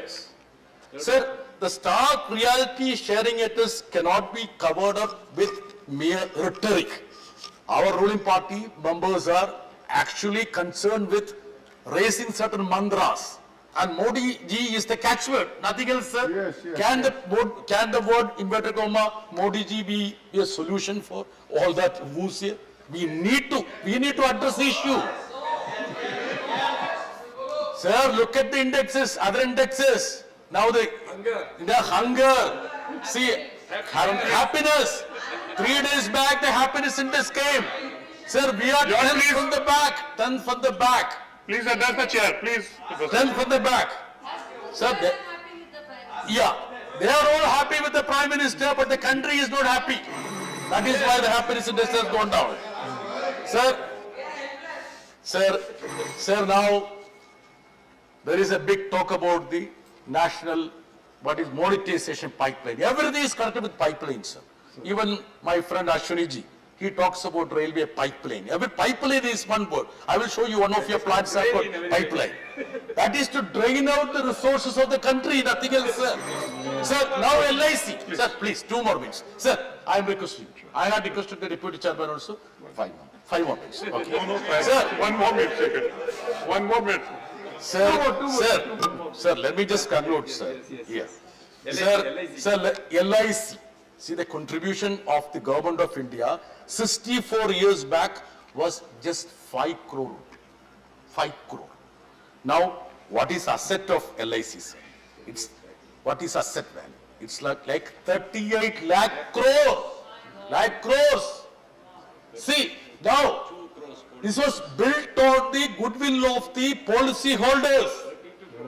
And you regularly got the income from that. Now you want to, sell off it. Now you want to sell off it. You want to discard the policy shareholders. Sir, coming to the state, now they all talk about federalism. See, Honorable Finance Minister also has been very kind enough to, sir, Kerala ke liye 2 minute dena. I have just given you. Yeah, Finance Minister has said that. Okay. So, now the point is very simple, sir. Sir, Shuklaji was talking about bringing petrol to GST. ये क्या है? बाकी कुछ है क्या? हमारे पास कुछ है क्या? You are making the states to start. Please address the chair, please. What is the revenue? Please address the What is the revenue? She is looking at me, sir. That's why I was. No, please give address the chair.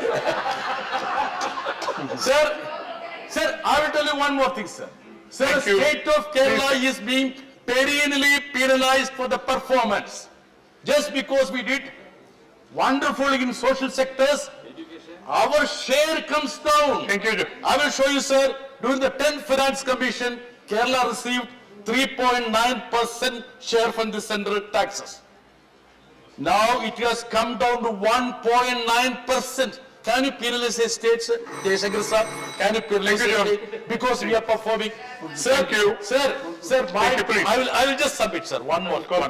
Sir, see, the only point is that we need to be considerate to the demands and concerns of the state governments. See, we all talk about the taxes that has been collected from petroleum. Hardeep Puri Saab was very kind enough to give the Hardeep Puri Saab. You are kind enough to give the data on the petroleum taxes. Please. 3.7 lakh crore in 2021.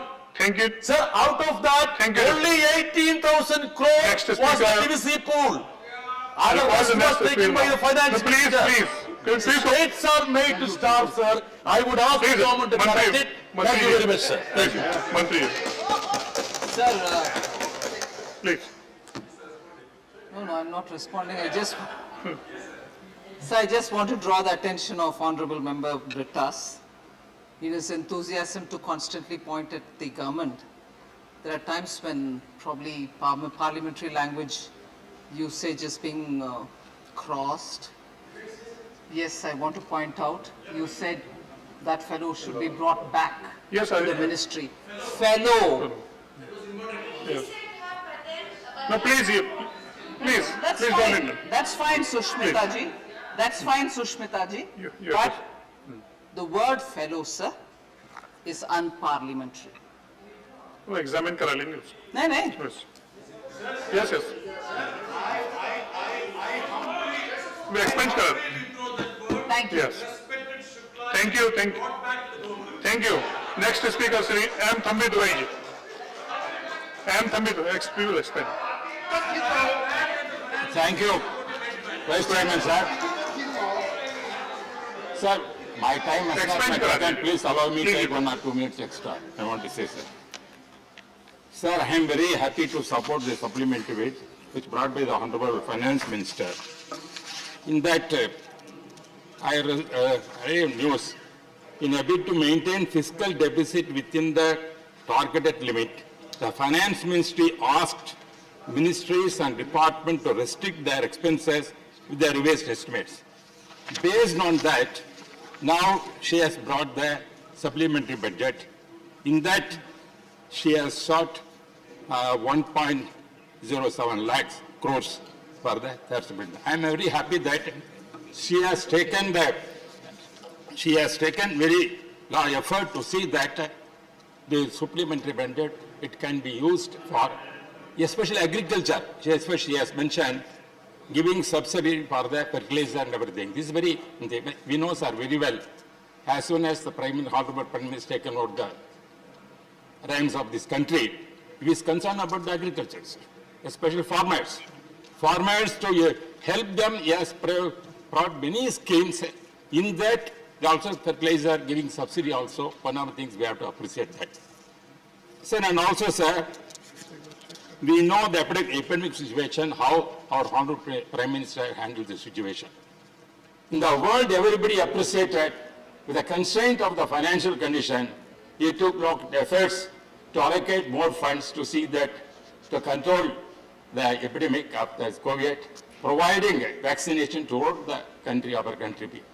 And also encouraged the many individual, our countries, laboratories to produce Indian vaccination and give for our people.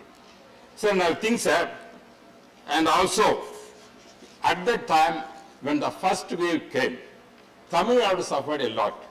At that time our party, ADMK party, Edavapadi Palaniswamy was the chief minister of that state. He took lot of efforts to see that allocating more funds and give more financial assistance to the Tamil Nadu people and saved them at that time. Sir, I want to tell you, just now your member, Ilango said, what is that? What is that? He is spending on the union budget for the state subject.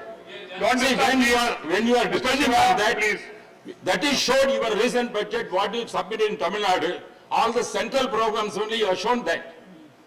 That is thing what happened.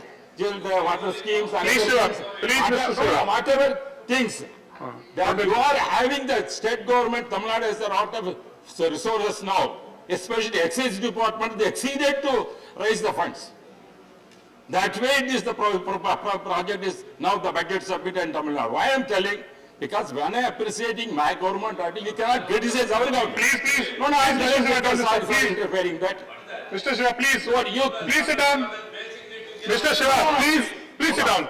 See, sir, when they are criticizing the government, central government, at the same time, we have to appreciate whatever they are doing good for the people. Like when you are selling fully depending on the union budget provision, you want to run the government. Are you not having resources? That is why I am telling, when don't blame the central government. Here it is said. I am also, today also, when the raised issue, coal and everything must be given to the state government. I requested the Honorable Minister of Tamil Nadu, their shortage of coal, that government has to come for the people. I have pleaded for the Tamil Nadu government. I am not against that. But why I am telling, this agriculture, education, health, defense, all are law and order very important subject in the country. In that, we are proposing so many schemes and everything. We have to appreciate Modi government because our Sakti thing, he said, Maulankar is the first speaker, came from Gujarat. He praised them. We are appreciating that. At the same time, we have to appreciate our first finance minister from Tamil Nadu, R.K. Shanmugam has come. So many finance ministers we have seen, that T.T. Krishnamacharya, C. Subramaniam, Venkatraman, Mr. Chidambaram, and Nirmala Sitharaman now, she is also there. She knows the country's welfare, what to do. That is why we are proud, Tamil Nadu people are proud that we are having Tamil Nadu, from Tamil Nadu as a daughter of Tamil Nadu is handling the financial portfolio now and giving a lot of help for us. I am happy, sir, telling that. Sir, I want to make one more point regarding that. When our railway minister also here, I am going to speak railway ministry when it's coming to certain demands. But I have seen the budget, the provision for the Tamil Nadu, I am telling for defending Tamil Nadu, roads and railways, Please, it is not producing so much what we expected. Therefore, I am requesting Honorable Finance Minister to see that to allocate more funds to Tamil Nadu in this kind of sectors, and also health sector. You are supporting that it should please, you are supporting. please address. This I am telling sir. Therefore, these are the things. Please, I am make comments. One sitting.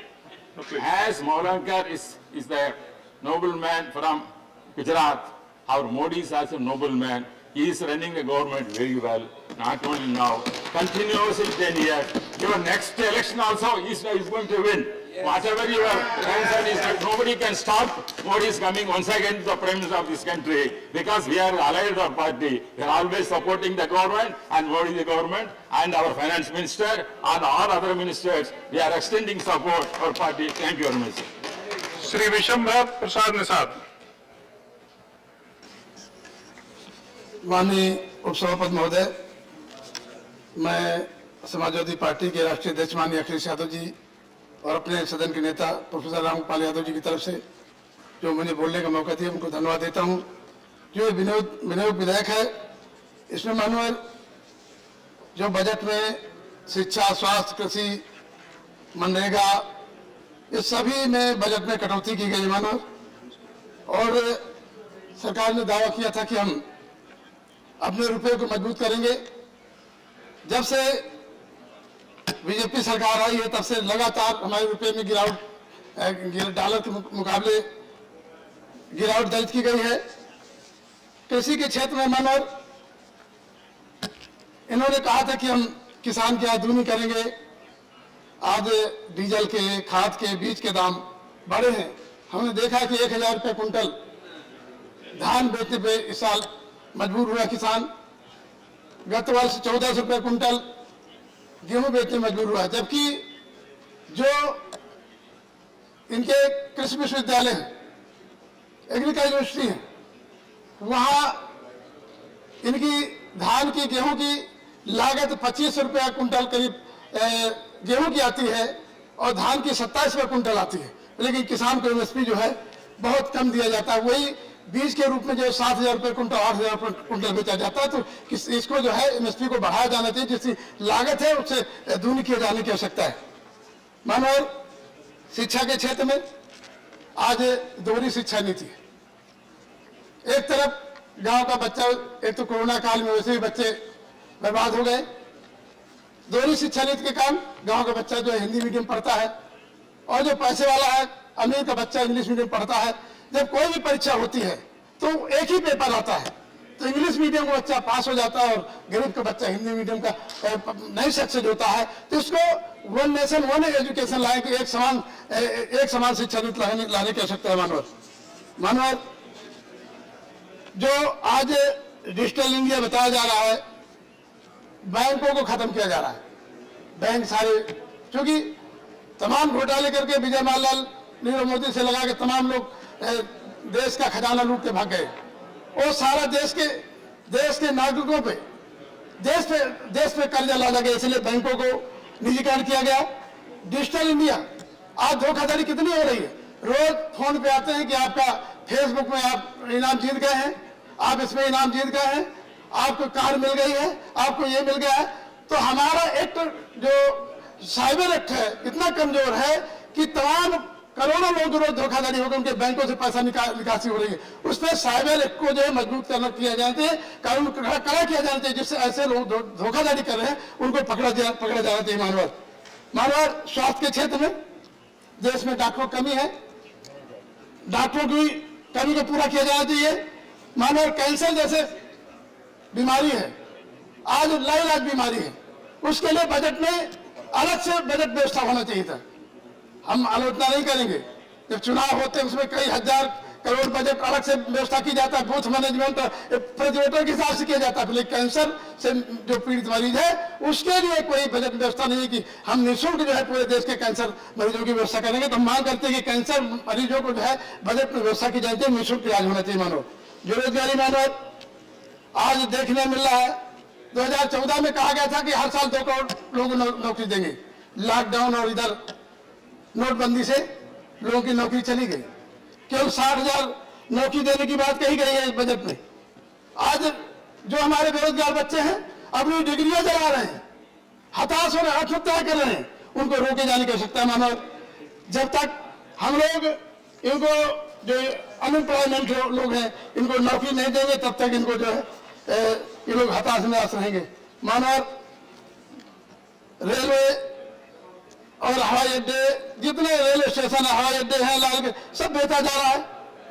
इन्होंने कहा था railway में कि bullet train चलाएंगे, bullet train में क्या हुआ, smart city का क्या हुआ, ये तमाम मामले मानो। पेयजल में इन्होंने कहा कि घर घर नल की व्यवस्था मानो। मैं बुंदेलखंड से आता हूं, उत्तर प्रदेश में जल निगम जल संस्थान है, ये पेयजल योजना बनाई गई और टेंडर हुए। उत्तर प्रदेश में जो सरकारी विभाग है जल निगम है, जल संस्थान है, आज वो जो है कगार पे खड़ा हो गया, भूखों मर रहे कर्मचारी अधिकारी वहां के, उनको 2-2 साल से तनख्वाह नहीं मिल रही क्योंकि उनको पेयजल का इनका टेंडर नहीं मिल रहा है। एक अमुक राज्य के बड़े बड़े ठेकेदार को ठेका मिल रहा है, वो पेटी कंट्रैक्ट में काम जिले वालों वही लोकल वालों से करा रहे। मानवर आवास योजना इन्होंने कहा था 2022 तक हम सभी को पक्का मकान दे देंगे। अभी SC ST आदिवासियों पे चर्चा हुई थी, कितने तमाम गरीब गुरबा लोग हैं जिनके पास मकान नहीं, आवास नहीं है, तो सभी को जो है पक्के आवास मकान देने की व्यवस्था की जा रही थी मानव। OBC SC ST के लोग तमाम मांग कर रहे हैं, OBC के लोग इनकी जाति जनगणना जब तक नहीं होगी इनको कोई लाभ किसी योजना का नहीं मिलेगा। OBC के लोग चाहते हैं कि हमारी जाति जनगणना हो और संख्या के आधार पर उनको सभी सेक्टरों में भागीदारी मिले, जिससे कि वो लोग भी जो है हर अपना सुकून से जिंदगी जी सके मानो। हमारे खास तौर पर उत्तर प्रदेश में किसान घाटे खेती कर अन्ना प्रथा है, उन अन्ना प्रथा को खत्म करके उसके लिए किसान प्रधानमंत्री फसल बीमा योजना के अंतर्गत अन्ना प्रथा को जो पशुओं से होने वाली हानि है उसको सचेत किया जाना चाहिए मानव। यही मानो हमारे पॉइंट थे, 13 पॉइंट उससे खत्म किया जाना चाहिए मानो। और मानो आज देख रहे हैं कि एक फिल्म बनी है कश्मीर पंडित, हम चाहते हैं कि बैंडिट क्वीन को भी टैक्स फ्री किया जाना चाहिए और लखीमपुर खीरी के किसान पर फिल्म बनना चाहिए। जो 14 महीने से किसान जो है यहाँ पे बैठे उस पर फिल्म बनना चाहिए। मीडिया में बोला जाता है कि बताओ 75 साल में क्या किया, तो वहाँ एक व्यक्ति ने कहा कि वो नहीं बताएंगे, नहीं तो उसको भी आप ले चलेंगे। इसलिए जो भी आज देश में हुआ है उसे आगे बढ़ाने की आवश्यकता है। धन्यवाद। प्रोफेसर मनोज कुमार झा। शुक्रिया उपसभापति जी। एक परंपरा शुरू की है बीते कुछ दिनों से कि अपनी भाषा के अतिरिक्त किसी और एक भाषा में शुरुआत करूं। आज कन्नड़। गौरवान्वित अध्यक्षरे नानु अप्रोप्रिएशन बिल विषयद बग्गे मातनाडलु इच्छिಸುತ್ತೇನೆ। कन्नड़ में था ये कि आज मैं अप्रोप्रिएशन बिल पे बोलने को खड़ा हुआ हूं। सर, उससे पहले कि मैं आगे बढ़ूं, वादे के मुताबिक मैंने फाइनेंस मिनिस्टर जी से कहा था कि मैं एक इंस्टांस डिजरेली ने ग्लैडस्टोन से कहा, आर्थिक संदर्भ में चर्चा हो रही थी। Mister Gladstone, I would like you to tax the rich people and leave the poor. Do not rely upon indirect taxes. For that classic reply given by Gladstone was, look, both direct and indirect taxes are like two charming sisters. I love them both. Though in the family parlance it may be called immoral, bigamous, because they are both charming. I love them both, but in this I give a little more love to indirect taxes. The second sister, because she is more charming, she is more yielding, and she is more welcome for exploitation. Therefore I depend upon this source, though I do not give up the other source. ये उदाहरण मैं समझता हूँ गुरुपद स्वामी ने इसी सदन में कहा था और वीपी सिंह साहब फाइनेंस मिनिस्टर थे। तो वीपी सिंह साहब क्या कहते हैं सुनिए। The other sister has been more yielding. I just wanted this reference to be put without any comment, without any further observation for the Honorable Finance Minister and for the government. So, मैं अभी जब बाकी सदस्य बोल रहे थे या जब मोशन मूव किया ऑनरेबल फाइनेंस मिनिस्टर ने, तो मैं सोच रहा था कि गांव में या छोटे शहरों में बैठा व्यक्ति अगर टेलीविजन पर यह देख रहा होगा कि अप्रोप्रिएशन बिल पे चर्चा हो रही है, तो उसके लिए अप्रोप्रिएशन बिल और इतने लाख करोड़ उसके लिए मायने नहीं रखते हैं। वो अपना संदर्भ देखना चाहता है कि मेरी थाली में इसका क्या हिस्सा आ रहा है, मेरी थाली का वजन बढ़ रहा है या घट रहा है, मेरे पड़ोस में क्या हालात हैं, मेरा बच्चा जो प्रतिदिन निकलता है घर से रोजगार की तलाश में और शाम को वापस घर आता है और उसके हाथ में सिफर है, शून्य है, तो अर्थव्यवस्था और अर्थतंत्र को हम आम इंसान के नजरिए से अगर देखें सर, तो हाहाकार का विषय है। अब आंकड़ों की बात मैं करता हूं, मैं मानता हूं कुछ दिन पहले एक आंकड़ा आया, प्रधानमंत्री जी बेहद लोकप्रिय है, अरे कोई संदेह नहीं है, सचमुच बेहद लोकप्रिय है, लेकिन अगर एक एजेंसी का आंकड़ा अप्रूवल रेटिंग एक्सेप्ट करते हैं तो हैप्पीनेस इंडेक्स पे क्यों चुप हो जाते हैं, हंगर इंडेक्स पे क्यों चुप हो जाते हैं, प्रेस फ्रीडम इंडेक्स पे क्यों चुप हो जाते हैं, डेमोक्रेटिक स्फीयर इंडेक्स पे क्यों चुप हो जाते हैं। सांख्यिकी के साथ साथ एक अद्भुत चीज है कि उसका इस्तेमाल कई दफा लैंप पोस्ट की तरह लोग करते हैं, जब शराबी लड़खड़ाने लगता है ना तो लैंप पोस्ट पकड़ लेता है। तो मैंने कहा रहा सर, ये कोट है कि लैंप पोस्ट की तरह भी स्टैटिस्टिक्स का उपयोग होता है ताकि आप लड़खड़ा के नीचे ना गिरे। सर, मैं अभी एक चीज सोच रहा था कि आप इन्फ्लेशन को लेकर, कई सदस्यों ने कहा मैं 6.7 हो गया फरवरी में, ये नहीं कहूंगा, ये हम आप भी महसूस कर रहे हैं और हम तथाकथित ऊपरी तबके के लोग हैं। अगर महंगाई को देखना है ना सर, तो आंकड़ा सीपीआई इस इंडेक्स से नहीं, सीपीआई का मतलब कम्युनिस्ट पार्टी ऑफ इंडिया नहीं, वो सीपीआई वो वाला, तो सीपीआई उस आंकड़े को देखिए कि लोगों की जिंदगी को ये कैसे प्रभावित कर रहा। उज्ज्वला एलपीजी के बारे में नहीं कहना चाहता, अक्सर हमारे पेट्रोलियम मंत्री बाकी लोग कहते हैं कि सरकार नियंत्रण नहीं करती है कीमतों का, तो साहब 5 महीने चुनाव के दौरान कीमतें क्यों नहीं बढ़ी? अगर 5 महीने चुनाव के दौरान कीमतें नहीं बढ़ी तो इसका मतलब है कहीं ना कहीं सरकार के सरोकार का ताल्लुक है, तो आप ये रिलीफ लोगों को दीजिए ना। मध्यम वर्ग की कमर टूट रही है सर, उसकी सेविंग्स को देख लीजिए, कोविड ने सब कुछ डिस्ट्रॉय कर लिया।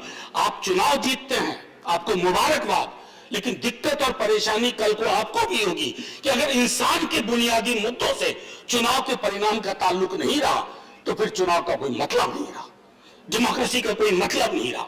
सर, $5 ट्रिलियन की इकोनॉमी, मैं भी अगर आप सच पूछे कि वो जीरो बिठाने बोल दीजिएगा तो मैं शायद ना बिठा पाऊं, क्योंकि 1000 लाख से करोड़ जाते ही शून्य की संख्या समझ में नहीं आती है।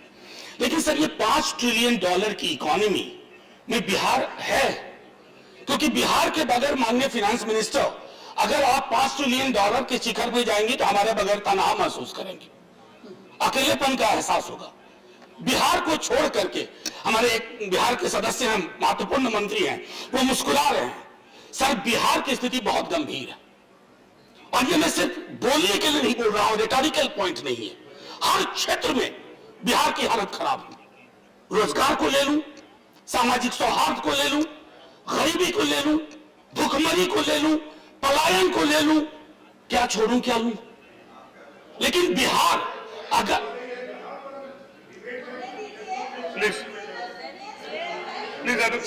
प्लीज बड़ी माफी के साथ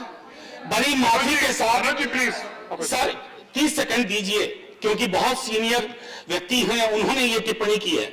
मैं सिर्फ अगर ये कहूं ना, मैंने शुरू में ही आरंभिक मेरे पॉइंट को देखिएगा, मैं अप्रोप्रिएशन और बजट के नजरिए को आम इंसान के बात के जहन से देखना चाहता हूं। अगर इतनी साधारण सी चीज आपकी समझ में नहीं आ रही है, ईश्वर वाला कर। मैं सर वो $5 ट्रिलियन इकोनॉमी की बात कर रहा था, $5 ट्रिलियन इकोनॉमी। अब सर, नीति आयोग, मैं इसलिए ये चीजें माननीय वित्त मंत्री साहिबा के समक्ष रख रहा हूं कि उनके जहन में ये होगा। नीति आयोग का बिहार के बारे में टिप्पणी नाम देखिए, आपको चिंता होगी। हम वैचारिक रूप से अलग हैं, पॉलिटिकली अलग हैं, लेकिन बिहार आपकी चिंता का विषय नहीं होगा। मल्टी डायमेंशनल पॉवर्टी इंडेक्स में कहां खड़ा हुआ है बिहार, और फिर भी सर 1-2 मिनट दे दीजिए, ज्यादा नहीं लूंगा। अनएम्प्लॉयमेंट को लेकर के सर, बेरोजगारी को लेकर के मैं पिछली बार भी बोल चुका हूं, अगर हमारी अर्थनीति रोजगार सृजन नहीं कर पा रही है तो ये अनर्थ नीति है, अर्थनीति नहीं है। अभी मुखर्जी नगर में बच्चे बैठे हुए हैं, एक्स्ट्रा अटेम्प्ट चाहिए अलग अलग एग्जाम्स के लिए, देश के अलग अलग हिस्सों में लोग प्रदर्शन कर रहे हैं, सब किस चीज के लिए? रोजगार एक मौलिक चीज है, यह खैरात नहीं है, संवैधानिक। आप डायरेक्टिव प्रिंसिपल्स को देखिए, उसमें इसका जिक्र है। सर आखिरी, सोशल सेक्टर को लेकर के खुद पिछली बार भी मैंने कहा था, सोशल सेक्टर में जो कंट्रीब्यूशन है, जो बजटरी एलोकेशन है, या तो नेग्लिजिबल इंक्रीज है या डिक्रीज है।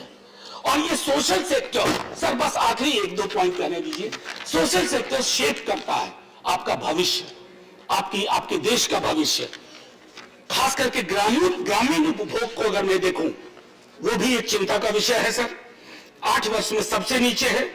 एमएसएमई में 40% MSMEs either have closed down or are on the verge of it. Those of us who believe that the government is very transparent on corruption, zero tolerance, let me quote 2020, Transparency International Corruption Perception, we are occupying 80th position. मैं क्यों कह रहा हूं कि इसी की report लेकर के यूपीए के खिलाफ, सर बस आखिरी इसी की रिपोर्ट लेकर के यूपीए की सरकार के खिलाफ आपने मोर्चा खोला था। आखिरी सर, मैं पुनः एक बार कह रहा हूं कि जब तक हम अपने एप्रोप्रिएशन बजटरी एलोकेशन को एक आम इंसान के नजरिए से, मध्यम वर्ग, निम्न आय वर्ग के नजरिए से नहीं देखेंगे सर, तब तक हमारे देश के सामने जो चुनौतियां हैं वो कम नहीं होंगी। चुनाव के नतीजे जो भी हो, आखिरी सर जय हिंद से पहले, जो मैं सर्वदा सजदा हुआ कभी, नाम फिरास मिनिस्टर आपके लिए, जो मैं सर्वदा सजदा हुआ कभी तो जमीन से आने लगी सदा, तेरा दिल तो है सनम आशना, तुझे क्या मिलेगा नमाज में। जय Hind. Shri villain respond.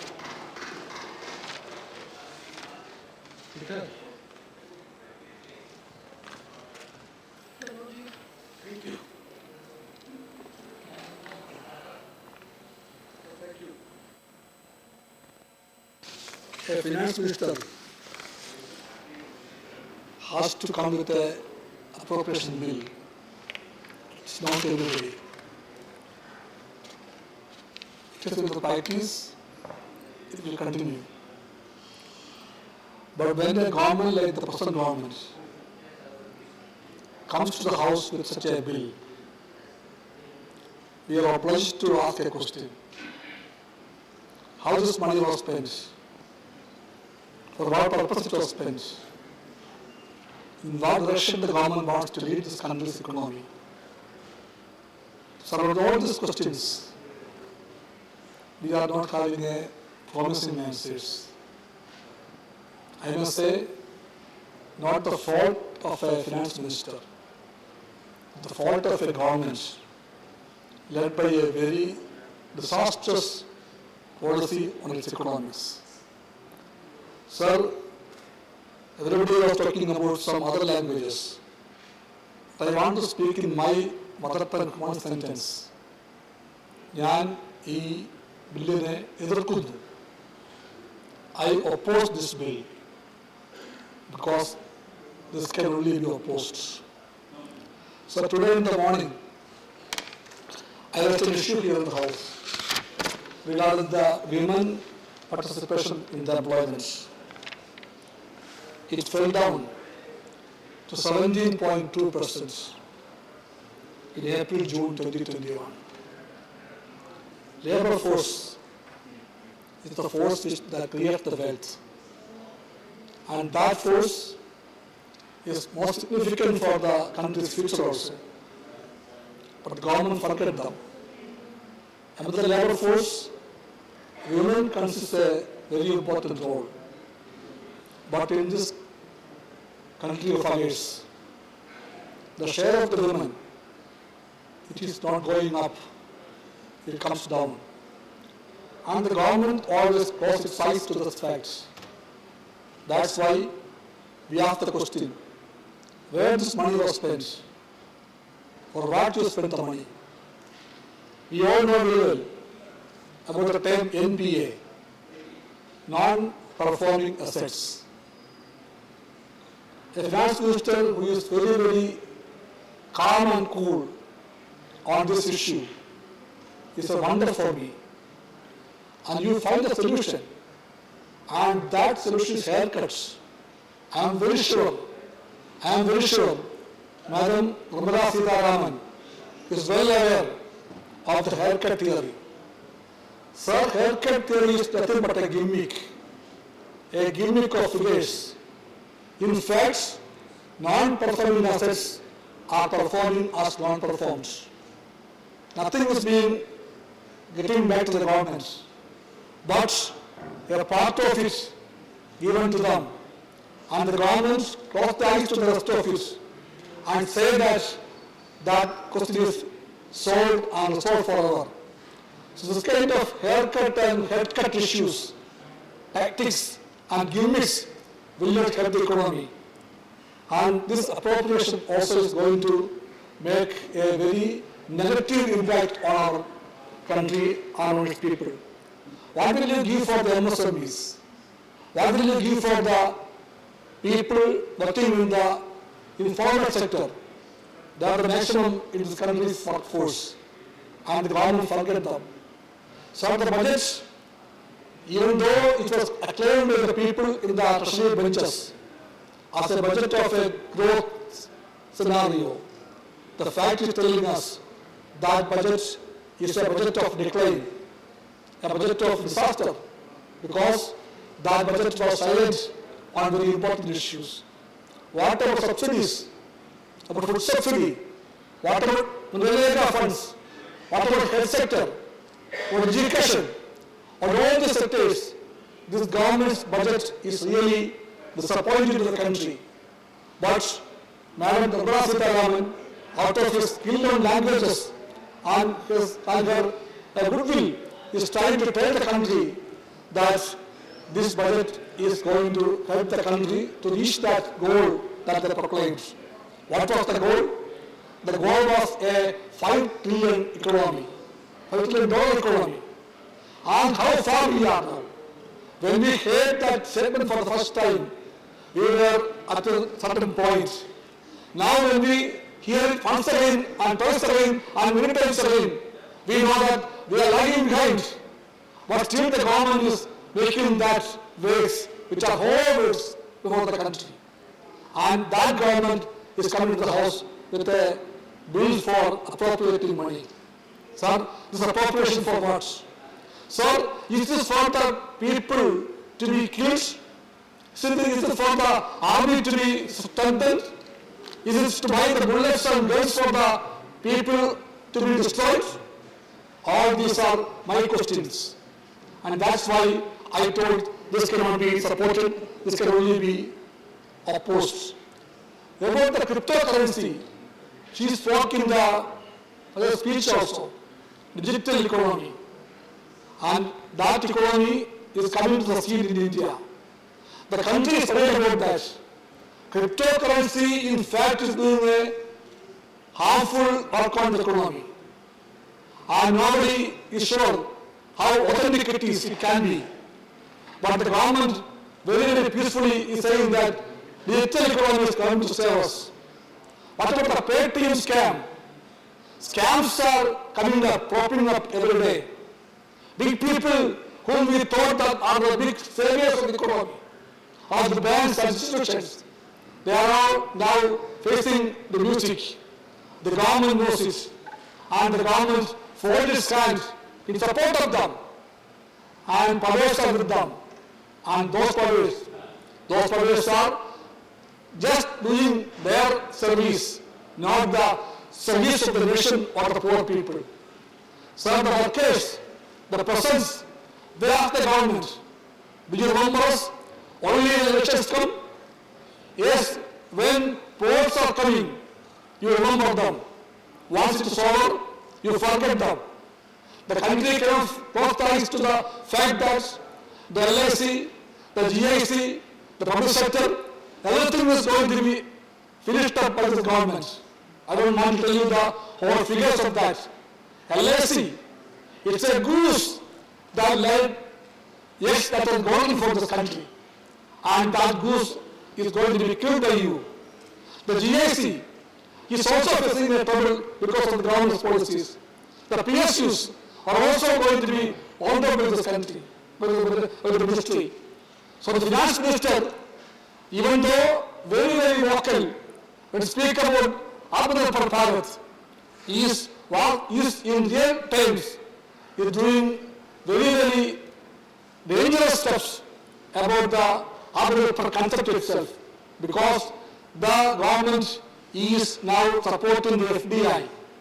I wonder how a government and a party talking so loud about the country's Atmanirbhar, that government is now with bowing, with begging noise before the FDI. We know what is FDI. It is foreign direct investment, and that investment is from the corporates of the world.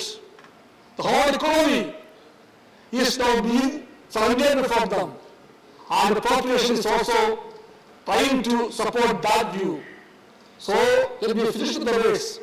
We are not expected to be with that move. We oppose it, and we continue to oppose it, and we say that this kind of a policy is not for the benefits of India. India is the country where the maximum people who are poor are living. The country of the hunger, the country of hungry people, the country where children dies before the age of 5 years of old age. This is the country where the maximum number of women are facing the difficulties due to anemia.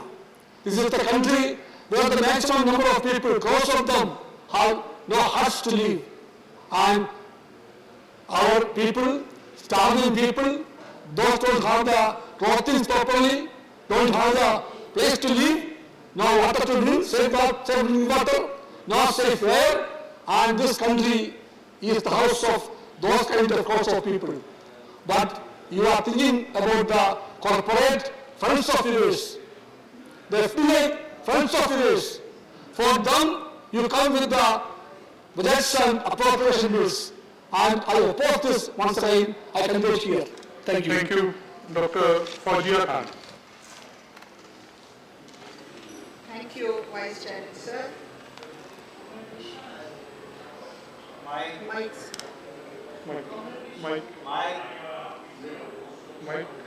Mike on the.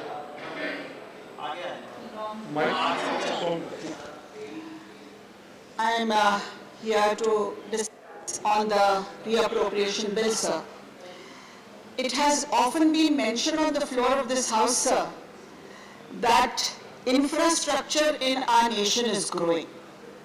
Road infrastructure, railway infrastructure, government buildings, smart cities, also the Central Vista, which is growing as an urgent priority.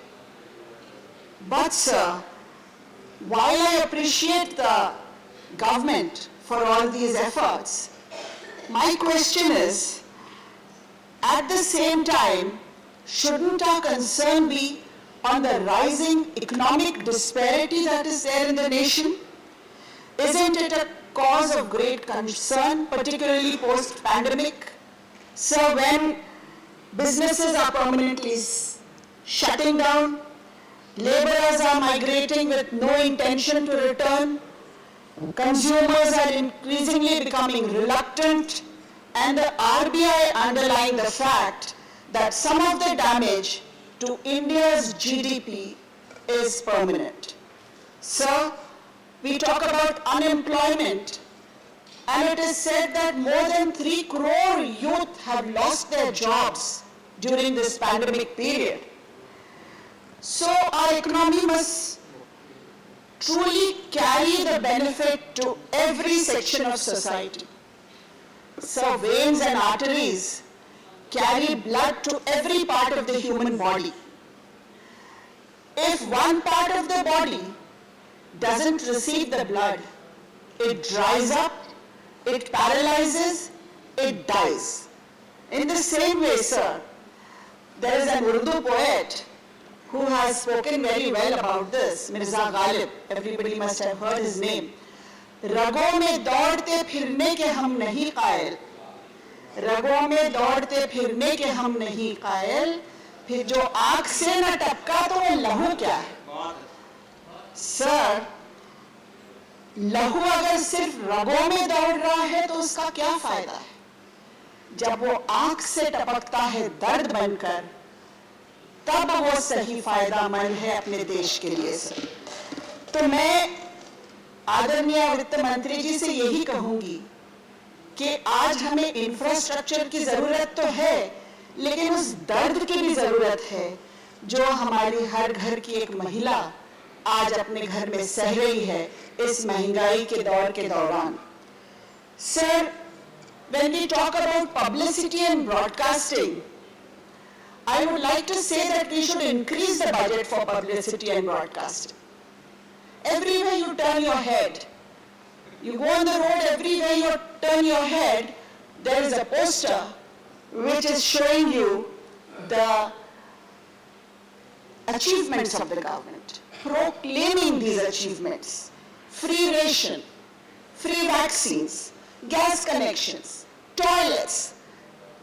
While I have no objection, sir, to this proclamation, I wish to add that these digital banners at petrol pumps, these advertisements must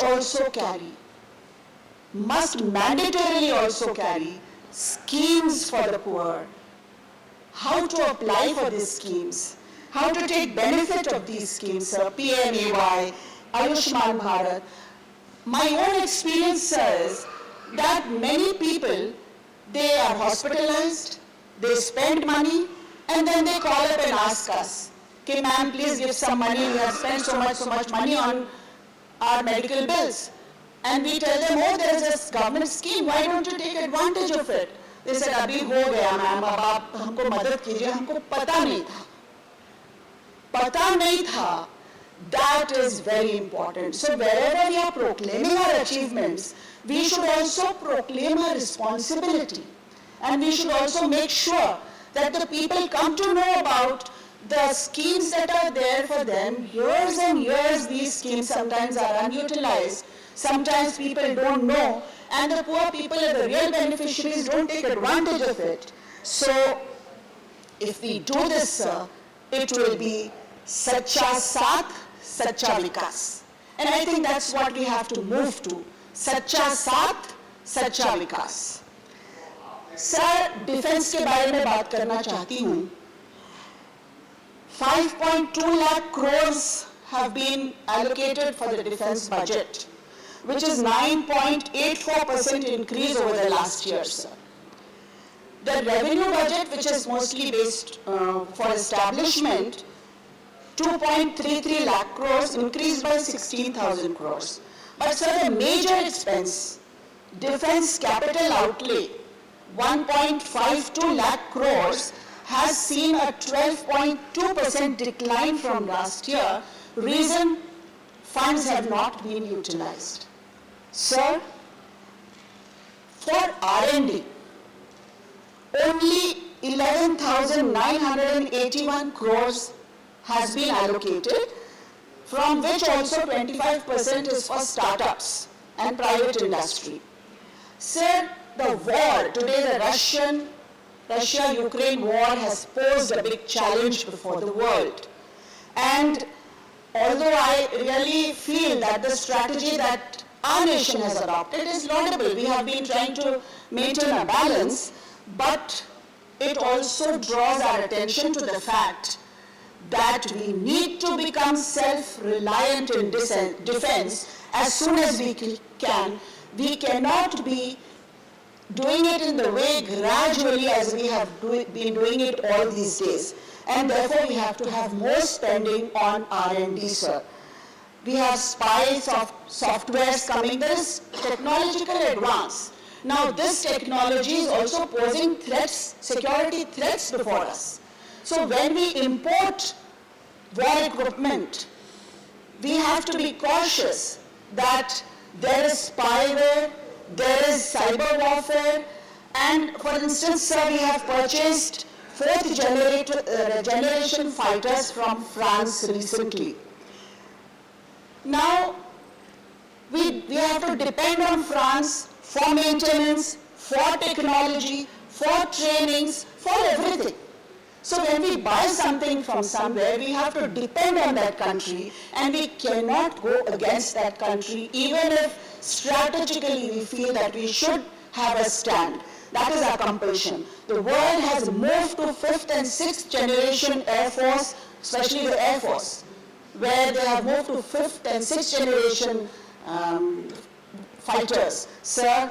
So our effort, my point is that our effort on R&D must be focused on, must be speeded up at a much higher pace than it has ever been. And this is what I would like to refer, I would like to request our Honorable Finance Minister that this should be our focus if we really want to become Atmanirbhar.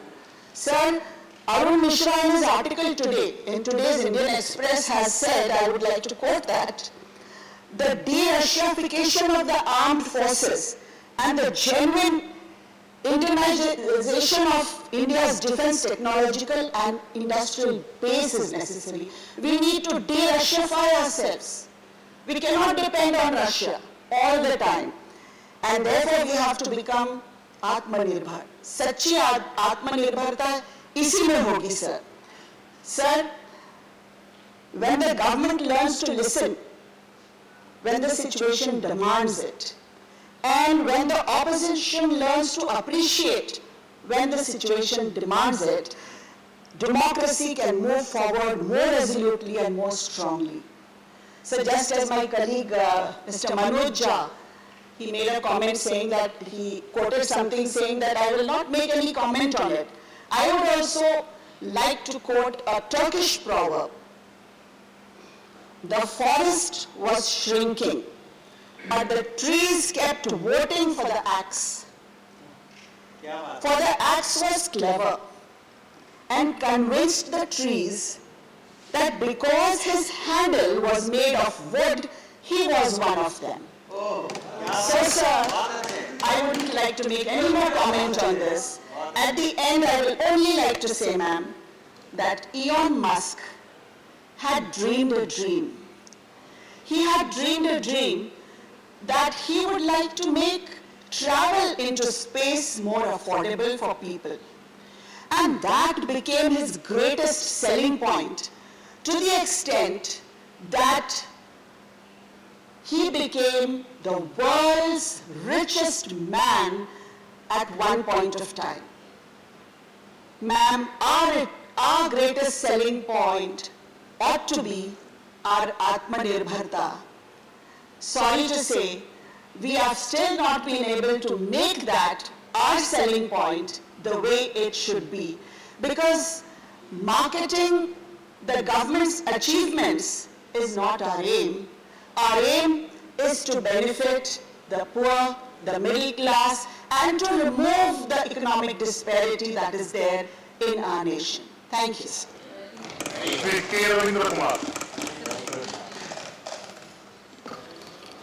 Thank you, sir, for this opportunity for speaking on appropriation bills regarding supplementary demands for grants 21-22 and excess expenditure during 18-19. By taking up these two bills for discussion and passing this August House is meeting an important constitutional provision. The provision stipulates that not even single rupee can be spent by the government of the day without the approval of the Parliament. These provisions and processes also ensure that there is no misappropriation of monies sanctioned by the Parliament for various items of specific expenditure. Funds sanctioned for ensuring the health of the people cannot be spent on building guest houses. If it is done, it amounts to misappropriation and serious misuse of sanctioned funds besides blatant violation of the constitutional provisions and sanctity of the legislative approvals duly accorded. The Parliament and other legislatures of the states are mandated with the responsibilities of preventing such misuse of monies collected from the people. But unfortunately, this kind of misuse of funds has become an order of the day and routine in case of present Andhra Pradesh government. There is no sanctity for budgeting, expenditure norms and accounting expenditure transparency in Andhra Pradesh. This is all because of serious financial indiscipline in the state. The finances of Andhra Pradesh have been converted into big black hole by the present government in my state. whatever the central government gives to the state further to the approval of the parliament, whatever the people of the state are paying in the form of the various taxes is vanishing into this black hole. These are the total lack of accountability and transparency in the spending by the state government. All this because of the total collapse of financial discipline on the part of the Andhra Pradesh government. These are not, sir, these are not my words. Two respectable, honorable ministers of the state for finance of the central government have gone on record very recently pointing out block of financial discipline and gross mismanagement of finance in Andhra Pradesh. Minister of State for Finance, Shri Bhagwat Kaur, during his recent visit to Vijayawada, has stated in public that there is no financial discipline in Andhra Pradesh. This was further elaborated by another honorable Minister of State for Finance, Shri Pankaj Chaudhary, in his recent letter dated 11th of this month to one of my colleagues in the Lok Sabha. In this letter, the Honorable Minister Chaudhary pointed out some irregularities committed by the Andhra Pradesh government with a few examples. He revealed that for the financial year 1920, so the state government has wrongly classified 4,378 crore as capital expenditure. This is effect means that expenditure on other items was shown as capital expenditure. I raise this point because to encourage capital expenditure, central government encourages states through borrowing and other means. By inflating capital expenditure through wrong classification, deliberately Andhra Pradesh government is widening the window for borrowings. This is totally unjustified that it affects the future of the people on the state of the burden mountain roads. In fact, this has become the modus operandi of Andhra Pradesh government, borrowing every day for every source by misleading the central government with wrong report of expenditure. The state government is borrowing in a deceitful manner. It is cheating the people of the state and the center as well. There is yet another equal serious dimension to the state financial mismanagement by the Andhra Pradesh government. Minister of Finance Pankaj Chaudhary in his letter also revealed that the state government has reported absent funds as expenditure incurred on disaster relief and rehabilitation during 1920 and spent those funds for next year. Money is given by the Center for Disaster Relief or transferred to personal accounts of projects, RIS, and was spent for non-relief purposes by diverting disaster relief funds. This is a clear indication of financial disaster in Andhra Pradesh which needs to be checked forthwith. Concerned over this disastrous financial management in the state, Minister of State for Finance Pankaj Chaudhary in his letter has highlighted the need for the government of Andhra Pradesh to take correct measures. I would like to assure this August House that the state government will certainly not take up collective measures. On the other hand, it will continue with its financial misdeeds. It will urge the central government to ensure financial discipline on the part of Andhra Pradesh government. I appeal to forthwith. In the last regulation, Andhra Pradesh government has also recently misused 1,798 crore released by the center under National Health Mission and COVID package 2 contrary to the directions of the center to transfer these funds as a single nodal account. The state government has used these funds for other items. As a result, the health of the people of the state has been put into great risk through misuse of funds sanctioned by their health. This is not enough for the center to step in forthwith and safeguard the interests of the people of Andhra Pradesh. Center should do this before it's beyond repair. As per the COG, revenue deficit for 1920 was a huge of 1486% of the estimate.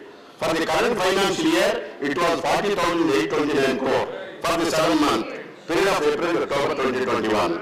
As against the budget provisions, only 5,000 crore planned for full financial year.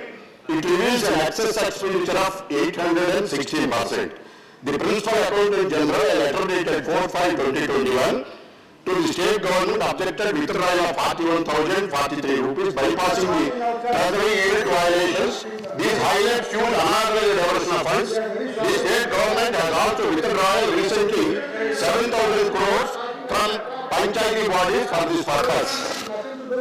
Sir, in a letter by the Financial Department, the Department of Expenditure, dated 30th 6 June 2021, the borrowing space of the state for any given year is calculated on the basis of information submitted by the state. Once the audited state financial accounts are available, the adjustment on account of over-borrowing by the state arises due to deviation in the information given by the state, and information published in the state finance accounts is carried out. Accordingly, in instant case, repayments and other borrowings was considered based on the information provided by the state of Andhra Pradesh by its letter dated 22/4/2021.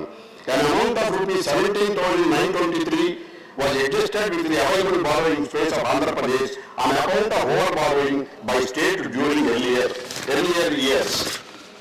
Sir, the state financial affairs in Andhra Pradesh is very serious.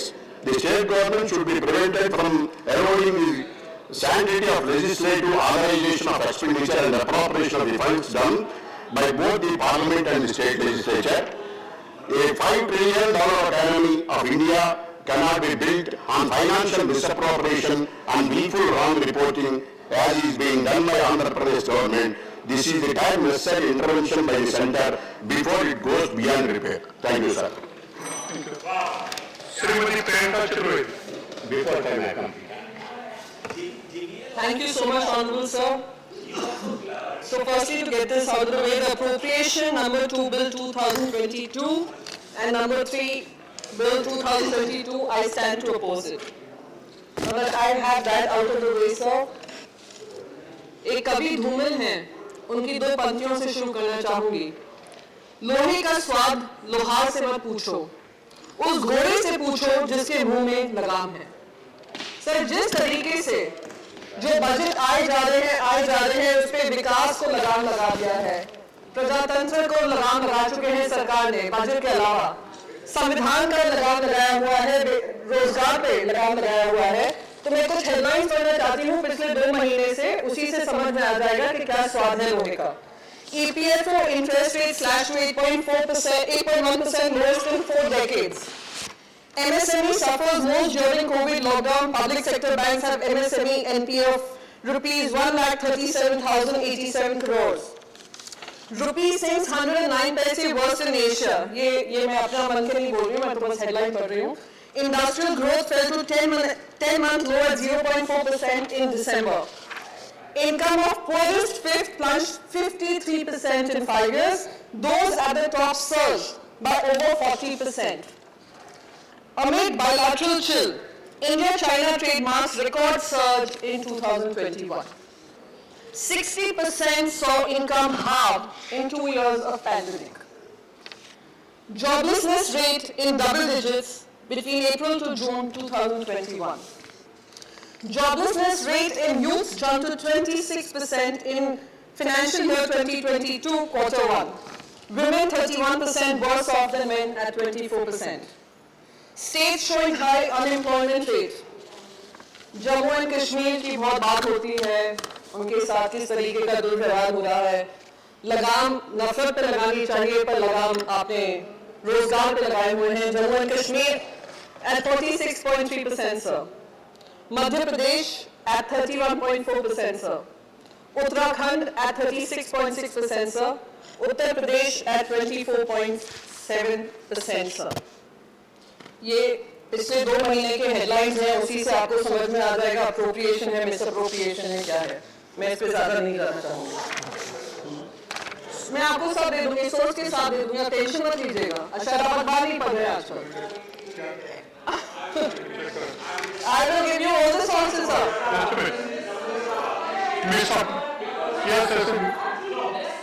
इसको मैं check करूँ। Please आप दे दी। अगर ऐसा होगा हम check करेंगे।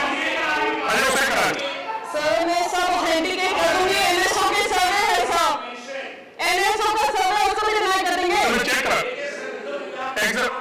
अगर अनपार्लियामेंट्री होगा तो उसको चेक करा लेते हैं। आधी से ज्यादा समय झूठ बोलते रहते हैं। प्लीज सब्जेक्ट बोल, प्लीज आप, प्लीज, हाँ please. Please you continue. Manimantri. Yes, please. Okay. Man is discussed many times. Mantri. Sir, I just want to be sure. Please, you. Please, Mantri. You said. I just want to be sure if I've heard this right. It is the appropriation bill which has come here. And in its reference, if I've heard right, honorable member,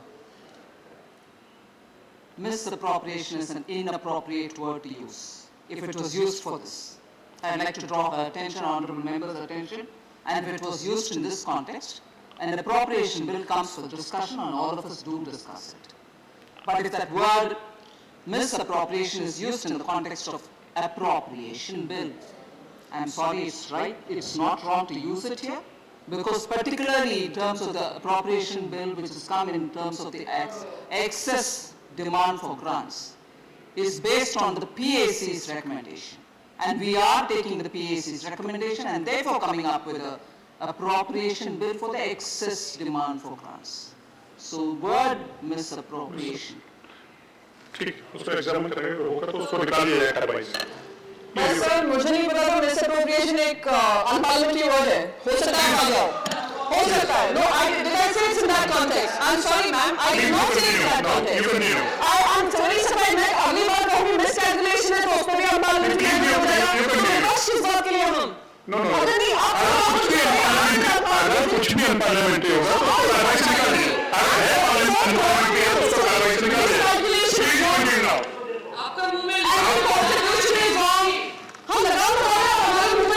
Sir, I asked a question. I asked a question in the context of the appropriation bill, which has come in response to the PACs. I asked a question. I appreciate if the honourable member can just explain if she had used it in the context of the appropriation bill, which is in response to the PAC. And if it's not used in that context, I have no answers to give, I have no questions to ask. Well within the rights of the opposition party to criticize the government. But to use the word misappropriation in the context of an appropriation bill, is it right or wrong? Was it used in that context or not? Is what I've asked for. Please. So, without any further interruption. And I will answer to you. I will answer. Misappropriation of the way policies are handled in this country was right and pretty obvious by all the headlines I have shared. And I don't think it is unparliamentary and I don't think it is so objectionable for anyone to make objection to the fact. Now, sir, I don't want to waste my time, nor would I want to waste Honourable Minister's time. She has very important things to do. Wow. Sir, what is this?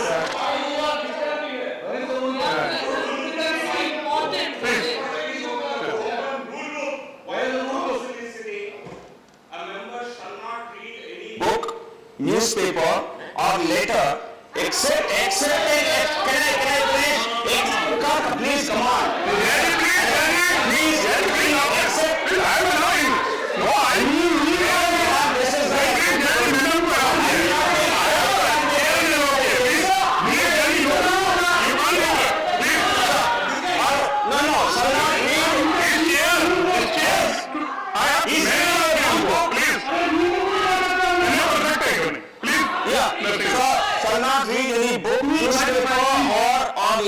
Except in connection with the business of the council, and what is being mentioned here has nothing to do with the bill that is being discussed. That is the business of the house at this point of time.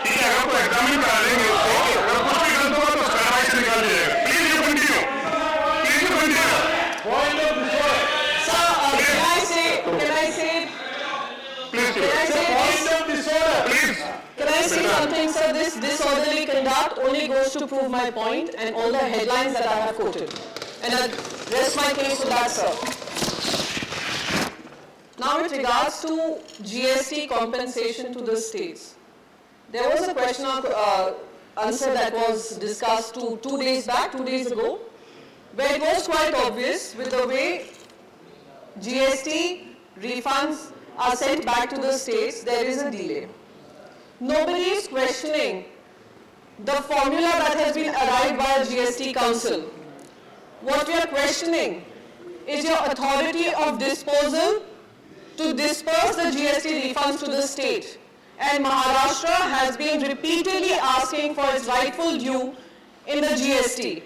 And even now, the GST dues, as per the report that was presented on the floor of this House, is 11,563 crores, which we again dispute. There's about 22,000 crores which is due to the state of Maharashtra. I wouldn't want to go back to what other members have already spoken, but it becomes important that I raise this issue, and I raise this issue with concern as a nationalist, and as much a nationalist as the other side claims to be.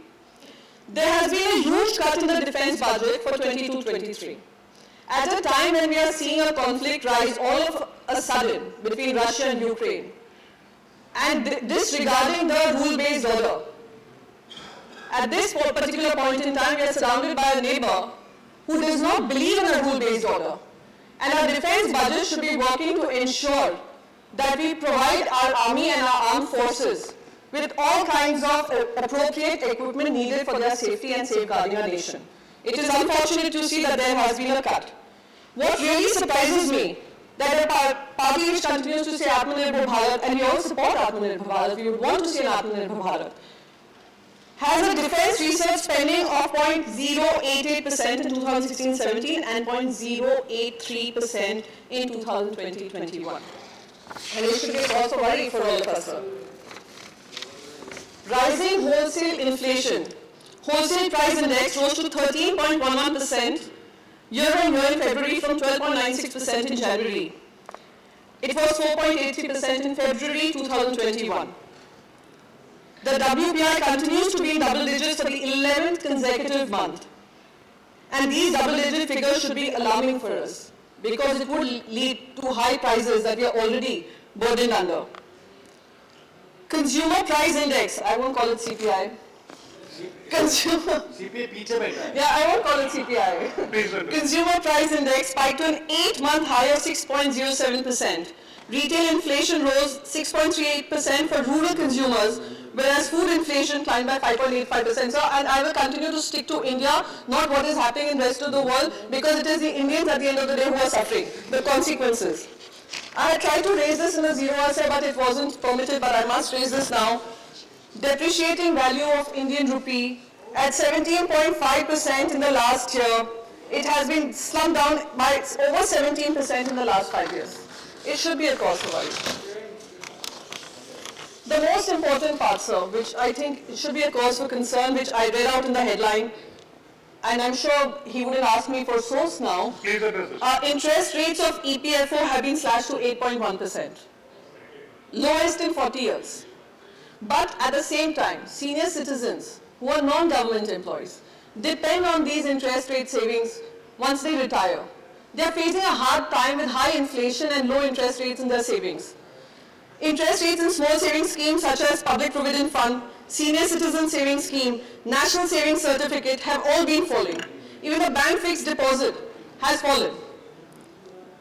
Last but not the least, sir, I wouldn't want to touch on unemployment because it's quite a touchy topic and they ask for sources, but I must tell you the sources are NSO survey which was released just recently. I hope they don't disregard that. Now to women and children. The budget, unfortunately, did not cater to children and women either. In fact, the proportion of allocation of funds for children is the lowest in the last 10 years. It's a cause of shame. Shame. In financial year 2019-20, even for the ICDS, what was allotted has been reduced. Allocations for Poshan Abhiyan decreased by 82%, from 3,400 crores to 600 crores during the same time period. So I'll take just one last minute before I end this. Now, I just want to remind my dear friends in the treasury benches, sir, just one last minute. One last minute because it's about women. Very important point. BJP's manifesto in 2004, sir, 1 minute, sir, 1 minute. कितना disruption हुआ मेरे बीच में? 2014 and 19 said, 2019 का quote कर रही हूँ, Women's welfare and development will be accorded a high priority at all levels within the government, and the BJP is committed to 33% reservation parliament and state assemblies through a constitutional amendment. चलिए आप reservation नहीं दे रहे हैं, आप welfare schemes पर तो ध्यान दे लीजिए, वो भी नहीं हो रहा है. 2014 में भी promise of women voters that if the BJP forms a government at the center it will pass a women's reservation bill. चलिए वो भी फिर से same चीज है जो कांग्रेस led UPA नहीं कर पाया. Sir, 1 minute. Despite introduction of the legislation for representation of women in 96, 98, 99 and 2006, it continues to languish and no further action has been taken. So considering that we are 50% of India's population, not just reservation, even the welfare schemes should be adequately compensated to the women of this country. Thank you so much, sir, and thank you for allowing me to speak. Shri Mahesh Poddar.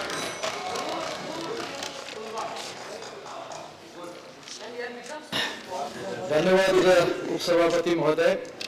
महोदय, मैं appropriation bill number 2 और 3 जो आज सदन के समक्ष उपलब्ध है 2022 का समर्थन करता हूं. महोदय, ये दोनों बिल जो पहले के जो प्रावधान किए गए थे बजट में उससे अधिक कुछ खर्च हुए हैं और उसको बढ़ करके जो अब हो गया है, जो बिल नंबर 3 जो है 1,58,356 करोड़ और विभिन्न मदों में मात्र 10 लाख के करीब ये जो खर्च हो गया है, इसकी अनुमति के लिए इस सदन के समक्ष उपलब्ध है. बिल नंबर 2 5,204 करोड़ 57,35,163 रुपये जो 18-19 के बजट से संबंधित है उसके लिए उपस्थित है. महोदय, अभी हमारे साथी कॉमरेड विनय विश्वम जी पूछ रहे थे कि किस चीज में खर्च हुए अधिक, तो मैं देख रहा था, मुझे भी उत्सुकता हुई. उनकी बात सही है कि हम किन चीजों पे ये एक्स्ट्रा खर्च कर रहे हैं, तो शायद उन्होंने देखा नहीं होगा कि जो हमारा अप्रोप्रिएशन बिल नंबर 2 है उसमें जो खर्च किया गया है वो मिनिस्ट्री ऑफ रेलवेज के लिए किया गया और एक छोटी सी रकम ministry of housing and urban affairs के लिए की गई है. और जब जिसमें 1,58,000 का जो रकम है उसमें जो अधिक खर्च किए गए हैं वो मुझे खुशी बताते हुए कि काफी बड़ी मात्रा में करीब 1,100 crore transfer to the states राज्यों को देने के लिए अधिक खर्च किए गए हैं, डिफेंस के लिए अधिक खर्च किए गए हैं और रेलवे के लिए अधिक खर्च किए गए हैं. तो महोदय, ऐसा नहीं है जो भावना यहाँ पे व्यक्त की गई कि शायद लगता है ऐसा कि कोई फिजूल खर्ची की जा रही हो, ऐसी कोई भावना नहीं है. और माननीय मंत्री जी ने बताया भी कि ये पीएससी वगैरह की सारी स्क्रूटनी के बाद में ये प्रस्ताव आपके समक्ष आया है, जो कि प्रायः होता आया है और एक सरकार की और संविधान की बाध्यता है जिसके तहत हम यहाँ पे इस पे चर्चा कर रहे हैं. महोदय, अभी हम लोगों ने पिछले 1-2 बजट में देखा है और हम सब ने देखा है, जब ये सरकार आयुष्मान योजना की प्रस्ताव लेके आई थी बजट भाषण में, यदि मैं सही बोल रहा हूं तो माननीय जेटली जी थे उस समय, तो विपक्ष ने बड़े जोर से ये प्रश्न उठाया था कि ये पैसा कहां से आएगा. चिंता वाजिब थी. उन्होंने कहा था कि पैसे की चिंता छोड़ दीजिए, पैसे का भी हम प्रावधान कर रहे हैं. और इस योजना को लागू करने के लिए उन्होंने सारे राज्यों से अपील किया था कि सारे राज्य इसमें सहयोग करें, क्योंकि ये गरीबों के लिए, पिछड़ों के लिए, वंचितों के लिए ये योजना है जो कि गरीबी के कारण अपना इलाज नहीं करा सकते. और उन्होंने ये कहा था कि हम इसके लिए बजट में कभी पैसे की कमी नहीं होने देंगे और ऐसा हुआ भी. महोदय, जब मनरेगा के लिए बात हुई बजट में तो कहा गया कि प्रावधान आपने जो पिछला जो खर्च हुआ था उससे भी कम प्रावधान किया. हमारे वित्त मंत्री जी ने बहुत स्पष्ट रूप से कहा कि मनरेगा इज ऑनगोइंग प्रोजेक्ट, इसमें जितने भी पैसे की जरूरत होगी ये सरकार देने के लिए कटिबद्ध है. और मैं कह सकता हूं दावे के साथ, आज तक किसी भी राज्य ने शिकायत नहीं की है कि हमें मनरेगा के लिए पैसा नहीं मिला. हाँ, हम दो घटनाओं का, विश्व की 2 घटनाओं को ध्यान में रखें.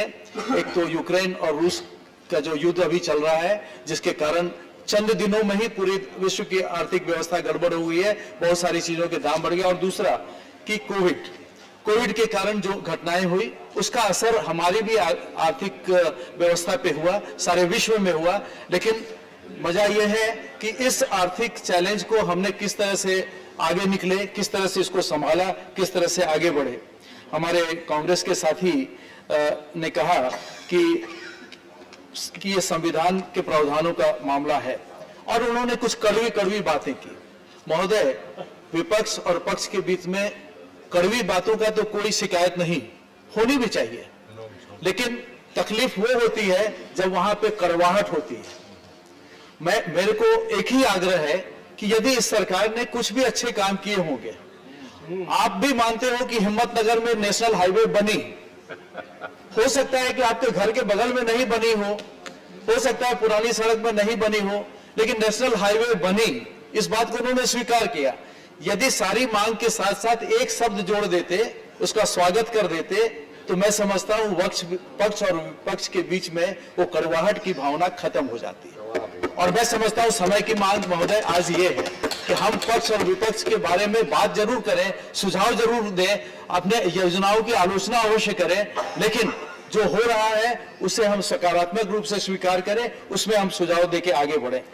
महोदय, उन्होंने कहा कि एमपी, एमएलए, मंत्रियों को प्रशिक्षण की आवश्यकता है। बिल्कुल सही कहा उन्होंने। मैं तो समझता हूं कि प्रशिक्षण राजनीतिक कार्यकर्ताओं का, चाहे वो कांग्रेस के हो, चाहे वो बीजेपी के हो, चाहे किसी भी दल को, राजनीतिक प्रशिक्षण उनका एक अभिन्न अंग है। और यदि हम प्रजातंत्र को मजबूत करना चाहते हैं तो राजनीतिक कार्यकर्ताओं को भी करना पड़ेगा। लेकिन महोदय, मैं गर्व के साथ कह सकता हूं कि भारतीय जनता पार्टी में जिस चुस्ती और मुस्तैदी के साथ और जिस लगन के साथ, जिस कमिटमेंट के साथ सालों भर प्रशिक्षण कार्यक्रम चलाए जाते हैं कार्यकर्ताओं के लिए, शायद कांग्रेस में भी कभी चलाए जाते होंगे। चूंकि इतनी पुरानी पार्टी है, यह व्यवस्था अवश्य उनके यहाँ रही होगी। मेरा तो आग्रह यह होगा कि हमारी तरफ उंगली उठाने के साथ साथ वो अंगूठे को अपनी तरफ भी देखें और अपने यहाँ भी इसमें सुधार कराने की कोशिश करें। महोदय, हमारे साथी, केरला के साथी जॉन ब्रिटास जी ने कहा कि रियल ग्रोथ रेट उनको समझ में नहीं आता। स्वाभाविक है, वामपंथियों से तो हम ग्रोथ रेट नहीं सीखेंगे। महोदय, जब से मुझे होश आया है तब से मैंने वामपंथियों को देखा है। बिहार में, हमारे राज्य में बड़े सक्रिय थे और काफी लोग मानते भी थे उनको, और काफी उनके एक एक रैली में लाखों लोग जमा भी होते थे, ये भी हमने देखा है। महोदय, उन्होंने नारे दिए, झंडे दिए, रैलियां दी, लेकिन धरने दिए, बंद कराए, सब कुछ किया, लेकिन गौ हत्या का समर्थन तक किया, लेकिन गरीबों को न तो बैंक दिया, न तो उनको बिजली दिया, न उनको पानी दिया, न उनको घर दिया, न उनको सड़क दिया। महोदय, अगर ग्रोथ का आंकड़ा, जैसे भाई मनोज जी बोल रहे थे कि एक गरीब की नजर से बजट को देखो और आर्थिक मामलों को देखो, तो मैं समझता हूं सबने देखा है।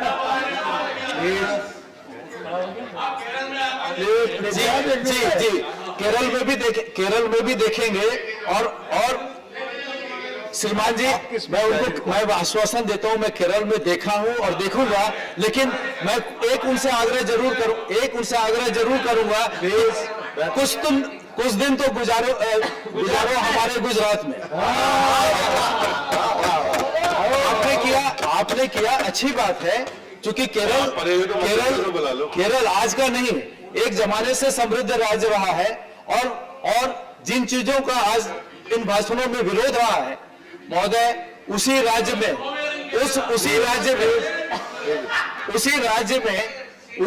में उन्हीं नीतियों का उन्होंने समर्थन किया और उन्हीं नीतियों से उन्होंने आगे बढ़े हैं। महोदय, ये इत्तेफाक नहीं है कि इस देश का पहला प्राइवेट एयरपोर्ट, आज सारे एयरपोर्ट के बारे में प्राइवेटाइजेशन की बात कर रहे हैं, आज सारे कांग्रेसी या वामपंथी सारे लोग प्राइवेट एयरपोर्ट प्राइवेटाइजेशन के विरोध की बात कर रहे हैं। पहला एयरपोर्ट इस देश में बना तो वो कोची में बना, प्राइवेट एयरपोर्ट, जिसकी चिंता आज सामान्य सदस्य कर रहे थे। प्लीज मिस्टर जॉन बेटस, जब आपको मौका था आपने बोला आपकी बात रिकॉर्ड पे नहीं जा रही है, आपकी बात रिकॉर्ड पे नहीं जा रही है, आपकी बात रिकॉर्ड पे नहीं जा रही। जब आपको मौका था आपने बोला, दूसरों को सुनने का धैर्य रखिए। धैर्य, उनको तो मालूम है, उनको तो मालूम है उनकी बात नहीं जा रही है, लेकिन उनको वैधान करने में शायद मेरे को ट्रैक से उतारने में, लेकिन मुझे ट्रैक से उतारने के पहले प्लीज मेरे को ट्रैक से उतारने के पहले देश ने उन्हीं को ट्रैक से उतार दिया महोदय, इस बात को हम ना भूलें। महोदय ये बात कर रहे थे अभी हमारे मनोज जी कि उनको भी कुछ इंडेक्स के बारे में बात कर रहे थे। हैप्पीनेस इंडेक्स एक गरीब के लिए यदि पूरे कोरोना काल में उसकी थाली में अनाज आ गया और यदि हैप्पीनेस इंडेक्स का निर्धारण करने वाले को समझ में नहीं आया, अगर एक गरीब के घर में बिजली आ गई, उसको पक्का घर मिल गया, तो भी इंडेक्स का आंकड़ा करने वाले, आकलन करने वालों का हैप्पीनेस समझ में नहीं आया, तो दोष उनका है महोदय। हमने तो आईआईटी दिए, आईआईएम दिए, और उनको जब मौका था उन्होंने क्या दिया बिहार को? चरवाहा विद्यालय, गैस कनेक्शन दिया, गैस कनेक्शन। महोदय लोग भूलेंगे नहीं इस बात को कि उनकी प्राथमिकता क्या थी और हमारी प्राथमिकता क्या है। महोदय हम आज के गर्व के साथ कह सकते हैं हमारे प्रधानमंत्री जी ने जब मौका हमें आया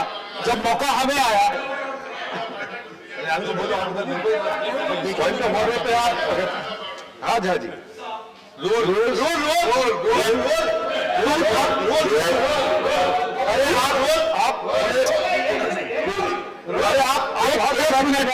एक मिनट चुप हो जाइए। सदन में आने के बाद सबसे पहले मैंने नोटबुक ही चाट लिया था। 238 and 240 combined together. 238 and 240 combined together.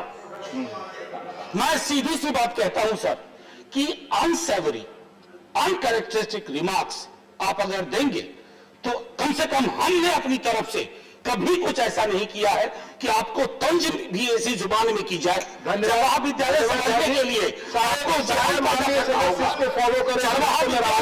को समझने के लिए पैदा करना होगा। आप सामंती लोग हैं, आप सामंती लोग हैं, आप राष्ट्रीय लोग हैं। जी प्लीज आप बोले। मैं ये बात कहना चाहूंगा कि मैंने जो भी बात कही है अपने जो भी सीमित ज्ञान है उस आधार पे कही है, और यदि चरवाहा विद्यालय वहां पे नहीं खुला हो या खोलने की योजना नहीं बनी हो तो मैं क्षमा प्रार्थी हूं, मैं अपने शब्द वापस लेते हूं। लेकिन यदि चरवाहा विद्यालय और आईआईएम की तुलना करें तो ये सदन निर्णय कर ले कि दोनों में देश को आवश्यकता किस बात की है। महोदय पहलवान विद्यालय भी खोला है, पहलवान देखिए मुझे तो पता चल रहा है पहलवान विद्यालय भी खुला। देखिए जाकी जैसी भावना, उनको जो प्रायोरिटी समझ में आ रही थी कि देश का विकास इस तरीके से उन्होंने किया।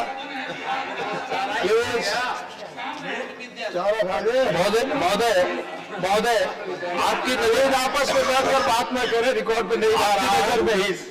अभी हमारे बहुत सारे साथियों ने कहा कि ये LIC सबसे आग्रह कर रहा है GIC सारी चीजों का यू फॉलो द रूल्स, निजीकरण ना हो, फॉलो द रूल्स, निजीकरण ना हो।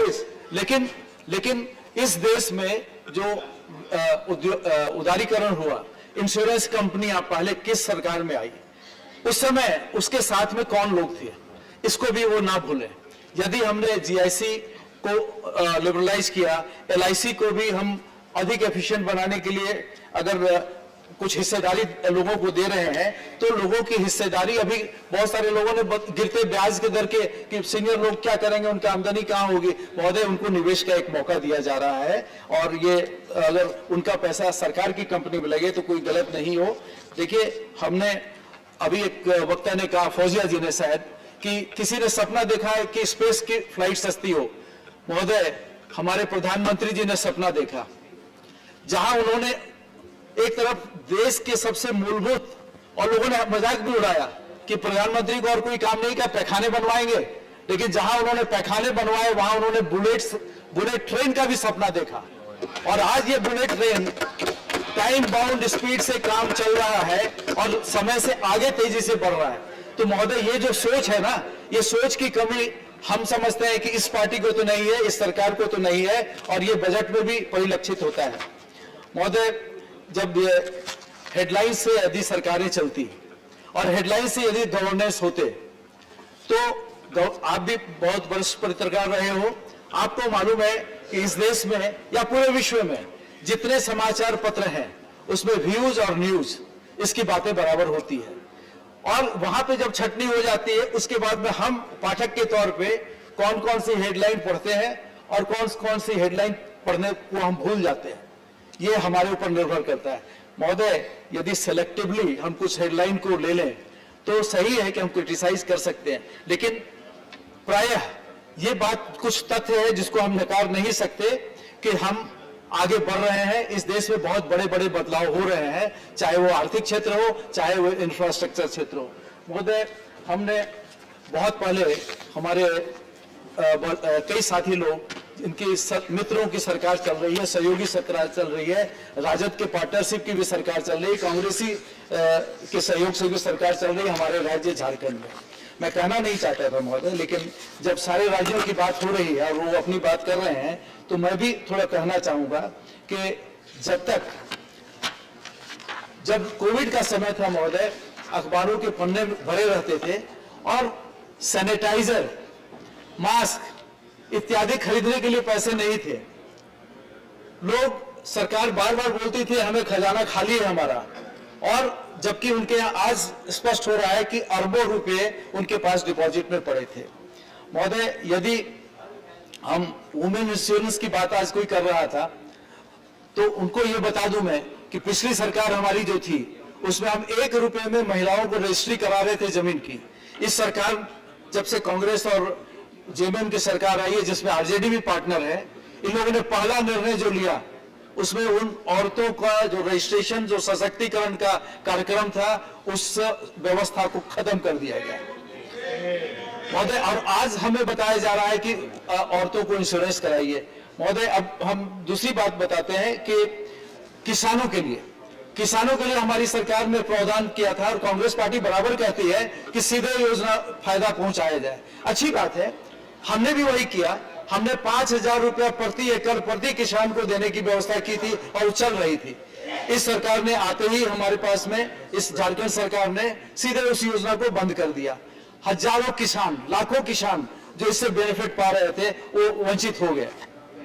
महोदय, लोन वेवर का एक स्कीम लाए जिसमें कि उन्होंने, सबको मालूम है कि लोन किस तरह दिए जाते हैं और किस तरह वेव किए जाते हैं, तो उसके बारे में उनकी प्रायोरिटी जो देश में बोलते हैं पॉलिसी स्टेटमेंट, दैट इज की डायरेक्ट बेनिफिट, लेकिन जब वहां आता है तो उनको होता है कि लोन दे दो और उसके बाद में उसको वेव कर दो। हमारे मंत्री जी जल विभाग के मंत्री हमारे बगल में बैठे हैं, कुछ दिन पहले झारखंड में दौरे पे गए थे। One of the poorest performance नल से जल में is about not even about 40%। ऐसी स्थिति है, तो अब वैसी स्थिति में यदि आप राज्य को केंद्र की नीति के साथ में चलाएंगे नहीं तो जनता को जो अधिकार मिलने हैं, जनता का जो सशक्तिकरण होना है, उसको हम जल्दी से जल्दी कैसे पूरा करेंगे महोदय, इस बात की चिंता करने की आवश्यकता है। महोदय, जब हम भविष्य की ओर देखें तो हम सभी घरों में नल से जल देने वाले हैं। अच्छी क्वालिटी, आज बिजली की क्वालिटी के बारे में कोई बात नहीं करता। हमारे बंगाल के साथी लोग हैं, मैं देखा था, मैं जब बड़ा हुआ उस समय वो दिन भी उन्होंने देखे, मैं ये नहीं बोलता उनकी सरकार थी, लेकिन ऐसे दिन भी बंगाल में देखे हैं जबकि 12-12 घंटे पावर कट लगातार होता था बिजनेस सेक्टर में। कभी 12 घंटा इधर, आज इस हफ्ते 12 घंटा दिन में बिजली आएगी तो कभी रात में बिजली आएगी। ऐसे दिन में देखे, ऐसे दिन में अब नहीं है, मैं मान रहा हूं अब नहीं है, लेकिन ऐसे दिन में देखे हैं। लेकिन इस देश को उस परिस्थिति से, वैसी परिस्थिति देश के बहुत सारे राज्यों में थी, आज के दिन में सारे राज्यों में और देश में बिजली सरप्लस है। इस बात को भी हमें स्वीकार करना चाहिए। हर घर तक बिजली पहुंचने के बाद भी सबको हम बिजली दे पा रहे हैं, इस बात को स्वीकार करना चाहिए। इस बात को स्वीकार करना चाहिए कि पिछले 7 साल में 17 गुना सोलर पावर हम अधिक पैदा कर रहे हैं, इस बात को भी स्वीकार करना चाहिए। महोदय, ये कोई आसानी से नहीं हुआ, इसमें सरकार ने एक व्यवस्था की और निजी क्षेत्र ने अपनी उद्यमता दिखाई, दोनों ने मिलजुल करके ये काम किया है। और मैं समझता हूं कि सही तरीका यही है। और जो मैं पहले भी कहा था कि जो 70 साल में जो काम हुआ उसके आंकड़े देख ले, किसी भी चीज के, किसी भी विकास के आंकड़े को देख लें और 7 साल में देख लें और दोनों के रफ्तार को जोड़ लें तो आपको पता चल जाएगा कि यदि अगले 17 वर्ष तक यदि इसी रफ्तार से हम चलते रहे तो कोई कारण नहीं कि हम विश्व के सबसे समृद्ध देशों में से एक होंगे। महोदय, इस साल का बजट न केवल इस वित्तीय वर्ष का बल्कि आने वाले 25 वर्षों में आने वाले दशकों का प्रतिबिंब है। चाहे वो गति शक्ति मास्टर प्लान हो, अब महोदय 1 लाख करोड़ का प्रावधान किया गया राज्यों के लिए कि जो केंद्र की योजनाएं हैं उसको सप्लीमेंट करने के लिए आपको जरूरत हो तो आप ये ना बोलो कि हमें धन की कमी है। हमारे राज्य का बजट आया पिछले दिनों, महोदय एक भी योजना ऐसी नहीं है जो इस केंद्रीय योजनाओं के साथ में जोड़ करके उसको सप्लीमेंट करने के लिए बनाई गई। महोदय, यदि ये काम राज्य नहीं करेंगे तो किसका दोष है? यदि वो वहां के लोग वंचित रह जाएंगे तो किसका दोष है? अभी हम जो देख रहे हैं कि 13 नेताओं के वैश्विक सर्वेक्षण में, जिसमें सारे बड़े देशों के लोग थे, और उसमें पीएम मोदी जी को 77% की रेटिंग हुई। मैं नहीं समझता हूं कि इस देश के बाहर कोई बहुत बड़े एडवर्टाइजमेंट किए गए जहां जैसे कि यहाँ राजनीति की सरकार करती है या कोई प्रभाव करने की कोशिश की, और मैं ये मान के चलता हूं कि उन्होंने कुछ इंडिपेंडेंस रखा होगा अपने सर्वे के मामले में। तो जो दूसरे इंडेक्सेस थे उनके साथ इनको हम ना जोड़े, क्योंकि इसका एक पॉलिटिकल ओवरटोन भी होगा। लेकिन इस देश में यदि ये सरकार बार बार जीत रही है, राज्यों में जीत रही है, सबसे बड़े राज्य में जीती है, फिर दोबारा जीती है, एक इतिहास रचा है इन्होंने, तो क्या इस सरकार की विश्वसनीयता का, और ये सरकार की विश्वसनीयता केवल नाम से नहीं होती, केवल नारों से नहीं होती, केवल गरीबी हटाओ के वायदे से नहीं होती, जो कि एक जैसे सब्जी बनाते हैं तो उसमें झाग होता है कि जिसमें केवल झाग ही होता है, कंटेंट नहीं होता, दिखता जरूर है वो सब वायदे थे, वो सब नारे थे। ये वो नहीं है। अगर हम डिलीवर नहीं करते तो हमें ये विश्वास दोबारा नहीं मिलता। और मैं कह सकता हूं कि ये विश्वास अब हमने डिलीवरी मैकेनिज्म को अब हमने यही सच्चा और अच्छा विकास है। इसे आप भी स्वीकार कर लें, और आप इसमें सुझाव दे, साथ चलें। लोगों ने आप पे भी विश्वास दिया है, लोगों ने आप पे भी विश्वास जताया, आपसे भी लोग अपेक्षा करते हैं, आपको भी मौका दिया, आपने नहीं कर पाए, हम कर रहे हैं, तो हमें रोकिए मत, बल्कि हमें सहारा दीजिए, हमें प्रोत्साहन कीजिए। महोदय, ये जो धारा अनुच्छेद 370 के हटाए जाने पे विपक्ष रो रहा था और पूरा देश परेशान था कि ये हो कैसे रहा, और हो गया। इसी सदन में जो एक चार्ज एटमॉस्फेयर था, और किसी को विश्वास नहीं हो रहा था कि ये हो गया, पूरा देश अचंभित था।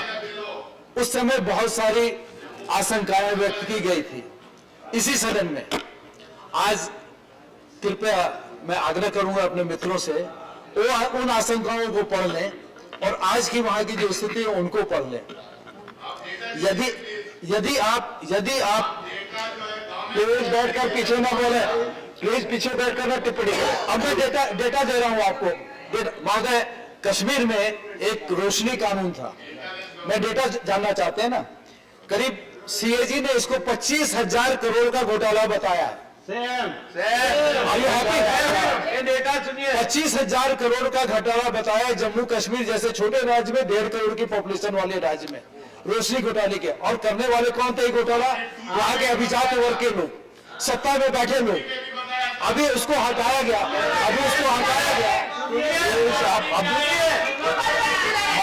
आपकी बातें रिकॉर्ड पे जा रही है, आप बोले। जो लोग डाटा चाहते हैं ना, मैं उन्हीं से कहूंगा वो हमसे ना मांगे, वो डाटा जो पब्लिक में डोमेन में अवेलेबल है उनसे मांगे, और उससे ज्यादा उनसे मांगे जो इनको वोट देते हैं। पब्लिक ने यदि वोट इनको नहीं दिया, मुझे याद है कि एक राज्य के मुख्यमंत्री ने कहा था कि यदि हम चुनाव जीत के दोबारा आ जाते हैं तो हमारा सब कुछ। एक मुख्यमंत्री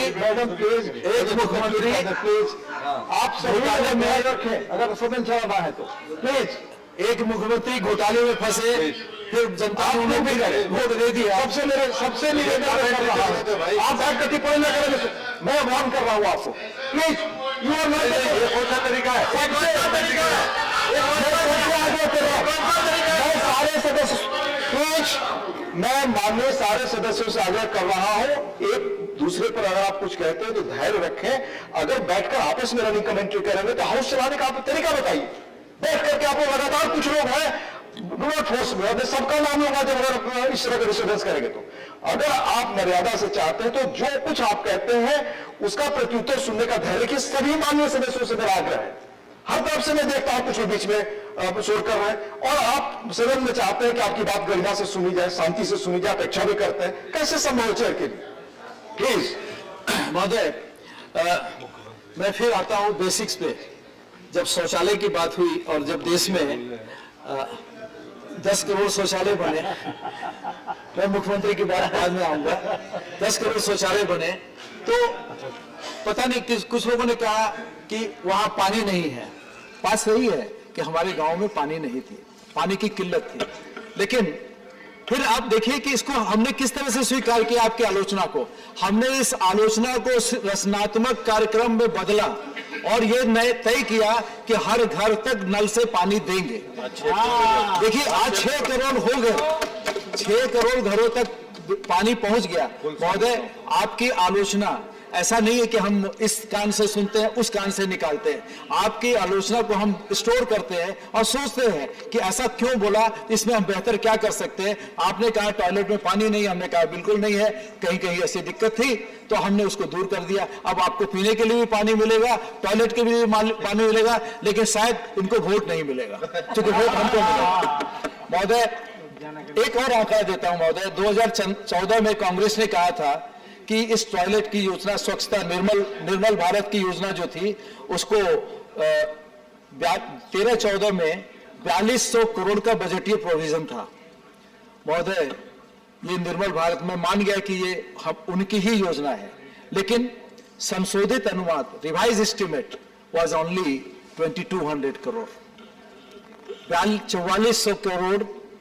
4200 करोड़ में से खर्च केवल 2200 करोड़ हो पाया, करीब करीब आधा।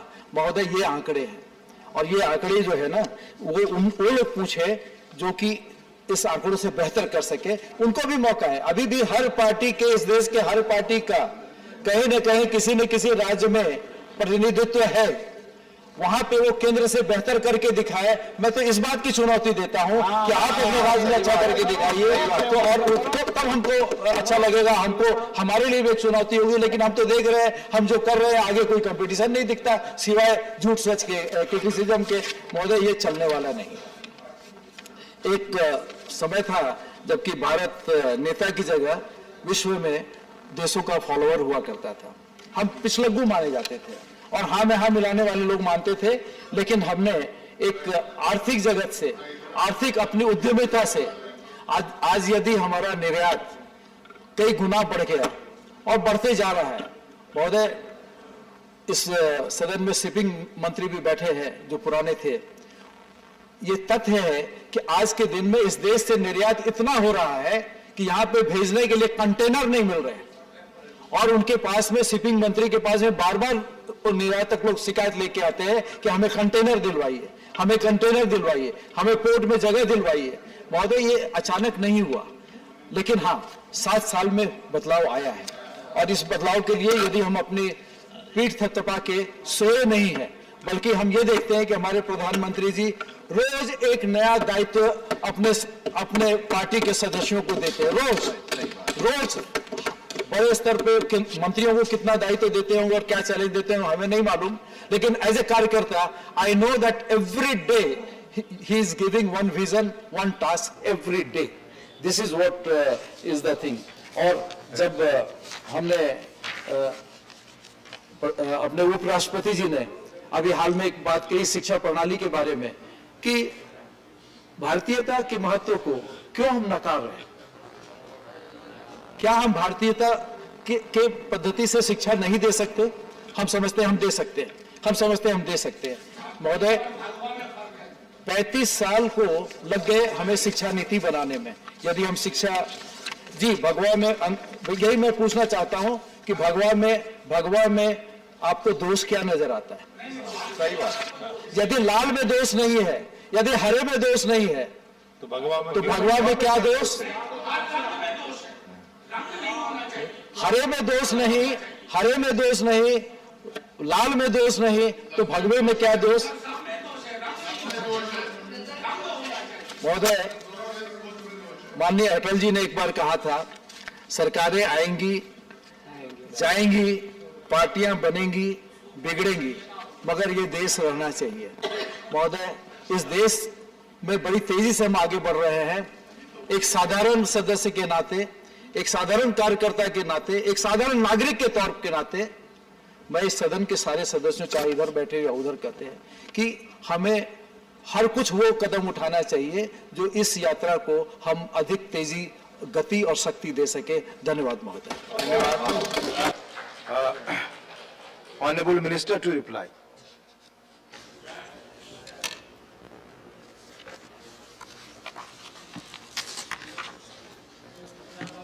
So thank you very much, sir. And I thank more than about 15 members, 16 honorable members who participated in this debate.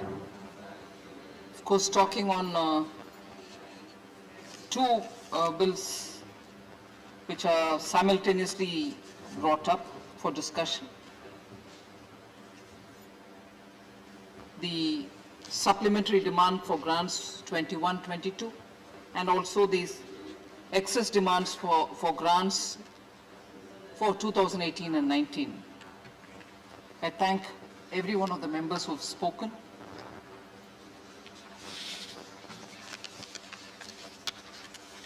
Quite a few points which are part of the supplementary demands have been raised with questions about why at all such demands will have to be raised by the government if only it looked into these matters in time. This was raised by a few members, particularly on the excess demand for 18 and 19, which has been brought here now. I would like to take a minute to explain as to why the excess demand for grants pertaining to 2018 and 19 is coming in now in 2022. I quite appreciate the concern of the honorable members, particularly when it comes to the question of utilizing public money.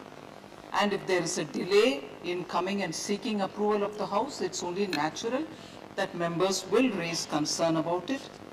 And I'm here, duty bound, surely, to answer and remove any apprehension that may be in the minds of the honorable members.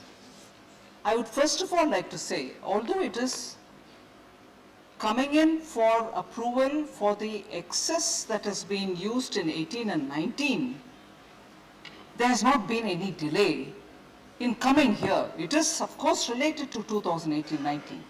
But why has it come now here? It has come here for regularizing the excess spending of that year, and the need for regularizing it arises because the PAC, the Public Accounts Committee of the Lok Sabha, has clearly looked into it and said that we will have to go back to the House for certain heads of expenditure that has been spent in 18-19 in excess of what has been mentioned in the budget. And although it has been picked up, the PAC felt it has to go back to the House to get regularized, in the sense it should be again looked into by the House and then given that regularization and approval. And therefore we brought it. And when did that PAC report come to us? The PAC report suggesting that we regularize this, looking at the excess expenditure of 18 and 19, was submitted on 14th December 2021. And on 14th December 2021, when it was submitted, the time given for us to get the regularization meaning approval again from the House, was up to June 2022. We are in March 2022. They have given us time to get the regularization done by June 2022, and abiding by that suggestion given by the PAC, we have brought that as a supplementary demand for grants to meet that expenditure which is already incurred in 18-19 as a regularization step. And that is why that has come. There has not been any delay, and from December we have immediately taken and therefore come up with this supplementary demand for that excess expenditure which has been incurred for regularizing it. I just want to highlight the point. And what were those excess which was spent at that time? And if we can very quickly highlight the point, I would strongly believe that the members would appreciate as to why those expenditures were incurred and why, after the PAC having had a look at it and felt that it might be better for us to go to the House to have it regularized. The amounts spent were clearly narrated in the papers which have been distributed. I just want to recall that for defense services, 3,841 crores has been taken up for ration, fuel, oil, lubricants, medicals, and many other emergency requirement payment for the HAL. We are talking about 18-19, sir. I'm sure the honorable members will recall the circumstances in which these expenditure would have been incurred. For statutory and customs duties for critical ammunitions which were being brought in, imported stores, replenishment of and procurement of airborne and ground weapon armaments, and so on. So these were not expenditures which were incurred otherwise, but very essential, and therefore it has been brought in. Again, capital outlay for defense services has taken 1,257 crores. And where did they go? Allocation made at the B stage was insufficient, and therefore we had to spend more. Advanced light helicopter approvals were given by the CCS. Strike-off of wastage happened at the component levels for repair for T-90 tanks which came from Russia, and also progress of Rohtang Tunnel CSG roads which were built at that time, critical for connectivity, and some of the work progress which happened at that time happened faster than we thought, such as vehicle procurement cases, National War Museum and Memorial, obligatory contractual payments for shipbuilding contracts, and so on. So none of these expenditure could have just been met with what amounts were given in the BE. They had to be spent and later included. Therefore, when it came to PAC, they wanted to go back to the House, and that's where this is seen. So the supplementary demand for grants otherwise, except for the excess grant about which I've explained, are also aspects which are very important for us to appreciate for a moment. Several members spoke, and I distinctly recall Honorable Member Fawzia Khan also saying we need to have a lot more, human touch in the infrastructure is important. We need to spend. We also need to have greater inclusivity in the budgets and so on. Just look at the supplementary demand for grants and see where this is going. And I'm sure Honorable Member Fawzia Khan herself and several other members who spoke relatively the same kind of highlighting importance on keeping the common man in mind. Look at the fertilizer subsidies, sir. 14,902 crores, which is coming through this supplementary demand. Indigenous urea subsidy, 8,270 crore. And the import of urea. Last year, you would realize that the price of the import of urea had spiked, and we had to import it at that cost nevertheless. And after having imported it at that cost, the government did not push the burden onto the farmers. The entire hike in the imported fertilizers cost has been borne by the government. The farmers have not been made to pay even one extra paisa for the fertilizers that they had to. Sorry, ma'am? Please. I'm highlighting that we've done that, ma'am.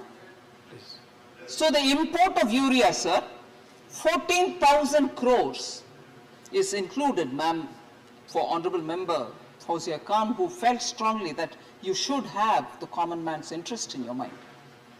This is that. Similarly, sir, labor and employment, also a part of the supplementary demand for grants. 10,260 crores, supplementary demand for grants. Where is this going? Contribution and grants in aid general under the scheme for employees pension scheme 1995. It goes for that. Rural development, sir, 9,668 supplementary demand. Fourth item under it. And where does that go? For providing additional funds for the NABARD for repayment of interest component under Pradhan Mantri Awas Yojana. It goes for the poor people, the houses. And it is for NABARD that we have given that money. So the supplementary demand for grants is not coming for anything else but to meet the pressing needs of government's schemes which are going for the common people. And therefore, Please. I'm coming forward one by one. I'll certainly address CPF. Binay Vishwamji, I will certainly address it. So, then sir, there's a lot of concern, genuine concern, legitimate concern. I am with members when they speak with concern, particularly on the GST compensation fund. Supplementary demand for grants, item number 6, 8,292.75 crores for meeting expenditure on additional transfer to GST compensation fund. Center is moving. We are not holding anybody's money back, and we are going as per what was decided in the GST Council. Sir, again, item number 12 of the supplementary demands for grant. Defense pensions, 1,028.52 crores. Please. Sir. Please, let her speak. So, item by item, I can highlight to say that the supplementary demands for grants is just in time to meet those very important common man related schemes, and it is for that this set of demands have come. So I'll probably just miss out naming the honorable members, but the issues which they've raised I'll try to address.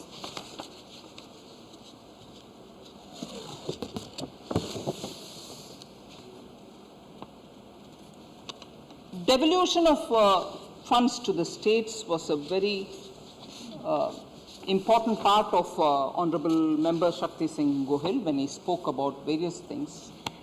Although we were talking about the supplementary demands for grants, Honorable Member has raised very many larger issues, some of which I would like to respond. Devolution of the state share in central taxes, sir. Just to set the background, I want to lay this. In the RE 2021-22, 7.45 lakh crores have been done. And in 22-23B, 8.17 lakh crores are being projected already for 22-23. The entire RE, revised estimate 21-22, has been released in February to enable states to spend in time. So the entire release for this year, as projected in the RE 21-22, has been released in February. There were some honorable members who also said you should do it in time, otherwise when the states are planning their budget, they won't be in a position to understand how they're going to get. I'm not even indicating to them, I have released it to them, totally. Therefore, Center has no interest, in fact, on the contrary, Center has an interest in helping states to get it in time. I take it as my duty, so that at least in these times when states are at the front end getting the economy to revive and also to come out of the pandemic, related setbacks. States need the money, and so I have personally supervised once in November to release double the installment within 1 month, and again in February to release double the installment within 1 month, and in February itself clear the entire year's dues to the states so that they can plan for their next year coming. Another important such transfer, sir, which on the basis of what was agreed in the council, is that we borrow the money for paying the compensation because we were not earning as much as we need to pay to the states on the compensation. Transfer to the states based on the back-to-back loan arrangement which was agreed in the council was 1.59 lakh crores. That's already transferred to the states in time every month. Finance Commission grants, and as against the actuals of 1.84 lakh crores in 2020-2021, the outlay provided in 21-22 is 2.11 lakh crore. Transfers to states under centrally sponsored scheme 2020-21, 3.08 lakh crore, 21-22, 3.26 lakh crore, 22-23, 3.33 lakh crores. Not decreasing, on the contrary, increasing, and it should increase. But I want to draw the attention of honorable members. Nowhere is the devolution to the states being held back by the center. Central sector seems, sir. Actuals of 2020-21, 16,143 crores. 21-22 RE, 45,123 crores, and B of 22-23, 49,026 crores. So there's no reduction, in fact, timely disbursement.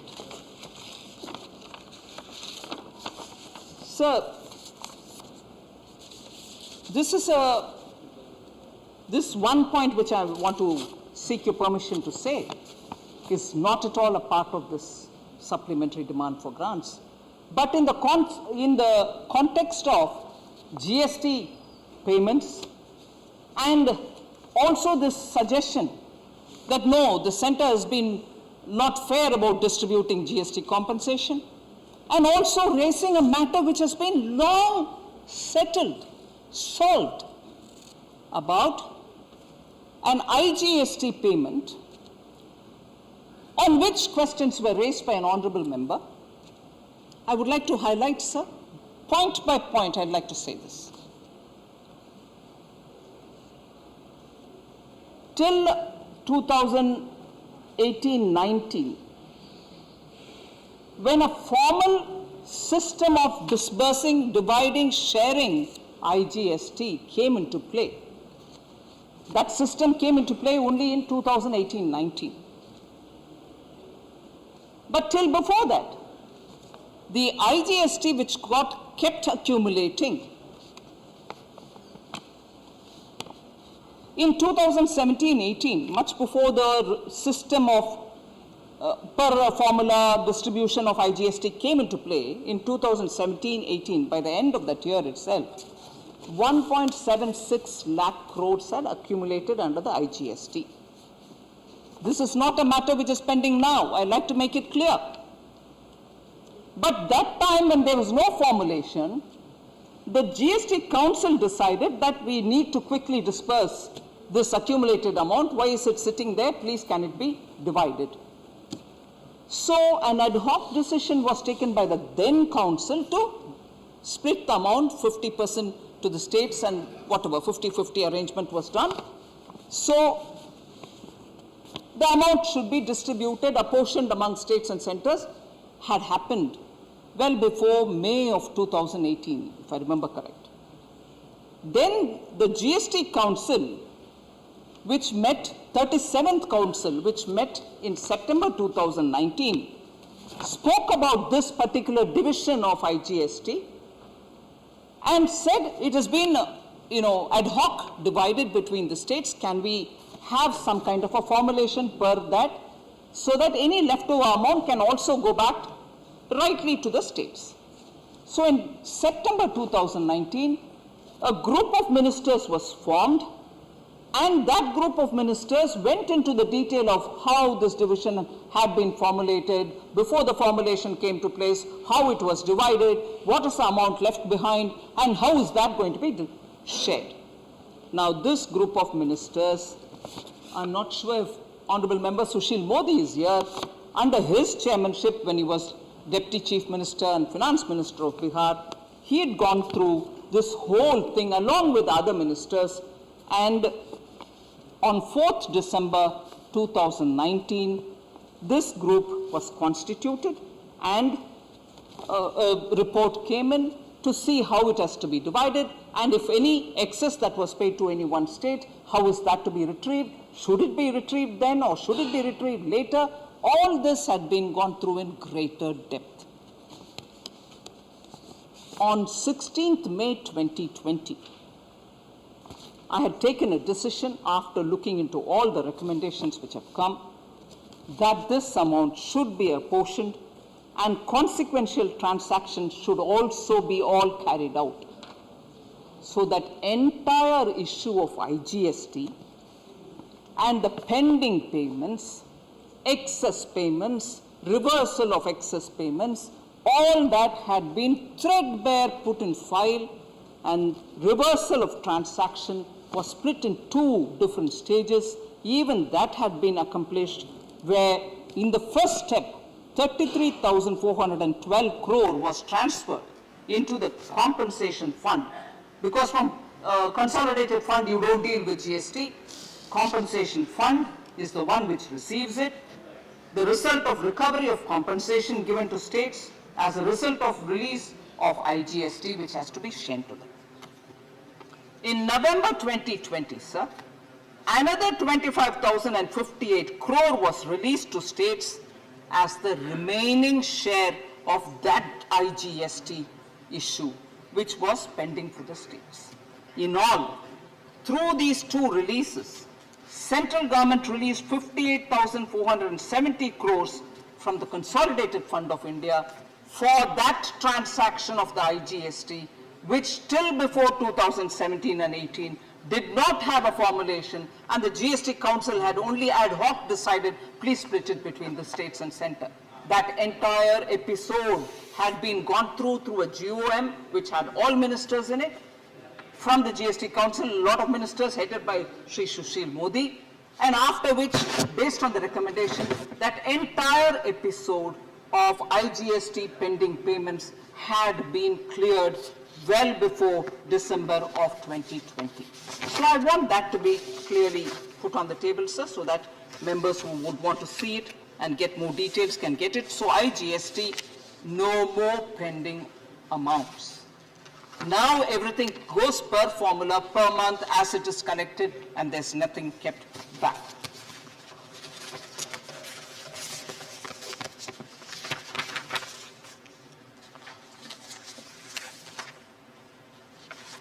So there was a small confusion, I think, or if I have not understood correct, I'd like to stand corrected. Talking about GST cess collection, based on which compensation is paid, and that cess in the GST dispensation is levied only on sin goods, and those sin goods are already specified, notified and mentioned. That is one thing on which the center doesn't do anything. It is per the GST formulation that money keeps going to the states as and when that collection comes into the compensation cess fund. That is the compensation cess, which is under the GST regime. That cess is not to be mixed up with, say, the education and health cess, or the road cess, or any such cess which the central government collects, over which the usual observation would be, oh well, that doesn't come under the part of the Finance Commission's devolution formula, it is something which the center takes away, it doesn't come to the states. Of course it goes to the states, but never mind, that's a different debate. But the GST compensation cess need not be confused with the cess that the central government collects, and that GST compensation cess, the central government has nothing to do with it. It is done and disposed of per the formulation which is in the GST Council. So if there is any confusion about, oh, cesses are all with the government, no, sorry, GST compensation cess is under the control of the GST Council. So there were one or two questions on insurance companies and their increasing losses. So I'd like to respond by saying 5,000 crores have been proposed for recapitalization of public sector insurance companies in this third batch of supplementary demand for grants. This recapitalization, sir, is linked with improvement in certain performance indicators of these companies. This will help them to reduce their losses and to improve their overall financial condition. Because we are talking of insurance companies also, and because many members raised this issue, sir, eligible policy holders of LIC will also be entitled to get the IPO issue, because there is a reservation of up to 10% of the issue size for policy holders, and they may also get a discount on the offer price. So as regard the LIC issue, policyholders' concerns were raised, and also on the embedded value itself. Member Shantanu Sen had raised it.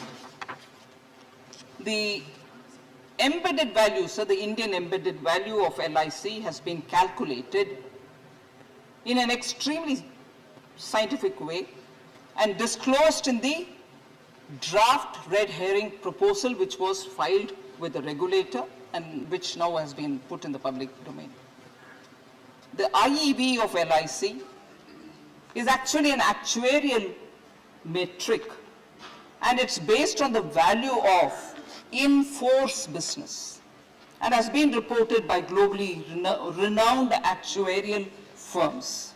So investors and experts, particularly belonging to the actuarial field, have assessed the overall valuation of the life insurance company based on the IEV, and also the financial statements are also available for people to have a look at. So EPFO, Binay Vishwamji, I can't see him here. And also I think Priyanka Chaturvedi ji had raised the EPFO issue. So EPFO has a central board, which is the one which takes the call on what rate has to be given for them. And they have not changed it, I don't know, for quite some time. They've changed it now. From 8.4, it has come down to 8.1. And on that, a lot of questions were raised. And I appreciate I quite recognize the concern of the honorable members. It's a decision taken by the central board in which representatives of the various segments which are part of the EPFO are all seated in the board, inclusive of workers' representatives, management representatives, government representatives, all of them are seated in the board. And they have taken this call to bring it down to 8.1. And I think the Honorable Minister, Bhupendra Yadav ji, had explained as to why he had to take this call. I just want to place before Honorable Sir, you, and also to have it put on the record of the government, of the Rajyasabha, Sukanya Samriddhi Yojana is at 7.6%. Senior Citizen Savings Scheme, sir, is at 7.4%. PPF is at 7.1%. State Bank of India's highest rate given for some portfolio, which is like 5 to 10 year fixed deposits, is at 5.50%, sir. And it has a markup for senior citizens which takes it to 6.3%. Government's own borrowing, the G6, on an average for across various tenors is at 6.28%. That is, if government goes to borrow from a certain fund, it has to pay that kind of a rate. With all these, the EPFO has taken a call to give it at 8.1%. I just want to lay these facts before, sir, so that the fact that EPFO's central board, which has representatives from various different stakeholders for the pension fund, employees pension fund, have taken a call. 40 years it has not been brought down to, yes, 40 years. There are today's realities which do keep us in the context of decisions which are being taken by a central board of the EPFO. It has yet to come to the finance ministry for approval. But the fact remains, these are the rates which are prevailing today, and it is still higher than the rest of them.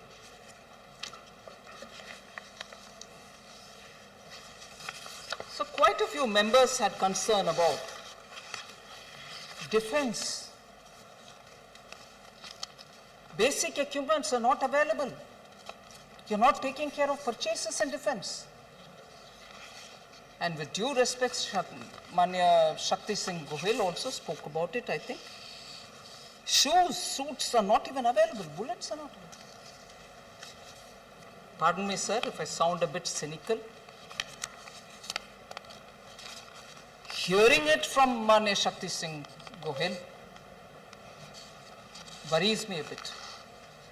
If that kind of concern could have been voiced during the Congress's 10 years in rule, Indian defense forces would have been much better in their position. And I'll tell you some of the situations which arose.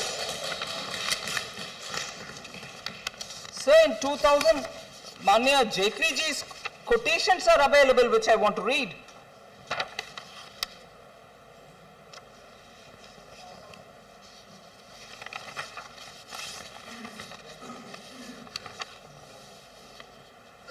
Even the CAG's report, sir, it said no significant improvement in the availability of ammunition. September 2016, talking about an earlier term.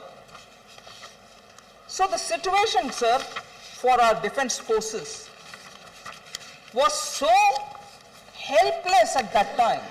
And I remember myself sitting and looking into the defense procurement in my capacity at that time in defense ministry. I distinctly remember in February 2018, the DAC at that time accorded the approval for 41,000 light machine guns of over 3.5 lakh crores urgently to be bought. More importantly, I'll quote Shri Rajnath Singh, who had sometime later made this observation, but it captures the pictures. I'm quoting Shri Rajnath Singh.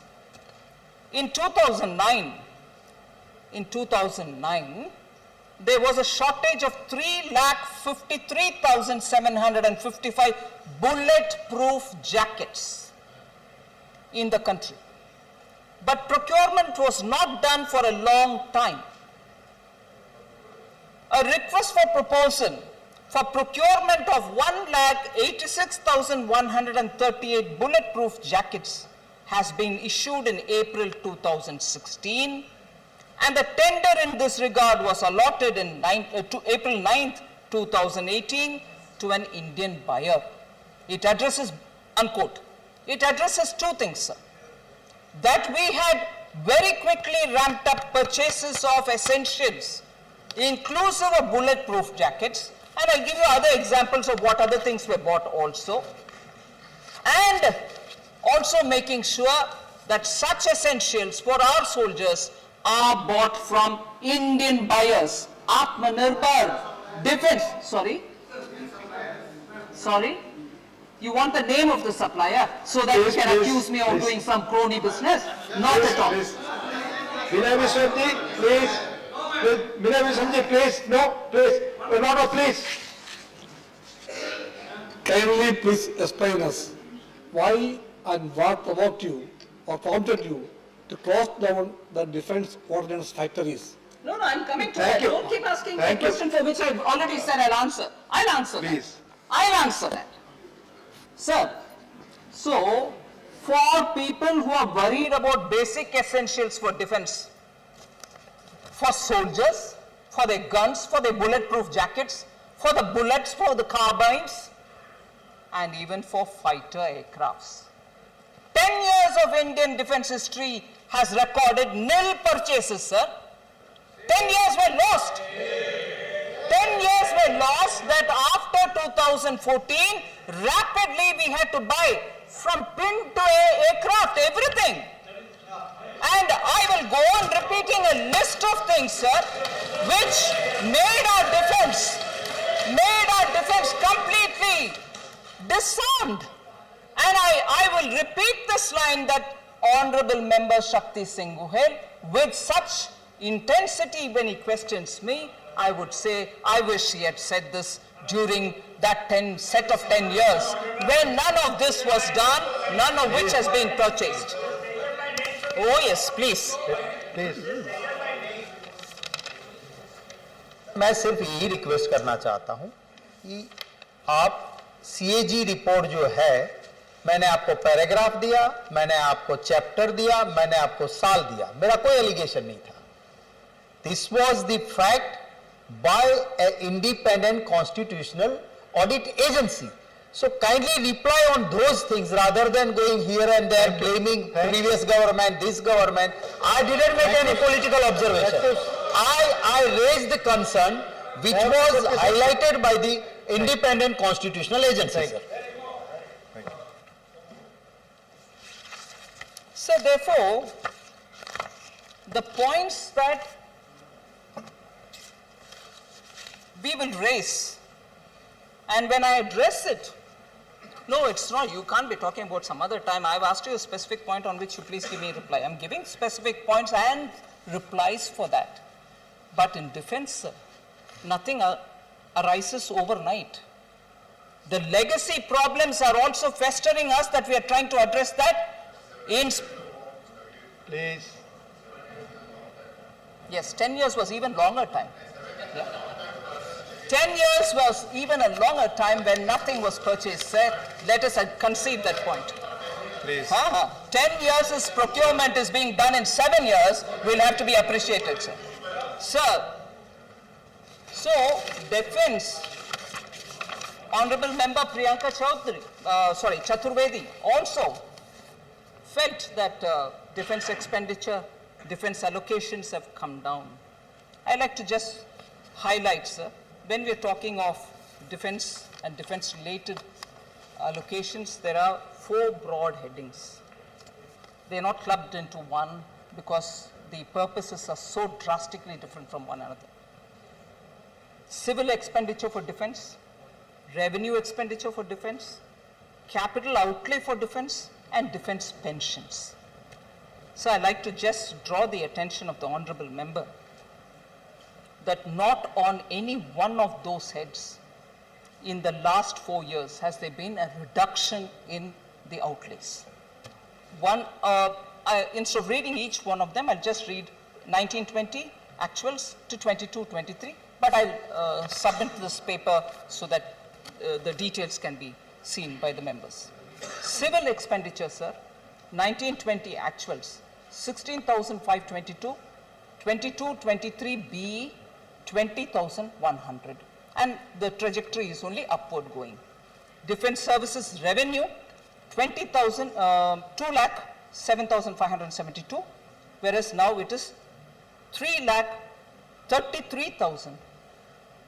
Capital outlay on defense services, sir, 1,11,000 odd, and now it's 1,52,000 odd. Defense pensions, sir, 1,17,000 odd. Now it's gone 1,19,000 odd, but I will certainly lay this paper therefore on the table so that members can see it. Defense government corporatization, Honorable Member is not here, T.K. Selangovanji. I'd like to say corporatization is not necessarily privatization. Better performance, better functioning, better administration, bring in greater efficiency are one of the things on which the corporatization has happened. So I have not even finished my answer. I have not even finished, sir.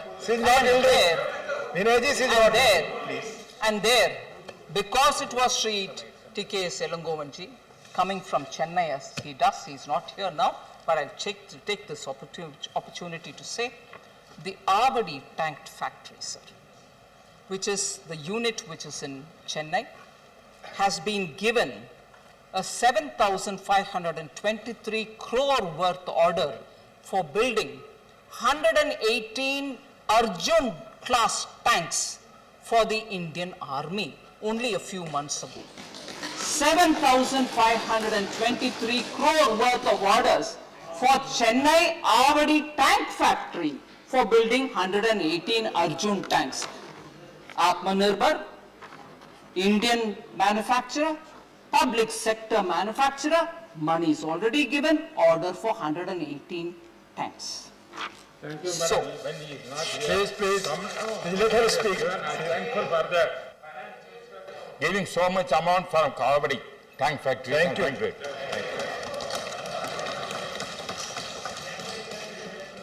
So questions were raised on food subsidy, fertilizer subsidy, allocation on Manrega, reduction in the outlay for health, and also negligible increase for social sector. So I think this has been answered even during the budget speech.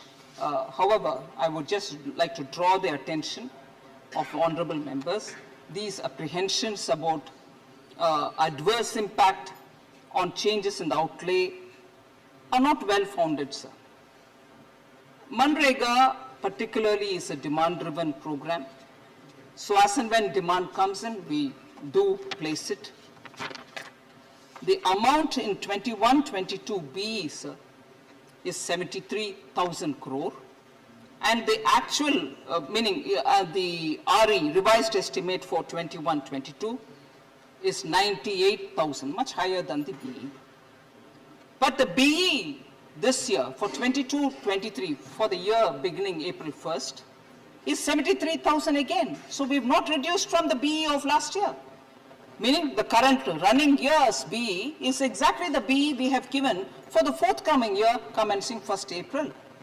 And let me remind you, the RE for this year is already 98,000.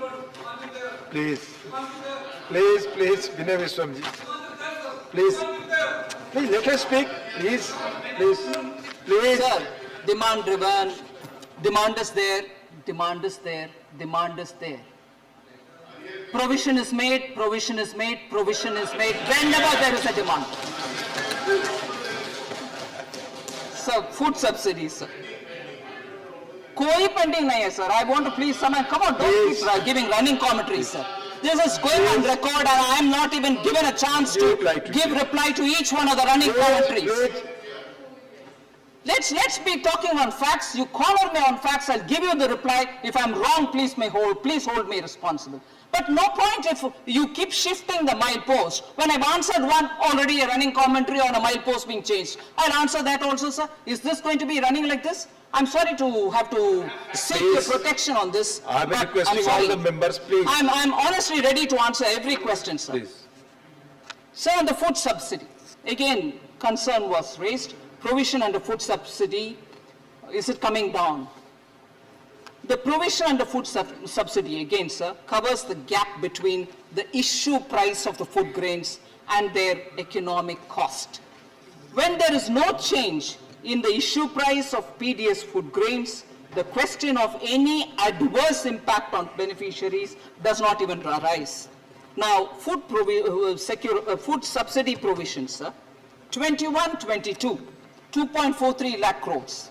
21-22 again, RE, 2.87 lakh crores. So when the food subsidy is required, more than what was mentioned in BE, we have readily provided without any hesitation.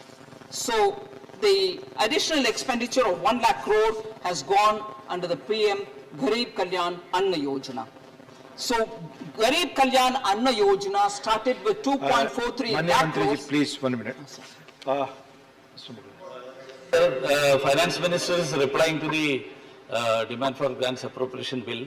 I propose that we may extend the sitting of the House till her reply is over. जैसा BSc का भी निर्णय था, सदन की सहमति है, माननीय मंत्री जी की रिप्लाई तक हम बैठेंगे. Please. Thank you, sir. So the food subsidy provision, sir, of 1 lakh crore for the additional expenditure has gone for the Garib Kalyan Anna Yojana scheme, which was under the BE in 21-22, beginning of this financial year, we gave 2.43 lakh crores. In the RE itself, it has gone to 2.87 lakh crores. And for the coming year, we have given it as 2.07 lakh crores, and therefore, there is no reduction in the sense of that which is required, we are continuously giving. Fertilizer subsidy, sir, another one very important concern, which I think even at the beginning we have mentioned about it, similar to the food subsidy. The outlay and the fertilizer subsidy covers the gap between the issue price and the economic cost. When issue price to farmers of fertilizers has not been changed, there can be no adverse impact on the farmers. In 21-22, which is the current year which is running, the BE was 79,530 crores. The RE, which is actually even now, has been raised to 1.40 lakh crore due to rising global fertilizer prices, and the input prices are also going up. So the BE 22-23, which is coming budget, we have already given fertilizer subsidy 1.05 lakh crores, which is 31% more than 21-22 BE. The last time when the import price went up, we bought it, we made sure that burden is not shifted. This time too, the allocation is 31% more than the last year's allocation. Manrega, I've already explained, sir.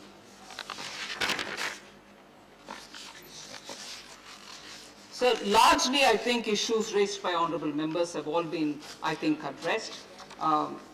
The particular point about why we have to go through the infrastructure funding route has been severally explained, but the multiplier effect is what has made us go through that route than any other. Revenue expenditures multiplier effect is not substantial, and therefore we have chosen to go through that route. So therefore, the supplementary demand for grants has come with only demands which have immediate impact on the common people, particularly through the Awas Yojana and the explanations that I've given for those emergency expenditures. I seek the House and the cooperation of the entire House for supporting this demand for grants, and also for the excess demand for grants, which is as a result of a PAC's recommendation. Thank you very much. Thank you. I shall first put the motion regarding consideration of the appropriation number 3, Bill 2022 to vote.